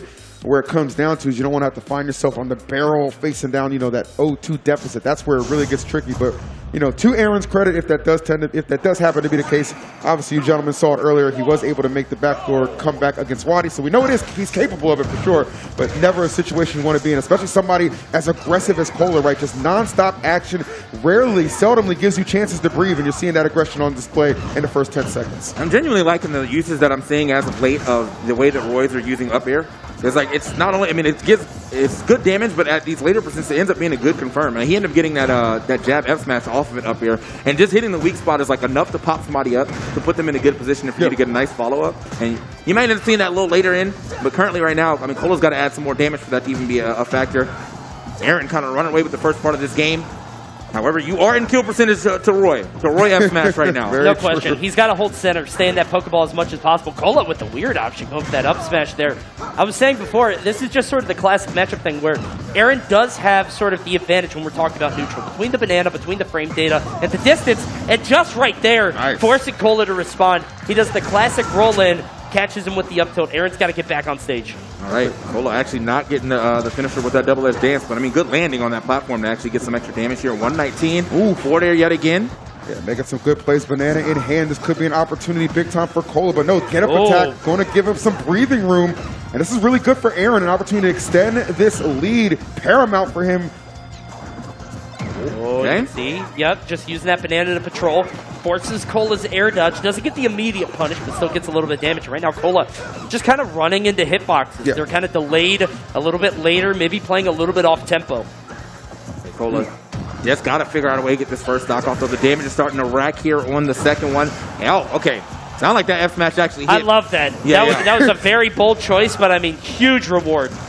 At this point, you can make the risk, right? Roy is going to KO you with pretty much anything in his arsenal. Oh, just 100%. Start going a little crazy with the rage. Yeah, that stock is definitely in jeopardy. I think Aaron knows that. So, yeah, the risk reward is certainly going to be there if these opportunities do present themselves. No reason to shy away from him. And you see him trying to keep some distance, but Cola's smart to stay reserved and just wait for that defensive option from Aaron and punish accordingly with the back air.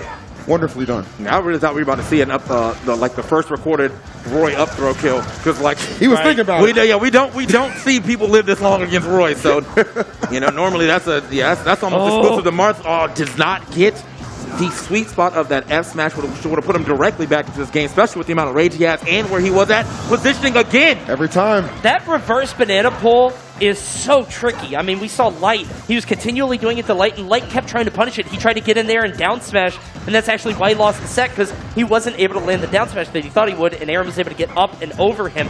And I'm wondering if Cola, you have to imagine he saw that too, has to be a little bit more careful in how he approaches that off stage. 100% needs to be careful here for sure. Just in general, Aaron has really mounted this comeback, actually taking the lead here with the percentage, and look at that, just tracking him down. Basically a GPS attached to this man. He knows his every move, and it is paying off with some dividends. I like the pressure on the shield. Fakes him out a little bit.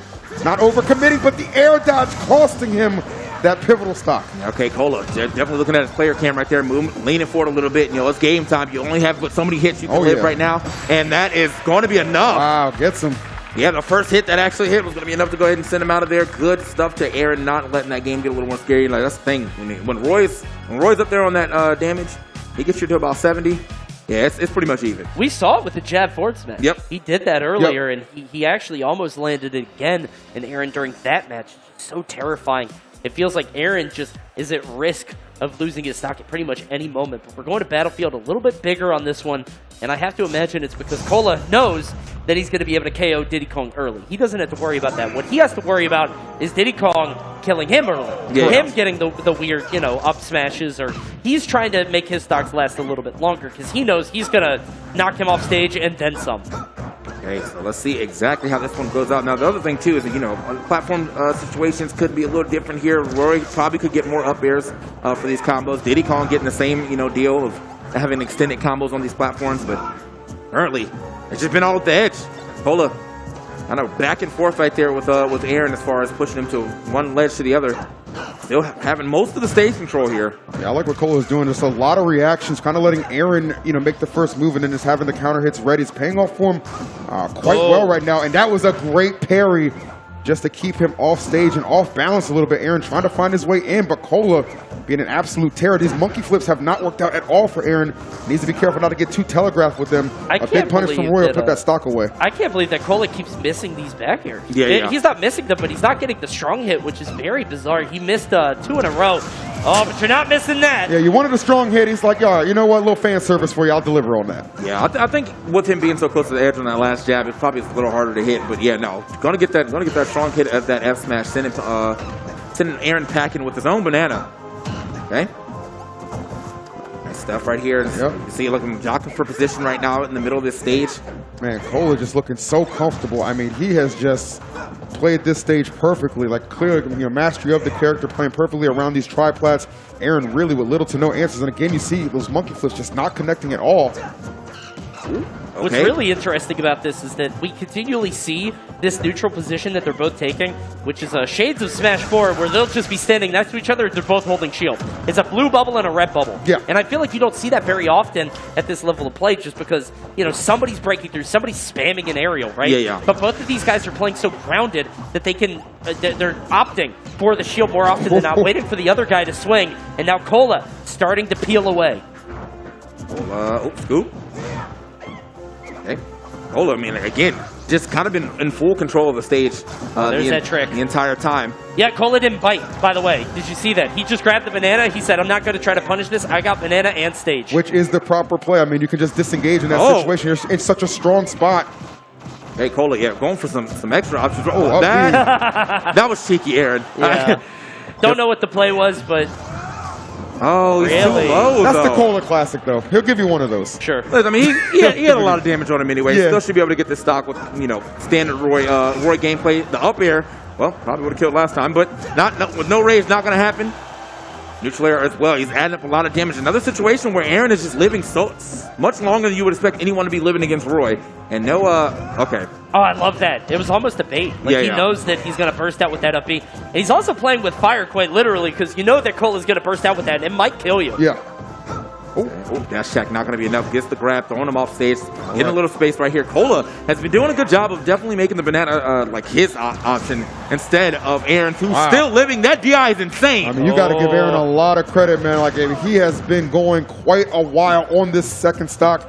And it is, it's been bloody for quite a long instances, but finally that fair will seal it away. But kudos to Aaron, man. Definitely getting some much needed percent on en route to maybe taking this game. But Cola, obviously, other things on his mind.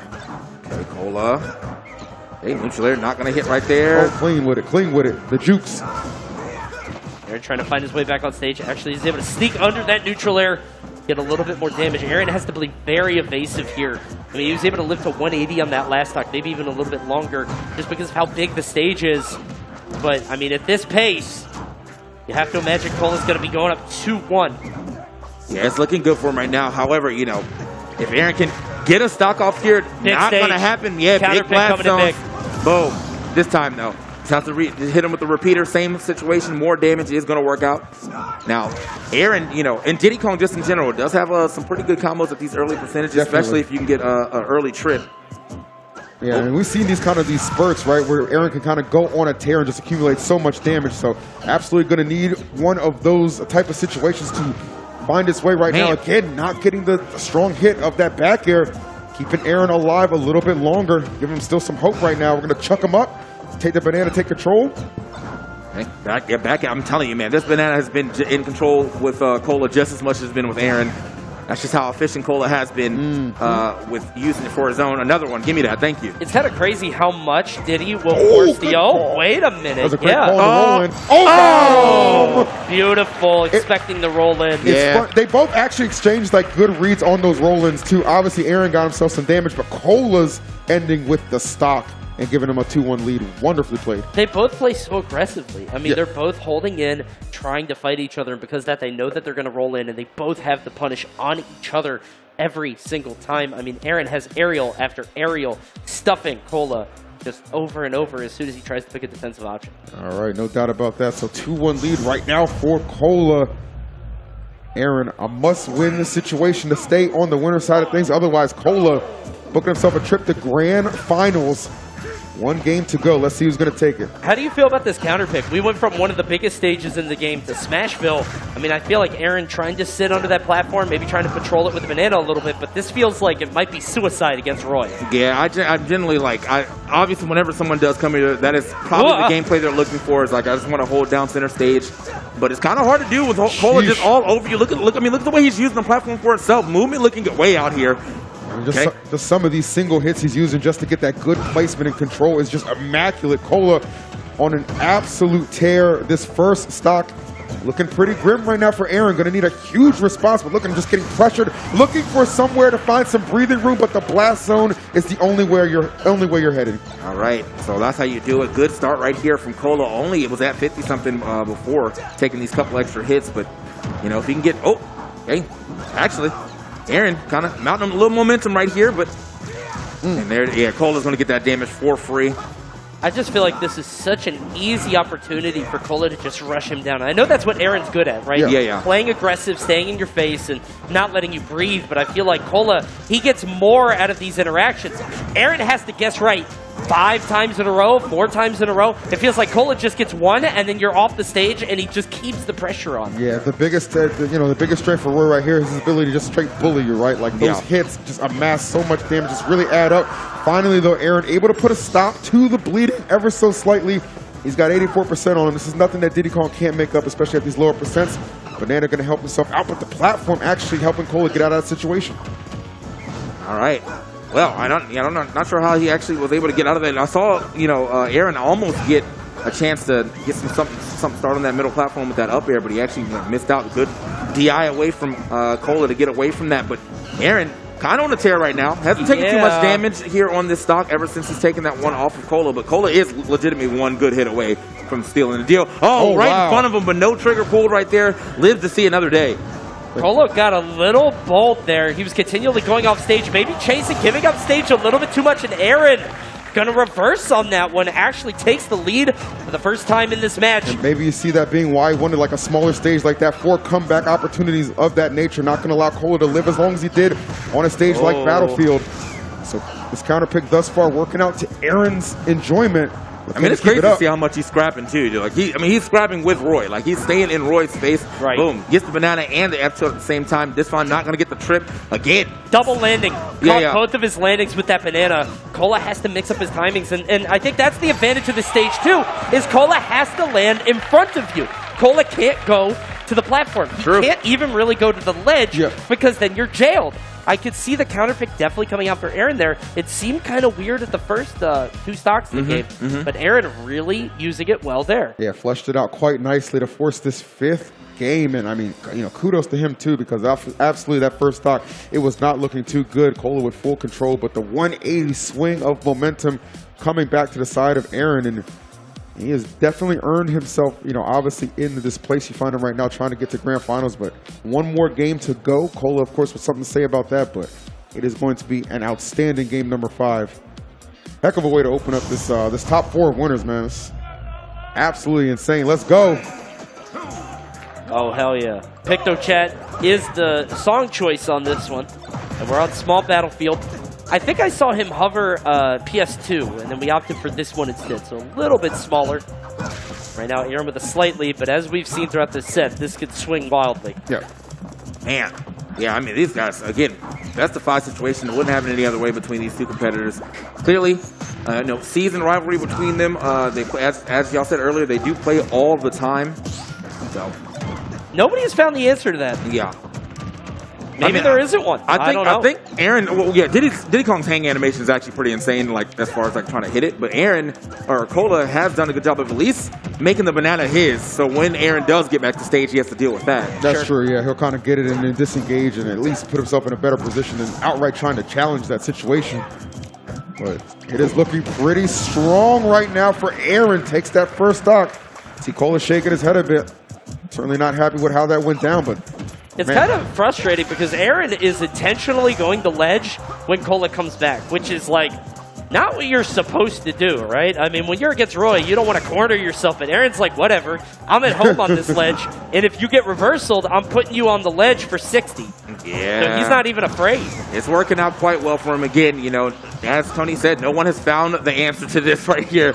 You know, just chilling out on the ledge for a little bit. A lot of hits registering, but none of them getting this Diddy Kong past the blast zone. Finally finds the back air to do it. Yeah, I mean, you see that Cola hardly taking any percentage, so he's in a very fine position. Still very open wide for both of these players right now. Trying to get this 5th game ever so crucial to get there. I love the chase down attempts right here from Cola, though. He is absolutely unloading the pressure, but Aaron able to find a way to slow him down just a bit. Yeah, he was watching for the roll-in, too. We were talking about roll-ins earlier. Aaron thought there'd be one there, and this could be the issue of playing at the ledge too much. Roy chopping him, just cleaving him in half. And you said he found some, I felt like it was kind of home on that ledge for a little while, but yeah, as you said, you can only play that dangerous game for so long before Cola's going to make you pay. Yeah, genuinely, I think, I mean, he's on the ledge. When he's on the ledge, he's good, but that time he was on the stoop, right in front of the ledge. Not really the spot you need to be right there, especially not against Cola. Roy, that F smash, definitely going to be an issue. Cola, though, has a lot of damage on him. So therefore, he's got to watch out for, the next confirm off the...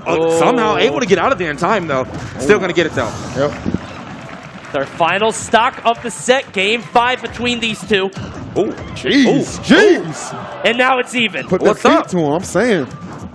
One good bait on that platform, and knowing Cola was going to go for that grab, got everything that he wanted off that. He's got to stay center, though. Yeah. I mean, I don't think Aaron can play at the ledge anymore. Tries to get the grab, not going to happen right now. Aaron on a tear. Yeah, the swings right now between these two just so back and forth. Love to see it. Such an evenly matched assortment of talent right now on display. Cola smart, kind of withdraws a little bit.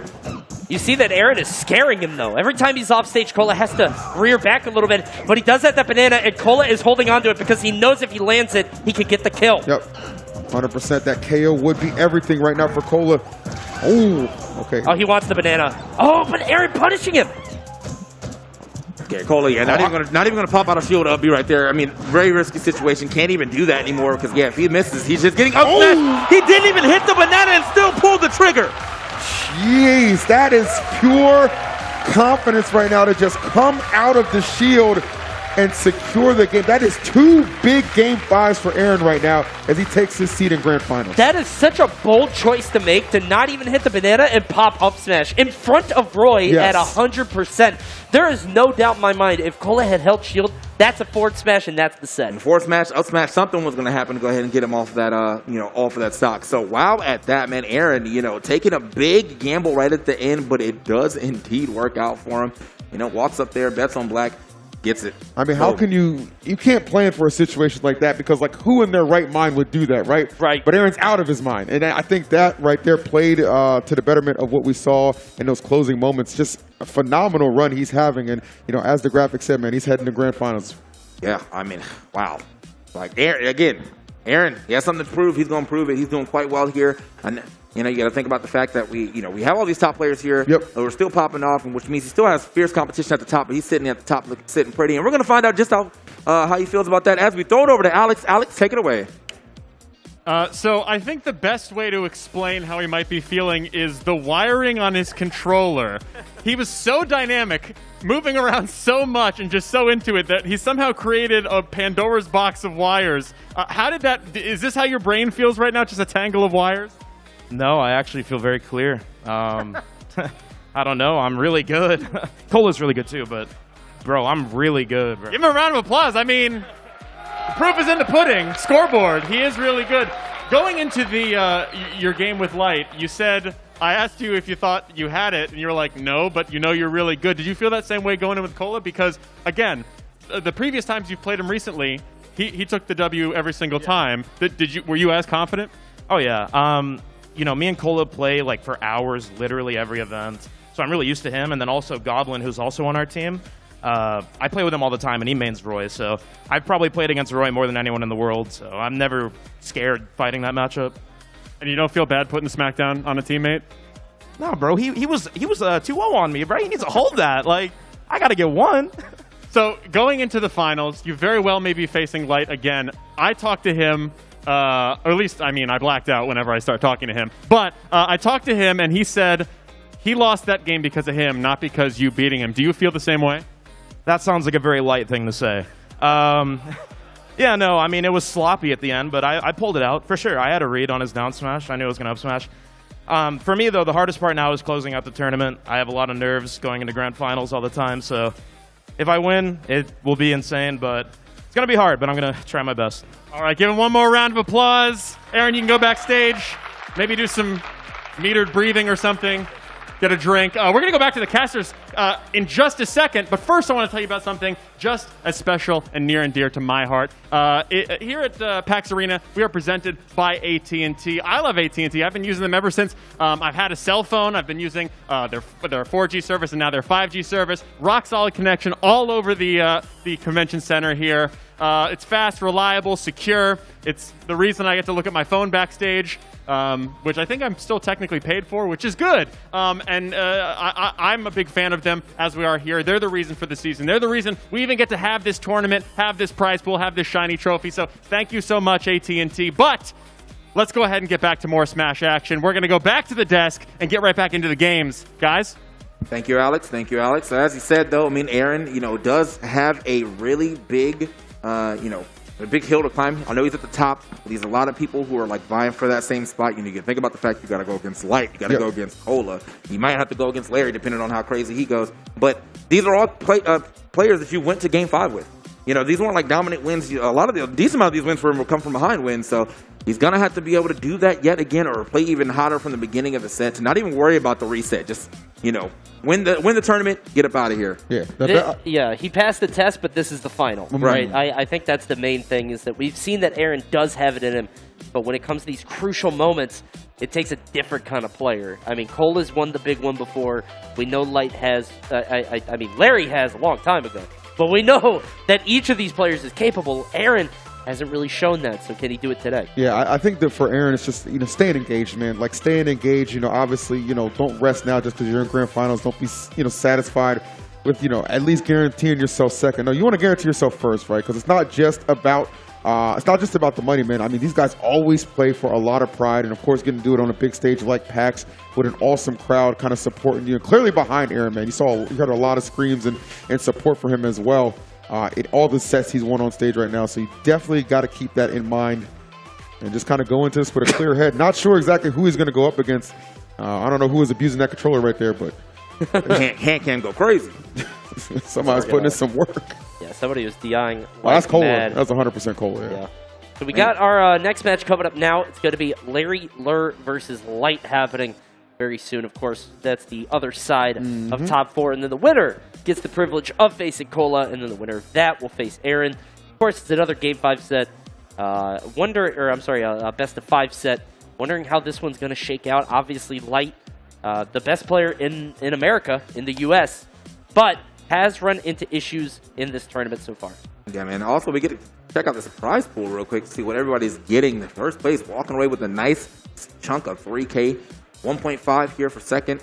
Third place getting 1,000, and as you can see, man, just great prizes all throughout this here tournament for everybody who was involved in this here, 1st to 9th area. So thank you guys for all coming out and watching and hanging out with us. And if you played, thank you for playing as well. Hope you had a great time. But yeah, we're kind of winding down to the end. Larry Lur having 3 different characters he can go here. Mario? Okay. No. He hovered at Rector before. I mean, I wouldn't be surprised though. I wouldn't be surprised if he had a Mario. But yeah, the Larry Lur has the wolf. He has the fox, the Falco. He has a fox too. But if you're going to see anything here, it'd probably be either wolf, Falco, or potentially even the Mii Brawler. I mean, that Mii Brawler did get the job done against Moxie, so I mean, there's no reason to think he won't have a lot of faith in the character should it be necessary. But Light, very, very confident just against pretty much all the characters I feel like Larry plays, on paper. I mean, that's not what it says there. Do my eyes deceive me? 25% versus Falco? I'm talking specifically Larry, though. Yeah. I'm just shocked. Like, what Falco did that? Tilde going crazy. Was it Tilde? It has to be. Yeah. That's crazy. All right. Yeah, I did not know Light had that record against Falco. It might have just been, low sample size, but by the way, Larry picked Falco. Maybe he heard us talking. But he looked up at the board and said, "Oh wow, this guy's a Falco got big problem." chances here." Yeah, I do play this character, so suddenly it all made sense. All right, so let's see how this goes. Light again, only loss here on the board so far is a 2-3 situation, but has pretty much wiped everybody else clean when it comes to playing, this here game. So now he's going to try to come back from behind, win with this tournament. He's going to have to beat Larry. He's going to have to beat Cola to even get a shot at doing that. Yeah. But we'll see what happens here as we get into our first game. Falco versus Fox, feeling real melee-like. Well, actually, I can't even say it feels really melee-like because I think all the Falcos kind of just left melee. True. I haven't seen a Falco in melee in wild. This is an Ultimate character now. Yeah. I completely agree with that. I mean, we got some of the best Falcos in the business for sure in Ultimate. Larry, obviously, among that category. We'll see if he's got a chance right now against Light. Honestly, 2 really sensational players. Light, of course, with the accolades in Ultimate, with all the prestige and the hype behind it. But Larry, you can never count out just such a scrappy and still, up to par veteran like himself, man. This is a guy who knows what it takes to win. He's been in big situations like this, but unfortunately finds himself eating a big back air courtesy of Light, who has just come out the gate swinging and given himself a very strong early lead. We were talking about Aaron before and how Aaron feels like he ramps up over the course of a set. I think Light is actually the opposite. I think Light is extremely strong early game. He just wipes your stocks off the board so quickly. That's not to say he can't win in the late game. He's very good at it too.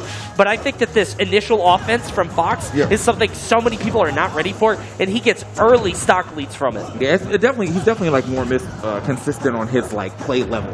Like if he's playing hot, he's gonna be playing hot. But if he's playing pretty cold, you may not see him actually more in the middle of the set. But if he starts hot, man, you got to be pretty afraid of that. And he has started really hot right there. Finally takes that back air, but already 98% on to Falco, who's a relatively light character. So that up smash is going on cue, by the way. It's going to hit. That hurt my feelings. I didn't like that.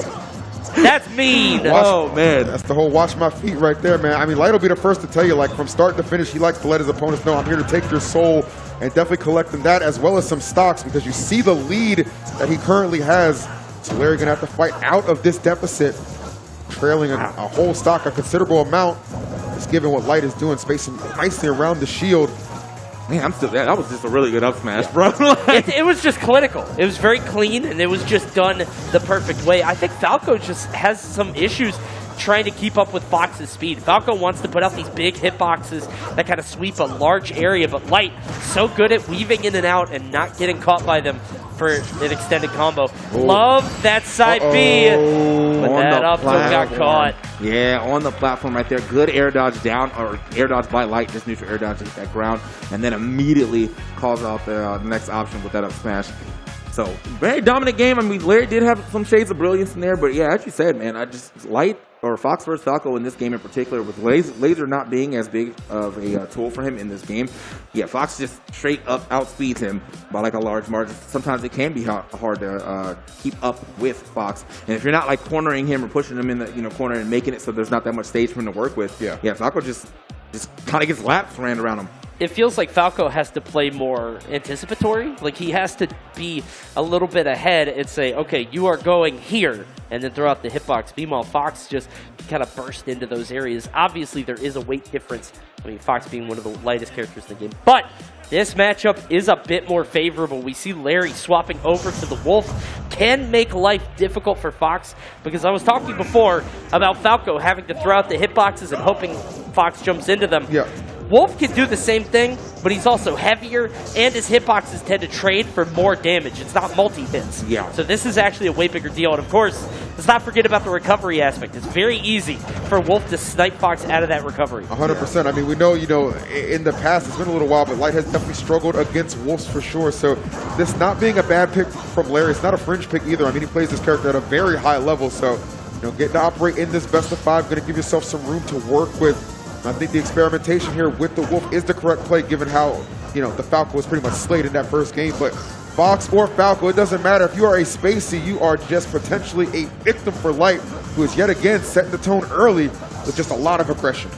Yeah, and another thing, too, you have to think about the fact that, he's got a pretty good burst range as well. The Wolf burst range, I think he probably can kind of overshoot some things and actually catch Fox. Not this time around, though. Gets caught yet again on a platform at that, getting hit with an up smash. So, yeah, that's not definitely going to be the deal sealed on that one. But 76%, I mean, if he finds a nice back air somewhere, I mean, that could definitely just be it for this stock. That Wolf back air is very strong. It's going to be tough to land, though. I mean, the reason this matchup is good is because you can kind of outpace Fox. Yeah. You just throw out stuff like neutral airs and trade, and with the weight differential, you could kind of just beat him out straight, right? But now, I mean, the fact that Light is now a full stock up, you lose that advantage because you can't trade with him anymore. This difference is way too high, and you're not getting up tilt kills. I mean, it just feels like you're not getting the kills on Fox, which is a huge deal because he's so light. Yeah, and it's really the speed, too, here that you can see Light playing at, man. I mean, Larry, I feel like it's kind of been stuck, just kind of getting thrown around the entire time or stuck in shields because of the way that Light has been playing. Finally finds an up air for that stock, but he is already at 140. Light can just start throwing out up smashes and just hope for the best. Yeah, pretty much. I mean, Light with a lot of leeway to work with right now. Larry going to have to be so careful, and that's the problem right there. Try to be a little aggressive, throw out some offense, just get back to the stage. But one parry from the parry god himself can set you up. And an easy KO for Light, looking like he is absolutely on pace to get this second game really almost unopposed, just, given the trend that we've seen so far, gentlemen. Yeah, Light, I mean, honestly, Light and just honestly the entirety of New England, really good at that parry right there in that situation. So a little surprised that Larry did try to come off the ledge aggressively like that, knowing he was well into KO percentages and that. Well, you are playing against Light. He is good at, baiting out people to get off that ledge and then punishing accordingly with a very, very strong up smash. Larry was doing a very good job there of setting the pace, though. For a brief moment, for maybe half that stock, was doing an excellent job of setting tempo, and I thought that might have been the KO. And if it was, he might have been able to even it right back up. Up smash might do it here, doesn't even need it. We got the down throw off stage. Is this a forward tilt? No, he bets it all on the down smash. Yeah, it seems like he's recovering super low, too. So, I mean, again, the forward tilt probably would be the option. The F smash actually getting grabbed. There's a bit of start of it up on it from Wolf. So, he's clearly got Light in KO percentage. He has to find the hit, the up smash. Never mind. He's gone. I was going to say the up smash or the down smash, and then before I even said it, he said, "You mean my down smash?" Because he's got to go. Huge read there because he knew that Larry didn't have a jump. He's going to prioritize ledge. He just sticks his foot out from over there. Light up 2-0. And he made mention too that he was hitting a couple of down smashes he did not intend to in his winter semis matches. Easily to see that one was certainly intentional and effective at that. I mean, Larry, at one portion, you saw like a good, 10 to 15 seconds of solid offense that were kind of getting him back into the match, understanding he's got a lot of big moves that could take those stocks off relatively quickly, but the momentum just being quelled almost immediately by Light. Gonna prompt the run back here to Lilac. Last gasp of hope right now for Larry. He's got to win this game or he's going to be seeing himself in, a 4th place finish, if I'm not mistaken. Yeah, this is looking quite rough for him right now. Decides to take it back to Lilac and also decides to keep the Wolf going. So, does believe in it at the very least. And I mean, the Wolf probably looks a little better than that Falco for sure, but it's still Light playing as hot as we thought he was going to be playing just off the first game. He does not cool off. Oh man! Fortunate that up smash did not connect. Okay. Gorgeous. Love that back here there. Challenging Light, who he knows was going to be a little bit too aggressive. This is where Larry can really start making some money. If he can maybe just get a down throw combo, maybe just get his feet on the ground. But right now, Light juggling him. Doesn't get the grab, but also doesn't get punished for missing that grab. So luckily for him, Light not getting the punish on that parry. And so Larry actually, kind of making his way in here. Definitely. Does get the worst end of that trade, though, with that back air hitting that 4 tilt. Does get a little extra damage here, though, so he's feeling good. Ooh, okay, he was lining up that forward smash. Light interrupting, and look what that, all this coming off of a down tilt. Great extensions from Light, and continuing the pressure. Get up attack, though, from Larry to just bounce him off momentarily. Yeah, man, they are firing back hit by hit. Trying to take this lead. Slight advantage, though, for Larry. A tight neutral game developing between the two. No one really overcommitting. This is just such a big deal for both of them, and I think Light is sort of dialing it back a bit, realizing that Larry's getting a little accustomed, but gets the drag down into the forward smash. Haven't seen that this set. It's not even just that. It's just the awareness that that's going to set him up to get the forward smash, as we said, right? Just that split-second decision-making really separating Light from the pack right now. I don't know how he sees it in his head. That's what I'm saying. How does he see that opportunity present itself and say, oh, this is lethal. You're dead here. Yeah. And I mean, with that being said, he's racked up so much more percent here on this last stock. Larry in full danger. Empty hop right there. 91%. Gotta watch out. Yeah, this time not gonna swing. You saw Light trying to set up that situation to go for another parry up smash, most likely. Okay, he's swinging. Oh my goodness, that illusion was crazy. And that back air, not quite going to finish it. That move never does. It never does. It's that a false. It's a that false move finish didn't all the time. get a red spark or anything. That's just KO'd full stage. How do you stay alive here, though, especially on Wolf, who has to stay on the ground or jumps into that up smash range? This is going to be hard for Larry. Yeah. He's picking really good options right now, at least not picking the same one, so Light can't fully catch on. Light dropping another one. He is looking for that. Oh, man. That would have been a beautiful up air if he was able to hit the full thing, but just swing it.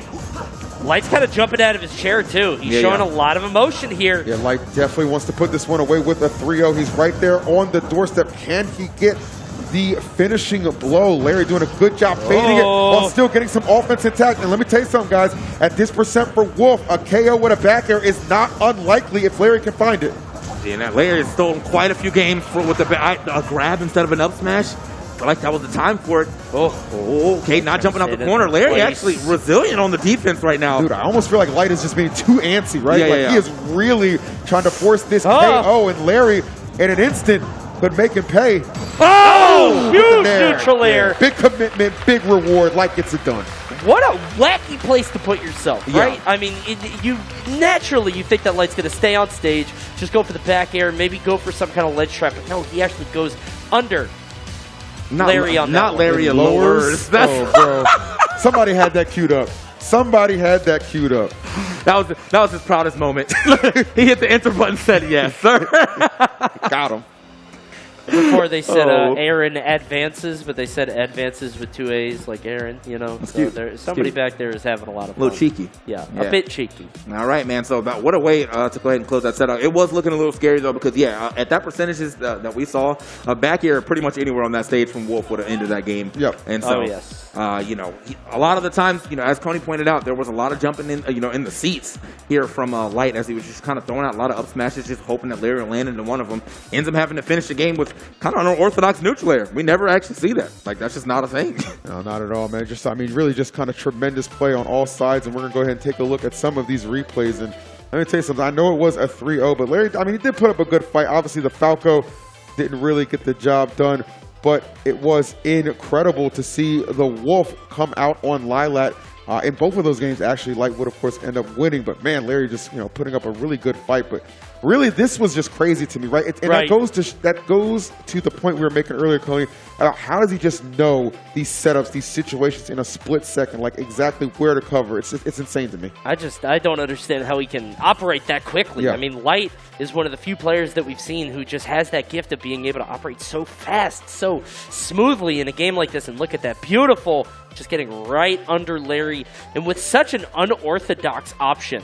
I mean, something that we don't see very often, Fox putting himself in that scenario, going off stage willingly, and getting in that spot to hit the neutral air. Guys, that's going to do it for that set. And before we get to our next one, I had the chance to talk to some fellows and some gamers here on the PAX West floor about their favorite Smash characters. Let's see how that went. Huge neutral air. Hello, everybody. This is Coney here on the floor at PAX West 2022. I've got a bunch of questions here on Smash Brothers. People's first. Naturally, you think that Light's going to stay on stage, just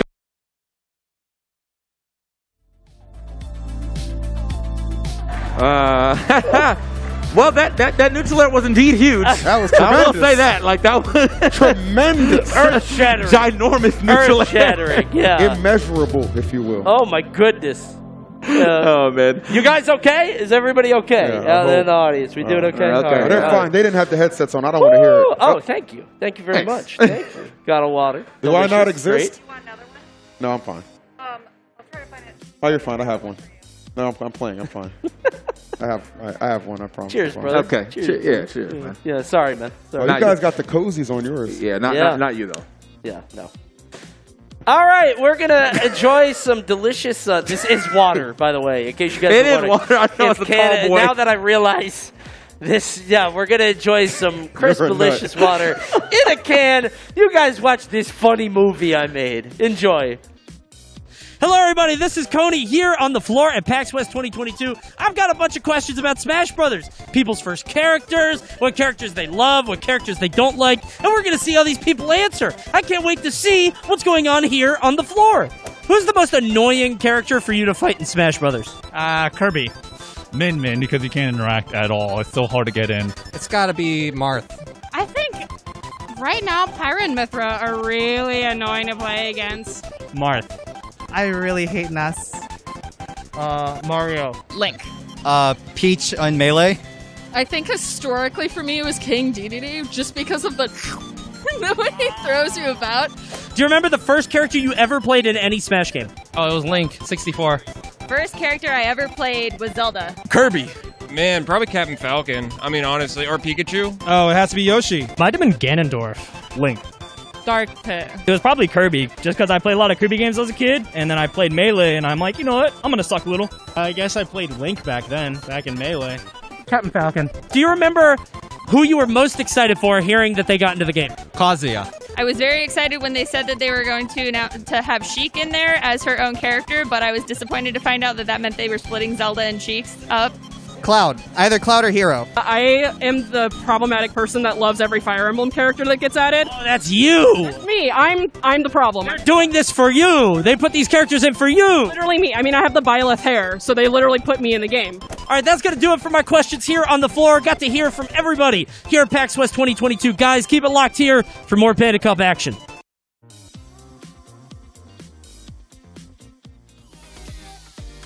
All right, everyone. I'm here in the crowd with my new best friend, Jonas here. Jonas, you had some, hey, you're on the TV. That's you. Yeah, right there. Camera right there. Hey, there you go. You had some fighting words for some of the people on stage. I asked you if you were a Smash fan, and you said... Oh, I said, everybody that plays sucks. I'm better than Light, Nola. Light, actually, he's okay. Who is Nola? Nola? The one that... He didn't even show up. He was too good for the competition, but you're better than Nola. Oh, am I getting his name right? The one that was just playing. Jonas, when you watch the news, do you think they're talking to you, or what is this? Are you... Well, so you think you're better than everyone on stage? Yeah, I should be up there. But they didn't let me play because we came a little late. I'm supposed to be working right now, but I'm not working. That's exactly why they won't let you up there, Jonas. They just said in my ear it's because you should be working right now. Out of everyone you could beat, do you have a favorite for who you think is going to win the whole thing? He's going to win? Yeah. You can't pick you either. I was going to my answer, but I guess probably Light. He's okay, but he shouldn't win. But he's probably going to. Everybody else sucks. All right. Straight from the man's mouth. Give a round of applause for Jonas. I guess you should feel good about that, Light. Back to the desk. Hey, any teams? Jonas is a free agent. Oh, if no any way. teams are watching right now, free agent in the crowd, bro. He said Nola, bro. Cola don't even get a real name, bro. He's like, I don't even care who that is, bro. He's mad. He's trash. They all suck. He was just making up opponents at that point, bro. He's just like, none of you guys are good. I got to make my own opponents. Oh, that was God. good. That was good. That guy was content. He was funny. Oh man, that's all right. Anyway, back to the tournament of losers here. Apparently, we got Cola and Light and Aaron left in the tournament right now. Cole and Light going to be stepping up against each other. I mean, again, you have nothing but just aggression here at the end in this match. Yeah. Light obviously having the head-to-head wins right now, but it really depends. Look at that Cola win rate against Fox. I maybe that is just Light straight up. I don't know any other Foxes doing it big, right? But I mean, 38%. That is harrowing if you're Cola going in on this set. All right, man. But hey, maybe he's playing with a different type of fire today. We've seen some, Aaron got his first W against Cola, so maybe it could be Cola's turn to get another W here. Sure. Game 5 situations all over. I think if you kind of looked at the way, especially the bracket was seeded, I mean, you're probably expecting this more so to be our grand finals, right, as opposed to the losers finals. But, nonetheless, credits to the Moist Squad in general, right, because they're cleaning house. They're occupying all 3 of our top slots right there. You got Aaron and Grants, and then Cola and Light right here about to face off in losers finals. So either way, it's a good day at the office for the Moist Boys, and good bout of action that we're about to get treated to between these two, man. Yeah, man. Here you go, the trophy on the stage. Coming to the end of this almost pro. I wouldn't say these almost pros. These are pros now. But we're in the pro section. We're dropping the almost. Yeah.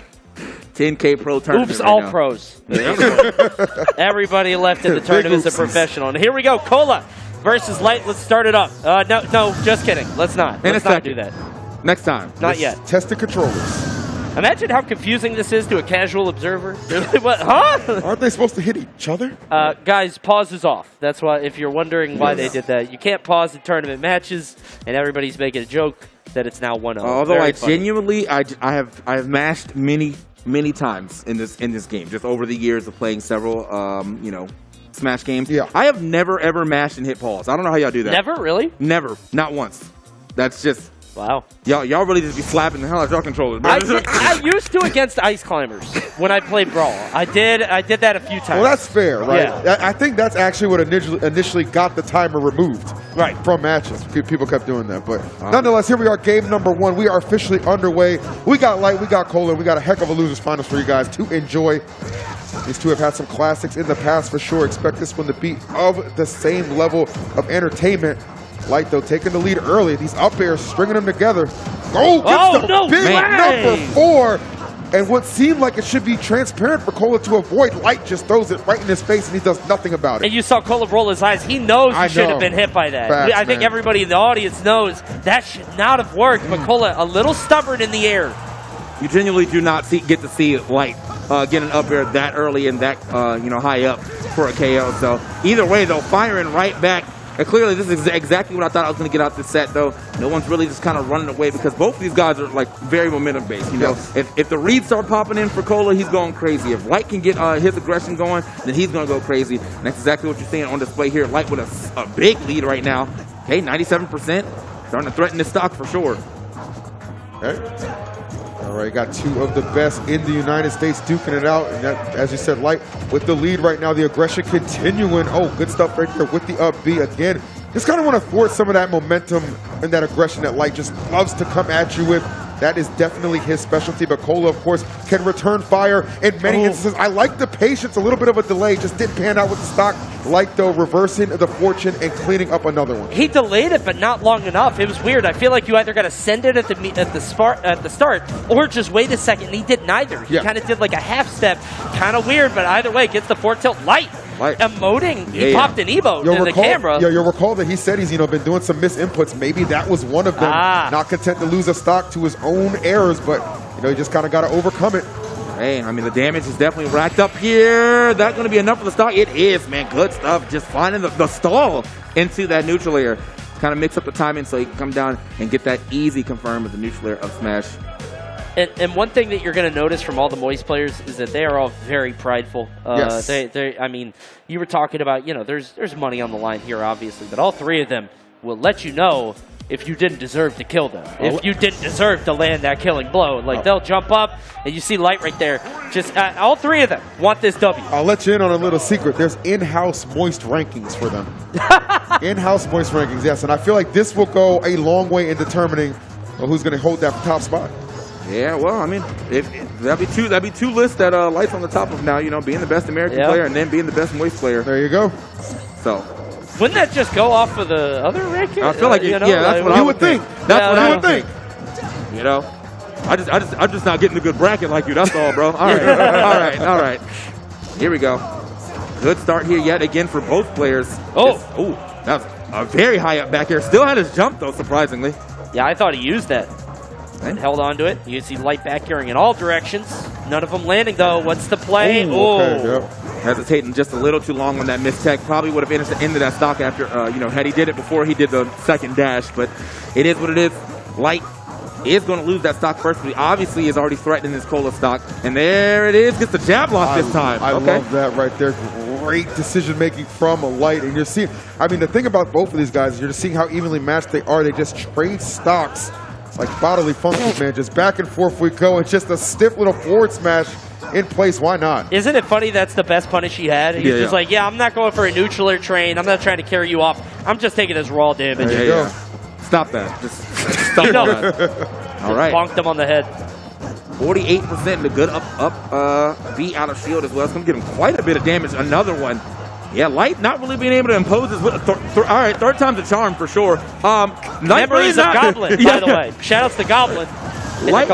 Light really not being able to impose his will like he probably wants to right now. Cola saying absolutely not. I have a really good out of shield option for every time you're just jumping at me like this. Yeah, I mean, I feel like for Cola, he's kind of thinking like, I kind of gave away at least 2 of those stocks right in the first game for free. Definitely has not been the case in this second exchange.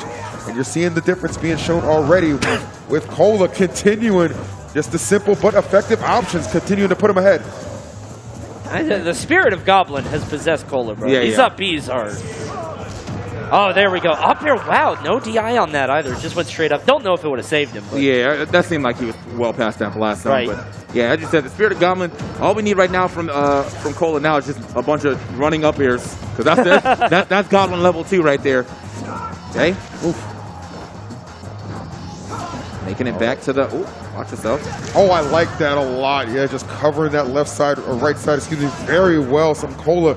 It's immaculate with a good catch. Light coming off the ledge to his demise. Cola taking that final stock and evening us up 1 apiece. Yeah, he landed that one. Remember, in the air it said he couldn't land that. He was not hitting those at all in the air and for some reason. Just a lot of sour spot back airs there. But this time, might have stood out here, just kind of did that to a CPU for some time. Light, kind of a little stubborn in that game. He was kind of running into the same wall and not really trying to change his gameplay here. So might, obviously, now that we're going into another game, might be able to come back with a different game plan. Very true. Yeah, just in the middle of that one, man, getting caught by 4 up Bs. After a while, you're going to be like, why am I getting hit by this? There's so many questions. It's funny because in the first match, Light looked annoyed that he lost the stock and then he ended up winning. In the second match, Cola looked annoyed that he lost the stock and then he ended up winning. It's just... The stocks are wiped clean once you win the game. Yeah. Whatever happened in that game doesn't matter anymore. And now we basically got a best of 3 as it's up 1-1. Yeah, that's genuinely just a smash thing. I don't know what's up with y'all. I'm telling you, we have a content piece coming out of who won based off player cams, because no one's ever happy when they win. That sounds like a fun series. Did this player land a KO or did they die? Essentially, everyone's just pissed. So it's just all the time. Oh, no! Look at him. Look at Cola. Look at Cola. He shakes his head. He's like, oh, man. That's crazy. Oh, that is tough. He went straight right on that. Not sure what happened. Yeah, very rarely do we see an error like that. But, it is definitely going to be a costly one. Free stock's not something you want to give to a player like Cola. And you're seeing why he's able to keep a lot of this ground control momentarily. Light fighting his way, though. Oh, but right there, the dash attack. Going to, again, put himself in an awkward position. Hey, wow.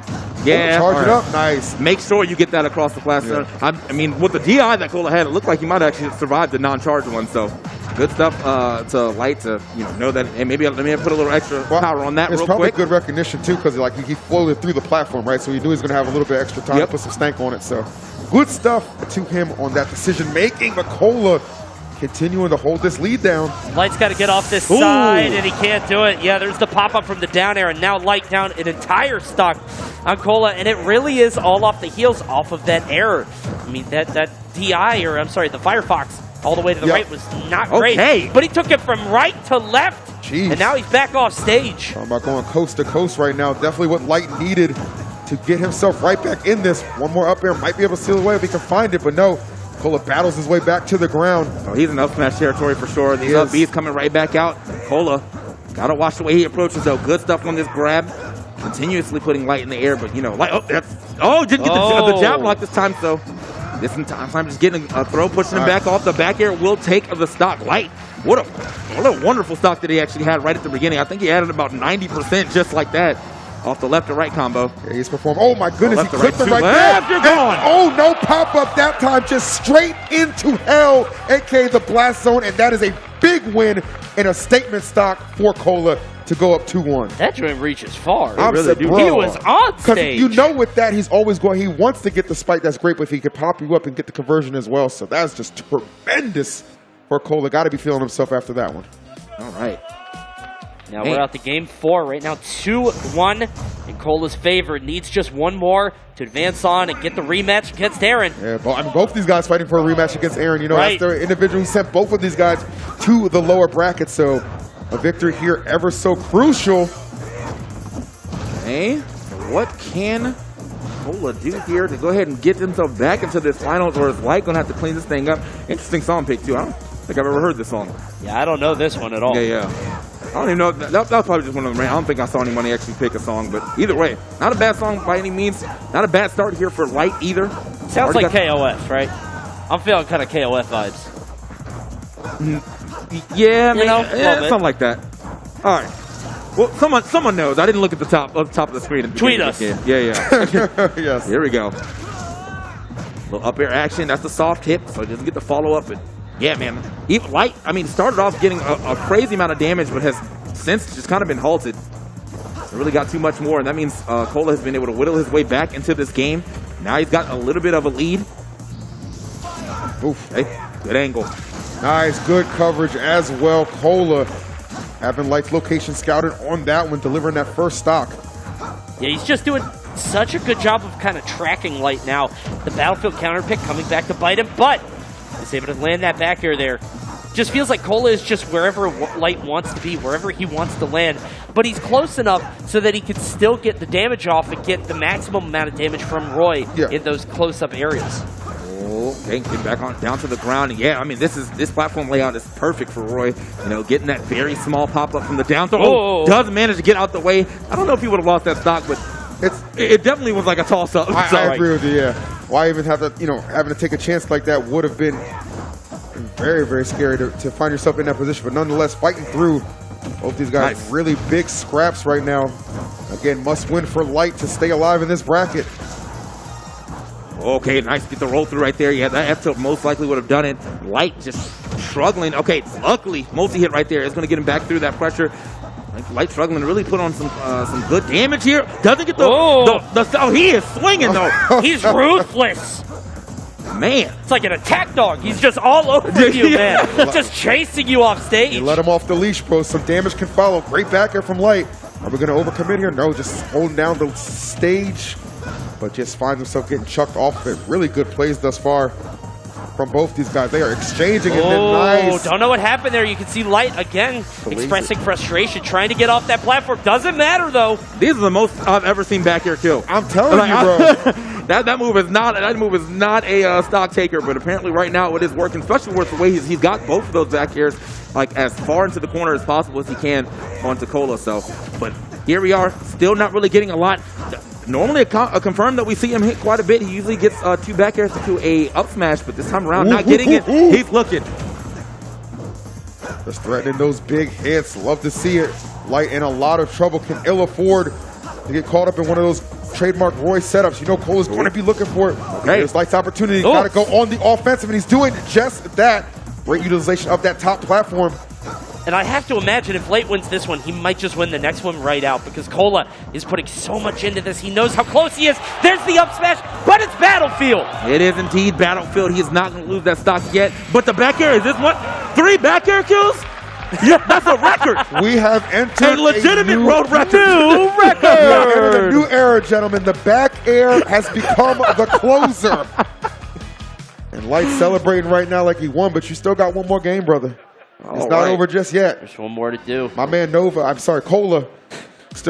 Yeah, we're just gonna call him. Just keep putting whatever. We know he's not. We know he's not. You know what I mean? Right? He's not good. Yeah. So. My man Dolo up there. You know what I mean? It doesn't matter. Just go through the alphabet. We'll get to it eventually. So good game right there altogether. Light being able to bring that one back. Yeah, it was looking a little scary. Again, Cola, as you said, chasing him down. He's definitely got that dog in him, man. That boy was chasing him down for sure. Yeah, that was brutal. He was just trying to find the KO off on the side. Cola choosing Town and City on the next one, but looked a little just like, I guess, go here. It looked, I don't want to psychoanalyze, but it looked like he was like, I guess this is the choice. And we'll see. I don't know if it's going to come back to help him. Felt like Battlefield a few times, saved Fox just because of how big it was. Certainly saved him at the end with that up smash, but not from the back air. All right, here we are, the final game of Losers Finals. A Moist team kill, unavoidable at this point. Cola and Light kind of juggled him on the start. He doesn't have a jump. That's a 0-2 death. I'll tell you what, you're putting up them sleeves. You might want to take off the whole shirt at this point in time. Good Lord, Cola just setting the pace. That's a hot start to a game 5. Good Lord, you know what I mean? Honestly, I was extremely wrong. I thought that if Light ended that last one, basically after the game was going, after Cola seemed like he was dominating and then gave it up, I was like, well, Cola might just kind of give up, but absolutely not. Yeah. Came out firing on this one. Now, I think that's a fair observation, too, because we know sometimes Cola has gassed out, right? That is not something that's uncommon, but in this fight, man, he is absolutely scrapping to the bitter end. Love to see it. And he's got a pretty stable lead right now. He's definitely doing a good job advancing it. My goodness, these catches right now and the commitments. He is going for broke right now. He's bold. He's okay, man. The platform to save him. Yeah, Light getting very lucky with this layout because I mean, even if he didn't get the strong hit, he was at least taking that damage and getting sent off that stage. Strong hit here, though. Delayed back air. We are going to get it. Honestly, that first stock kind of set the pace for the rest of this match. Light did a terrific job in the last stock of being able to shave it off so quickly, and he had such a long string, got so much damage, but now Cola's lead just might be unsurmountable. This is an entire stock. Yeah, this is looking pretty scary. Yeah, when you get in one of these positions where you basically have to play perfect if you're Light, like you have to have damn near the perfect stock to make this still feasible and viable. We know he's able to absolutely accumulate that damage and get on pace. We're starting to see it right now. Big pickups. Oh, man. If he hit that, I think that would have been the stock right there if he was able to get the full piece of that second up air. Chasing him up. Ain't going to get it this time around. Cola going to swing his way down. Watch out, though. He has been doing a lot off of a stray hit so far. And that should be the stock to F smash this time. There it is. Well, I said he needed a perfect stock. That was pretty darn close. Right. That's not 100, but I'll take like a 90 on that. Yes, there we go. That's definitely an A on that stock. Can he get one more and get the W? Yeah, man, passing grade for sure, but can he get past this final stock of Cola? That is the question that needs to be answered. Cola's played out of his mind, but Light has retaliated and responded so well. Truly is anybody's game as the percentages get closer and closer as they climb. So do these stocks right now. Wait. Okay, no, that was going to be a little scary. Had to get a little extra damage. Recovering high. Cola on the other side. The counter. Whoa! Send off into oblivion. The pop off to boot, and Cola secures his spot in Grand Finals. And look at how these sets are going, man. Between all the Moist dudes, between Light, between Air, between Cola, they're all game 5, and they're all last hit. These guys are so evenly matched. There is so much pride on the line. This means so much to them. And today, Cola comes out ahead. Man, that was definitely, I was expecting it down there for sure. I was like, oh, he's lining up this down there. Nope, better option right here. Where are you going to go? There's no other, that the whole set. There's no other option he could have picked right there as far as the angle to get back to stage. So, yeah, the perfect option right there for Cola to pick against Light. And, yeah, that counter is super strong, especially against Firefox, man. That is, woo! And right. I got to give a nod to Cola to keep that in your back pocket, too, because there were opportunities where it was present. You could have made that play before. But Light had to be so comfortable in that situation where he's just like, he's probably just going to elect to just try and ledge trap me, right? He's not going to come off stage. And in that instance, saving the best for last, that was the difference maker, man. Kudos. That's the difference between a good player and a top player, by the way, because, I mean, like, you see that gameplay there, and there are moments where you'll see certain habits or certain playstyles that you'll say, okay, I could take a stock there if I capitalize on this, but you don't really want to do it. And if you're not as confident as somebody like Cola, you might pop it a little bit early, maybe use that counter earlier on in the set where it wasn't applicable, and then Light would see that, be like, okay, I got to look out for that. He'll pop that anytime. Cola only used it one time, and it landed and won him the set one time. Just the level of precision on that is amazing. We're going to take a look at some of the replays. Man, I have to think about that too. The back air to catch the high recovery too was really it. That was really what kind of punched it, because if he couldn't get back down to the stage, there was no way you were going to try to like Fanta or Illusion again without fear of getting hard punished like that. So he had to go relatively low. It's a checkmate. Yep, it felt like a checkmate right there. So. One thing I really did appreciate about this was just how animated the players too were. Like, the amount of emotion you're able to see on those player cams is why I just love seeing the player cams 100%. And obviously the crowd, of course, invested heavily into it as well. I mean, this was a great Game 5 exchange between both of these individuals, and we just saw some crazy KOs. One of them most notably, of course, being that spike that Roy was able to pull out to go up 2-1. Yeah, man. I mean, just a solid set throughout, though. You have to think about all the times, too, that, like Light was pretty far down on a decent amount of these games, and he kept pulling himself back out from the, from the deaths. That's like last game, literally 0 deaths, and still brought that to a last hit situation. Wow. And you said that's the end of Game 4, and then Game 5, the only way this could end. Cola exploding out at the start of this match, getting that 0 to death in the first stock of the final match, and oh, look at the crowd. Yeah, I mean, that one guy was like shook like that. He thought he was playing like on the receiving end. Yeah, it's tough too, man. But I mean, you got to give all the credit in the world. I mean, he got it back to a very respectable margin, and at this point, it was anybody's game. But right there, keeping the counter in the back pocket, enough to secure victory. Game didn't even come on the screen before Cola stood up, understanding he got the dub. Light going to be a little disappointed, but Cola doing the 8-tail stomp all over that stage. I see you, boy. That's. I feel like no one's allowed to stomp anymore. That's his thing. That's his thing. Oh, absolutely. Yeah, 100%. He's claimed it. Yeah. So here we are. As you can see, we have the bracket in front of us. Aaron and Cola will be going up against each other again. Now, they did play in winners finals. It was a 3-2 situation. So we'll see how this next set goes, and if Cola's able to take one, they do have to play again for anybody who is new to tournaments. He does get the bracket reset, and then that's when he gets the chance to actually go for the victory. But will Aaron be able to close it out in one set? We will find out right after this break. Guys, don't go anywhere. PAX Arena, definitely pro. We'll be right back.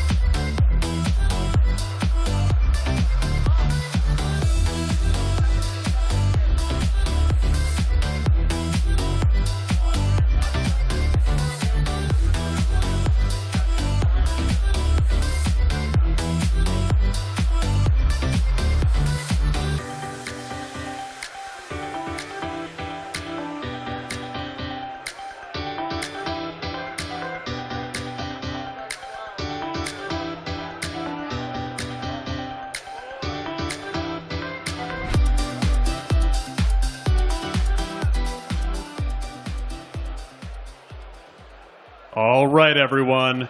Give a round of applause for your grand finalists of the Almost Pro Panda Cup 10K Open. Presented by AT&T. Up first, on your left side, it's the man who puts the moist in Moist Cola, Moist Nola Cola!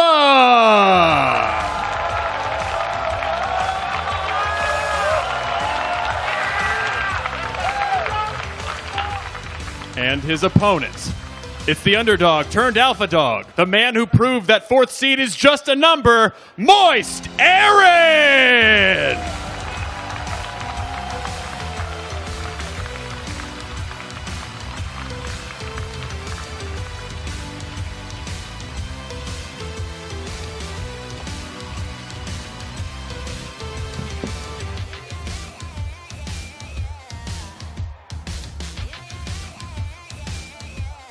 All right, man. So we're about to get into it. This is our final game of PAX Arena Almost Pro 10K Open. It's for all the marbles. Who's going to get this W? Now, again, we talked to Aaron a little earlier, and he did say, he's getting a little nervous. You know, he's in the winner's finals part of things, but he's just never really been able to kind of seal the deal here. Cole, on the other hand, has won some tournaments, so, he's comfortable sitting in this situation. But to be honest, man, I don't know.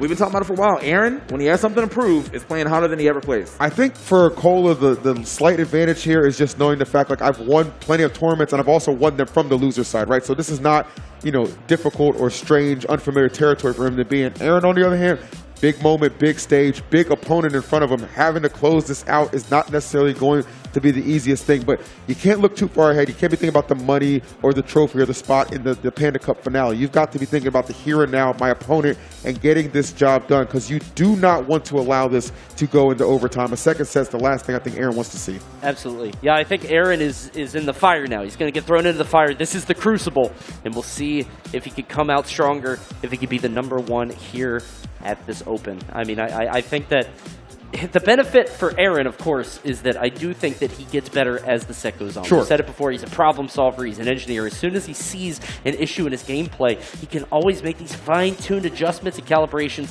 Usually it means, being a little bit less aggressive, but it means that over time, he really feels favored in a lot of matches. But like you said, I think once you lose one set, it kills a lot of your morale, a lot of momentum, especially if you feel like you haven't been here before. Yep. There's a phrase that I think a lot of people laugh at when it comes to, things like competition, the idea of who wants it more, right? Because the idea is, well, everybody wants it, right? Everybody wants to win.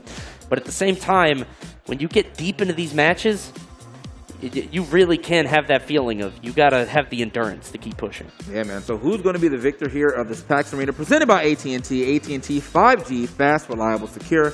Learn more about America's most reliable 5G network at AT&T.com/5G.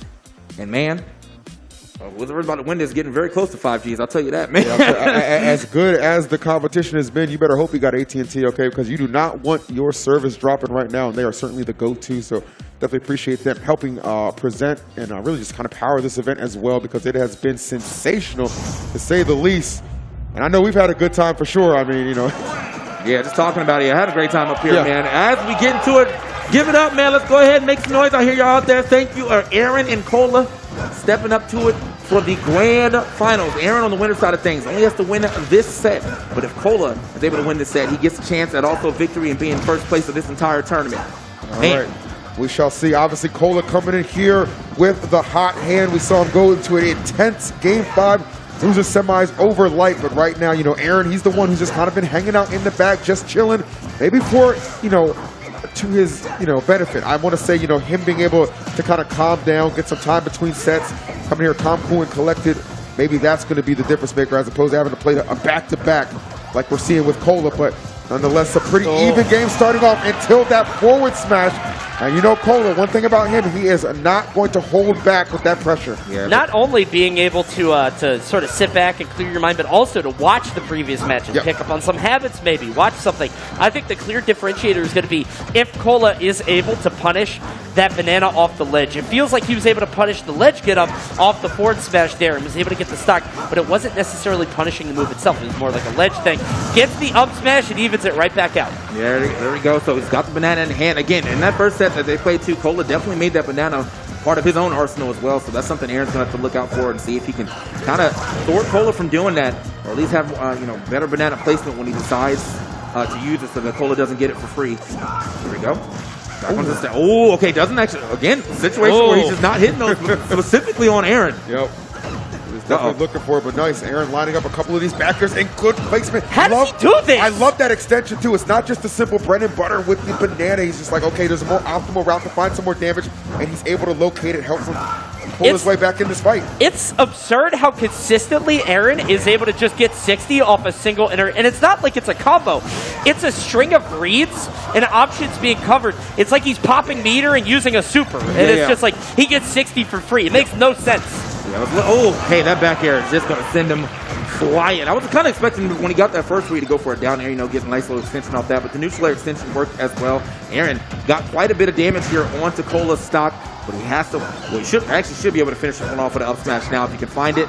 Cola still trying to get that banana back in hand, which is something I think Aaron can be looking out for as Cola's going to be swinging for it. There it is. The up smash, and he's out of there. Okay, yes, sir. Every single time he's gotten Cola's stock, he's only been down like 30. It's not bad at all. No, not at all. I mean, especially you kind of consider that, Cola tends to take those stocks pretty quickly in some of these interactions, so Aaron's ability to just kind of fight back, certainly something to be impressed by, no doubt about that, but yeah, not going to have too much time to mount a comeback here. If he does lose that stock, that'll be the game ender. So got to make it happen sooner rather than later. That's exactly what we are seeing. The control right now. Love the extension with the banana. What the hell am I watching? How does he do that? You are watching a master at work, sir.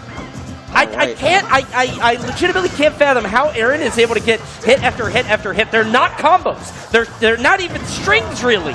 He's just beating Cola in choosing the correct option. Wow. How is he doing this? And he's so raw with the up smashes, bro. It's just like no fear, just commitment, and you see how often it pays off. Cola can be leading for 95% of the match and still not be guaranteed to win because Aaron is just so reckless down the stretch of things. Bro, legitimately checkmated him right there at the end, too. With the banana throw, had he got hit by that, most likely still would have got the up smash. He air dodged to catch the banana, hit the ground with a little lag, got up smashed anyway. So what a way to go ahead and finish that game. This man, Aaron, absolutely turned up out of nowhere. Yes. As Coney said, just stretches of brilliance of just like, but they're longer. This puppeteering at this point in time. He's like, you'll be here, and then you'll be here, and I'm going to get all this damage for that. It's nuts because I think we're accustomed to seeing Aaron have these flashes of brilliance, right? It's like a spark. It's like 10 seconds of gameplay. This is extended to like 30 to 45 seconds now, and he's just able to wipe away entire stocks. This is a different kind of Aaron, I think, that we've seen in the past. I agree, man. I mean, it's it's one thing to kind of see that evolution and that growth over time, slowly but surely. But right now, it's all coming to fruition. Certainly, somebody who's been very vocal about not being happy with the placement of his seed, and he's got a lot of, he's gotten a lot of times at these tournaments, tends to outplace that seed, and really just continuing to do just that. As we see him already up one game in grand finals and up a considerable amount of percent right now too. Trying to keep Cola on his toes. Hey, yeah, Cola just literally he's stuck. He's stuck. He couldn't go anywhere right there. Just every option he tried to get out the corner. Aaron said, nope, that door's closed, and now so is your stock, closing that out really quickly. Loving to see it. Aaron playing on a totally different level right now. For someone who said they was nervous, all I see is that it's gone. Those nerves are all out of here. Just kind of put Cola in the corner and said, no jumping. Absolutely not. Just kind of locking him down. Okay, not able to get that extension, but he'll get a second chance out of it. And as you said, Coney, there's that magic number 60 right there on the mark. I just don't. It is the consistency by which he's able to do this is something I have never seen. Like, this is crazy. Hey, good back air here from Cola, though. Make sure this game doesn't get too far away from him now. Cola also, as you saw in the last set against Light, he knows how to add up some damage relatively quickly. Yeah, and he'll go left to right, too. He's got some hot horizontal combos. Got a nice one right there. Got 50. Oh, nice. Let's not count out Cola yet. All right, like that monkey flip, smart stuff right now. Good catch on the roll. Okay, not quite where he wanted, though. Aaron, one thing, sometimes guys has to watch those monkey flips. They tend to get him in a little bit of trouble, but just comes through with the hot aggression, swiping that banana out of his hand with the back air. Let's see if Cole can get a nice setup. It would be tremendous if he get this stock right now.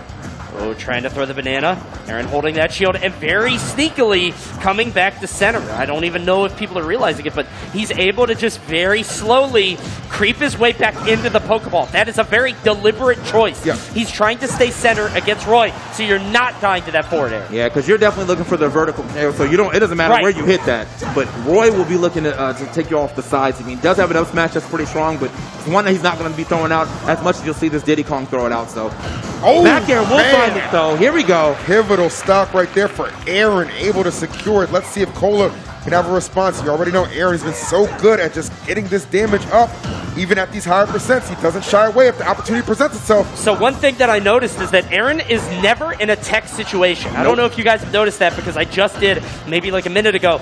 Aaron is never being put in a spot where Cola gets a tech chase, which is how Cola gets so many of his KOs. Aaron has never had the tech. He hasn't really bounced off the ground. And because of that, he's just not able to get tracked down. I would argue that's part of what I mentioned earlier about these two facing off and playing against each other so often. Right? They train together a lot. Good sparring partners. Really just something you're going to kind of be cognizant of. And I think it's helping out Aaron a lot, especially maybe kind of corralling some of those nerves he touched on. But no reason to be nervous right now. He is dominating and in full control of this game number 2. Nah, this man Aaron is this is a mental fortress right now the way that he's playing. So I see nothing. I see nothing but W's in his future if he can keep this up. I mean, he's got a large percent lead here on Cola, but again, this is Roy.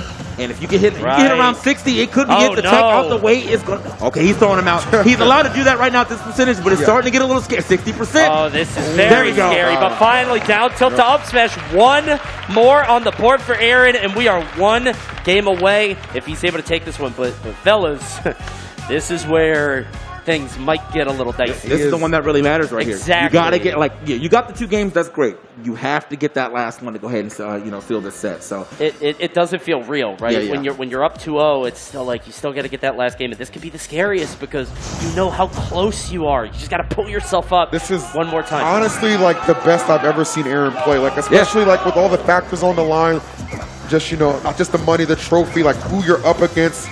Your prestige, and like you said, pride a big thing for these guys, especially when you're playing somebody who's on the same team as you, right? Want to be looked at as the number 1. Well, certainly an opportunity to move up those rankings for Aaron right now, as he's 1 game away, as we said, from closing out PAX Arena. Almost pro title could very well be going to him. Also, good point that you made a little earlier, Tony, about the way that that Aaron's landing. It's either Nair or he's landing with down air, which has like several. See, that's what happens when you have to tech. That's what happens when you have to tech. I wasn't kidding, man. Cola has not gotten those tech chase scenarios, and it's because he hasn't really been able to down tilt Diddy. Yeah. You can't put Diddy in the position where he has to tech. But if he does get that, Cola's going to get a KO more often than not. Genuinely, he does not miss those often. So, I mean, did get that first stock. That's feeling good for him. Aaron, though, not too far behind as far as okay. Man, yeah, you look at that last part, was not the strong hit. I mean, at this damage and this rage, as Max likes to call it, the unlimited cross slash, I think he would have been gone. Pretty much. Available at all times for sure. Right now, Cola absolutely cooking Aaron. Needed a big response, and he's giving it to him right now. Finds the down tilt. What did I tell you? It's true. If he's able to kind of put him in those situations, yes, 9 times out of 10, it is going to result in a stock. And right now, resulting in a big-time lead for Cola. Not counting off that either. 148 with no rage, not going to send it. Yeah, man, We are smashing. Aaron's got to get back in the skies. Like, yeah, he's starting to hit some text. Maybe not in the skies like that, though. Put yourself in the sky. Don't let him do it to you. Oh, man.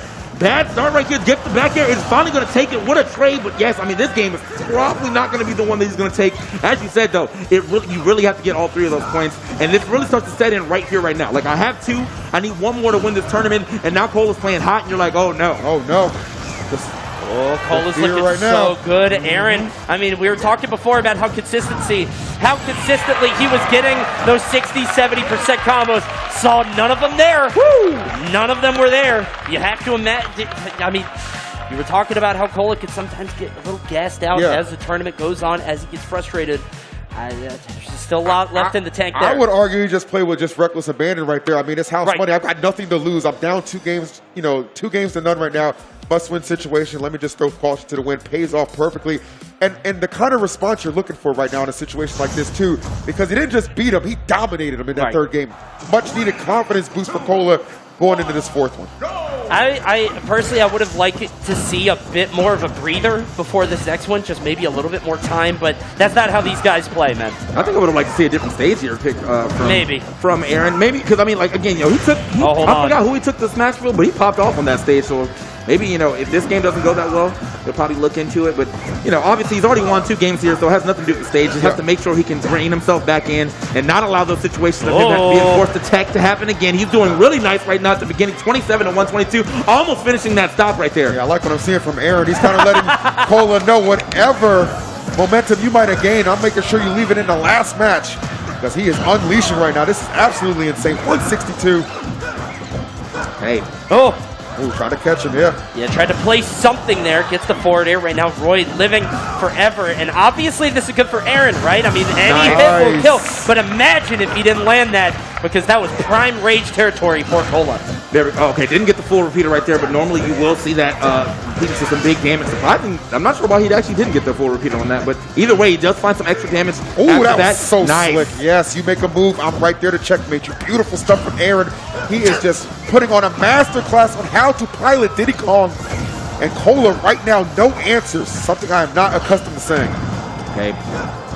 You're locked up yet again. I mean, like Aaron, that's the Aaron zone right here. This exact situation. You're trying to get back to the middle stage. He's denying you access. Get back over there. Down tilt to up tilt. Okay, interesting. Oh, we're gonna see a jab, and even off the tech, can't really do much out of it. Actually prioritizes Banana over chasing and going for a ledge trap. Kind of an interesting choice. Oh man. That's what he's gonna pay for. Aaron, 1 stock away from being the grand champion.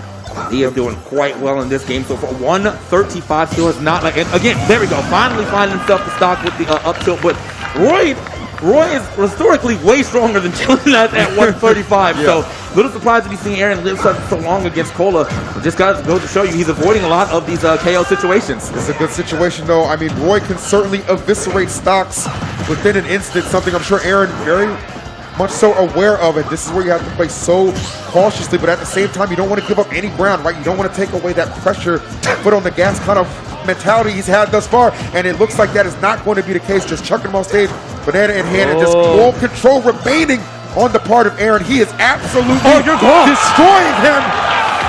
Checkmate. Aaron is your champion of PAX Arena, taking not only $3,000, not only the trophy, but a guaranteed spot in the Panda Cup finale. Spot secured. And the emotion written on his face. It means so much to him. I mean, like we were talking about this before. The guy has consistently been underrated and sort of underestimated by people at all fields of Smash. And they don't think he can perform at the top level. And he did it, man. And he earned it today. Nobody could question him. Beat some of the best players in the world today. And he is your Almost Pro 10K Open Grand Champion. Man, this is bringing a tear to my eye, dude. Because, like, again, as you said, Aaron's always been kind of counted out. And today he has something to prove, and he definitely proved it. So I don't want to hear nobody talking about where he should be if it's not in these top seeds for the rest of these tournaments. 36th seed? Yeah, 36, something like that. SmashCon? What the heck? I don't know who seeded that. I do. You're crazy for that one. Well, I want to keep my job, so let's move on right along as our champion right there. You see him. Very much so, name in lights, getting the respect, from the crowd and of course from his peer right there, Cola, dapping him. Yeah, give him a round of applause right there. Man. Good stuff, man. Aaron, an absolute beast, and put on a great performance. I mean, it's one thing to win against Cola. I mean, he had to do it twice. Right. Made sure it didn't get to a situation where the bracket was reset. I mean, just did it more dominant the second time too, though. So he definitely. I mean, whatever nerves he was worried about, he powered through those. He clearly figured out the exact way to kind of dismantle. Like, I mean, there's that one really good game that Cola had, but outside of that, I mean, that was definitely the Aaron shift. Yes. What a weird momentum shift, too. Let's not forget that Cola, dominated game 3. Like, usually when that happens, it's a total swing, right? You pick it up, yeah. Exactly, but Aaron kind of snuffed that out so quickly. Yeah. And I don't want to say I told you so, but... Well, you didn't tell me. I was with you. Yeah, but I told you. But you did tell me, so I guess you did tell me so. All right, I'll give it up. You know, He told you, but you agreed with him. So what's the humble brag about? I don't know. I'm a bit confused. Yeah, I don't understand. Like, what do you want me to say? Like, I can't agree with you anymore. I told all of you. You all didn't think you could do it. You all didn't think so, but I did. I told you so. There you go. Well, and for all those of y'all watching in the Twitch chat or just watching in general, man, thank you guys for watching this as well. And everybody, all of our crowd back here, thank you guys for watching as well. I know it's been some great action that we got to watch throughout the weekend. I mean, we had we had a bunch of people who actually signed up day of, actually, getting a chance to play into the Almost Pro. So we got to see a lot of new, fresh faces. We saw some pretty interesting results in general. You saw with was it Mind, the Luigi? Yes. Oh, he was great. Yeah, he popped off, man. Got to give it up to him as well. So I mean, definitely love the format that we got to see here. Yep. Don't get to see a lot of like pick up and play tournaments like this. So I'm glad you, as PAX, attendees who got a chance to watch this and also play into it. I'm hoping you had a great time. Yeah, one of the funniest things that happened this weekend was I was actually talking behind the stage with people about the tournament, and I was like, okay, so what are the entrants? And they're like, we don't know. I'm like, what do you mean you don't know? Registration could happen during the tournament. That's not a normal thing, but anybody was able to come up and play, and it's just really cool to see people enjoying PAX and coming over. I think it's wonderful because I mean you have plenty of people who came into this and they were like, single elimination. No, it's actually double elimination. We lost a couple of people along the way, but those who stuck around certainly made an impression, and we appreciate you guys checking it out too and sticking around too, because I believe we have an award ceremony to toss to on the stage to talk to all of our top 8 and our winners. So you guys go enjoy that. We've been the Blast Zone. Thank you so much for watching, and we'll see you in a bit. Guys, dozens of people entered. There was dozens of games played. Almost 20 hours of Smash happened on this stage, and it all culminated in these 8 winners. All of these people are world class. All of them are technically almost pro, and technically some of them are pro. It was an amazing lineup, an amazing top 8. Let's go ahead and give out some awards to the people who performed the best on the stage. Up first, we have the people coming in tied for 7th. We have, give them a round of applause, Bobby Wasabi and Moxie. Congrats. Great game, guys. And we're going to move on to tied for 5th here. 2 people near and dear to my heart. We have Justice and Mine. Give them a round of applause. Great job. Mind came with his own busload of people. That's great. You have to promise to cheer for everybody else too, okay? Good? Okay, good. Okay, in 4th place, he's on an airplane. It's Larry Lurr, but still applaud for him. He'll feel it in like a Spidey sense way. Great job, Larry. Okay, in 3rd place, this one is very near and dear to my heart, specifically. We have the person I'm the biggest fan of. Give a round of applause and a lot of cheers for Light, everybody!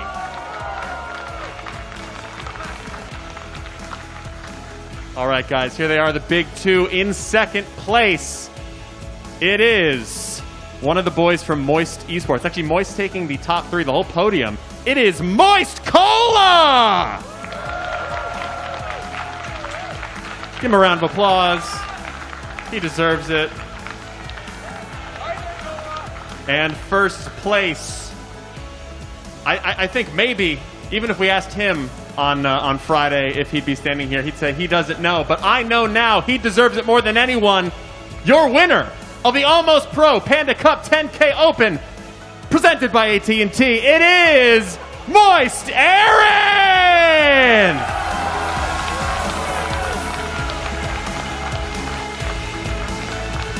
Go ahead and lift that trophy, Aaron. That's the best part.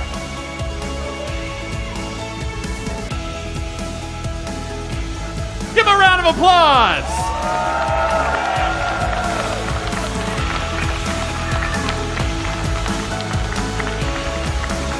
All right, Aaron. First of all, congratulations. Very happy to see you here. Very happy to see you're still alive. Man, you were moving there for a second. Does it feel real standing up here holding this trophy? What does it feel like? It feels correct. This is something that was very long coming, winning a tournament like this. Now I just need to do it at a major.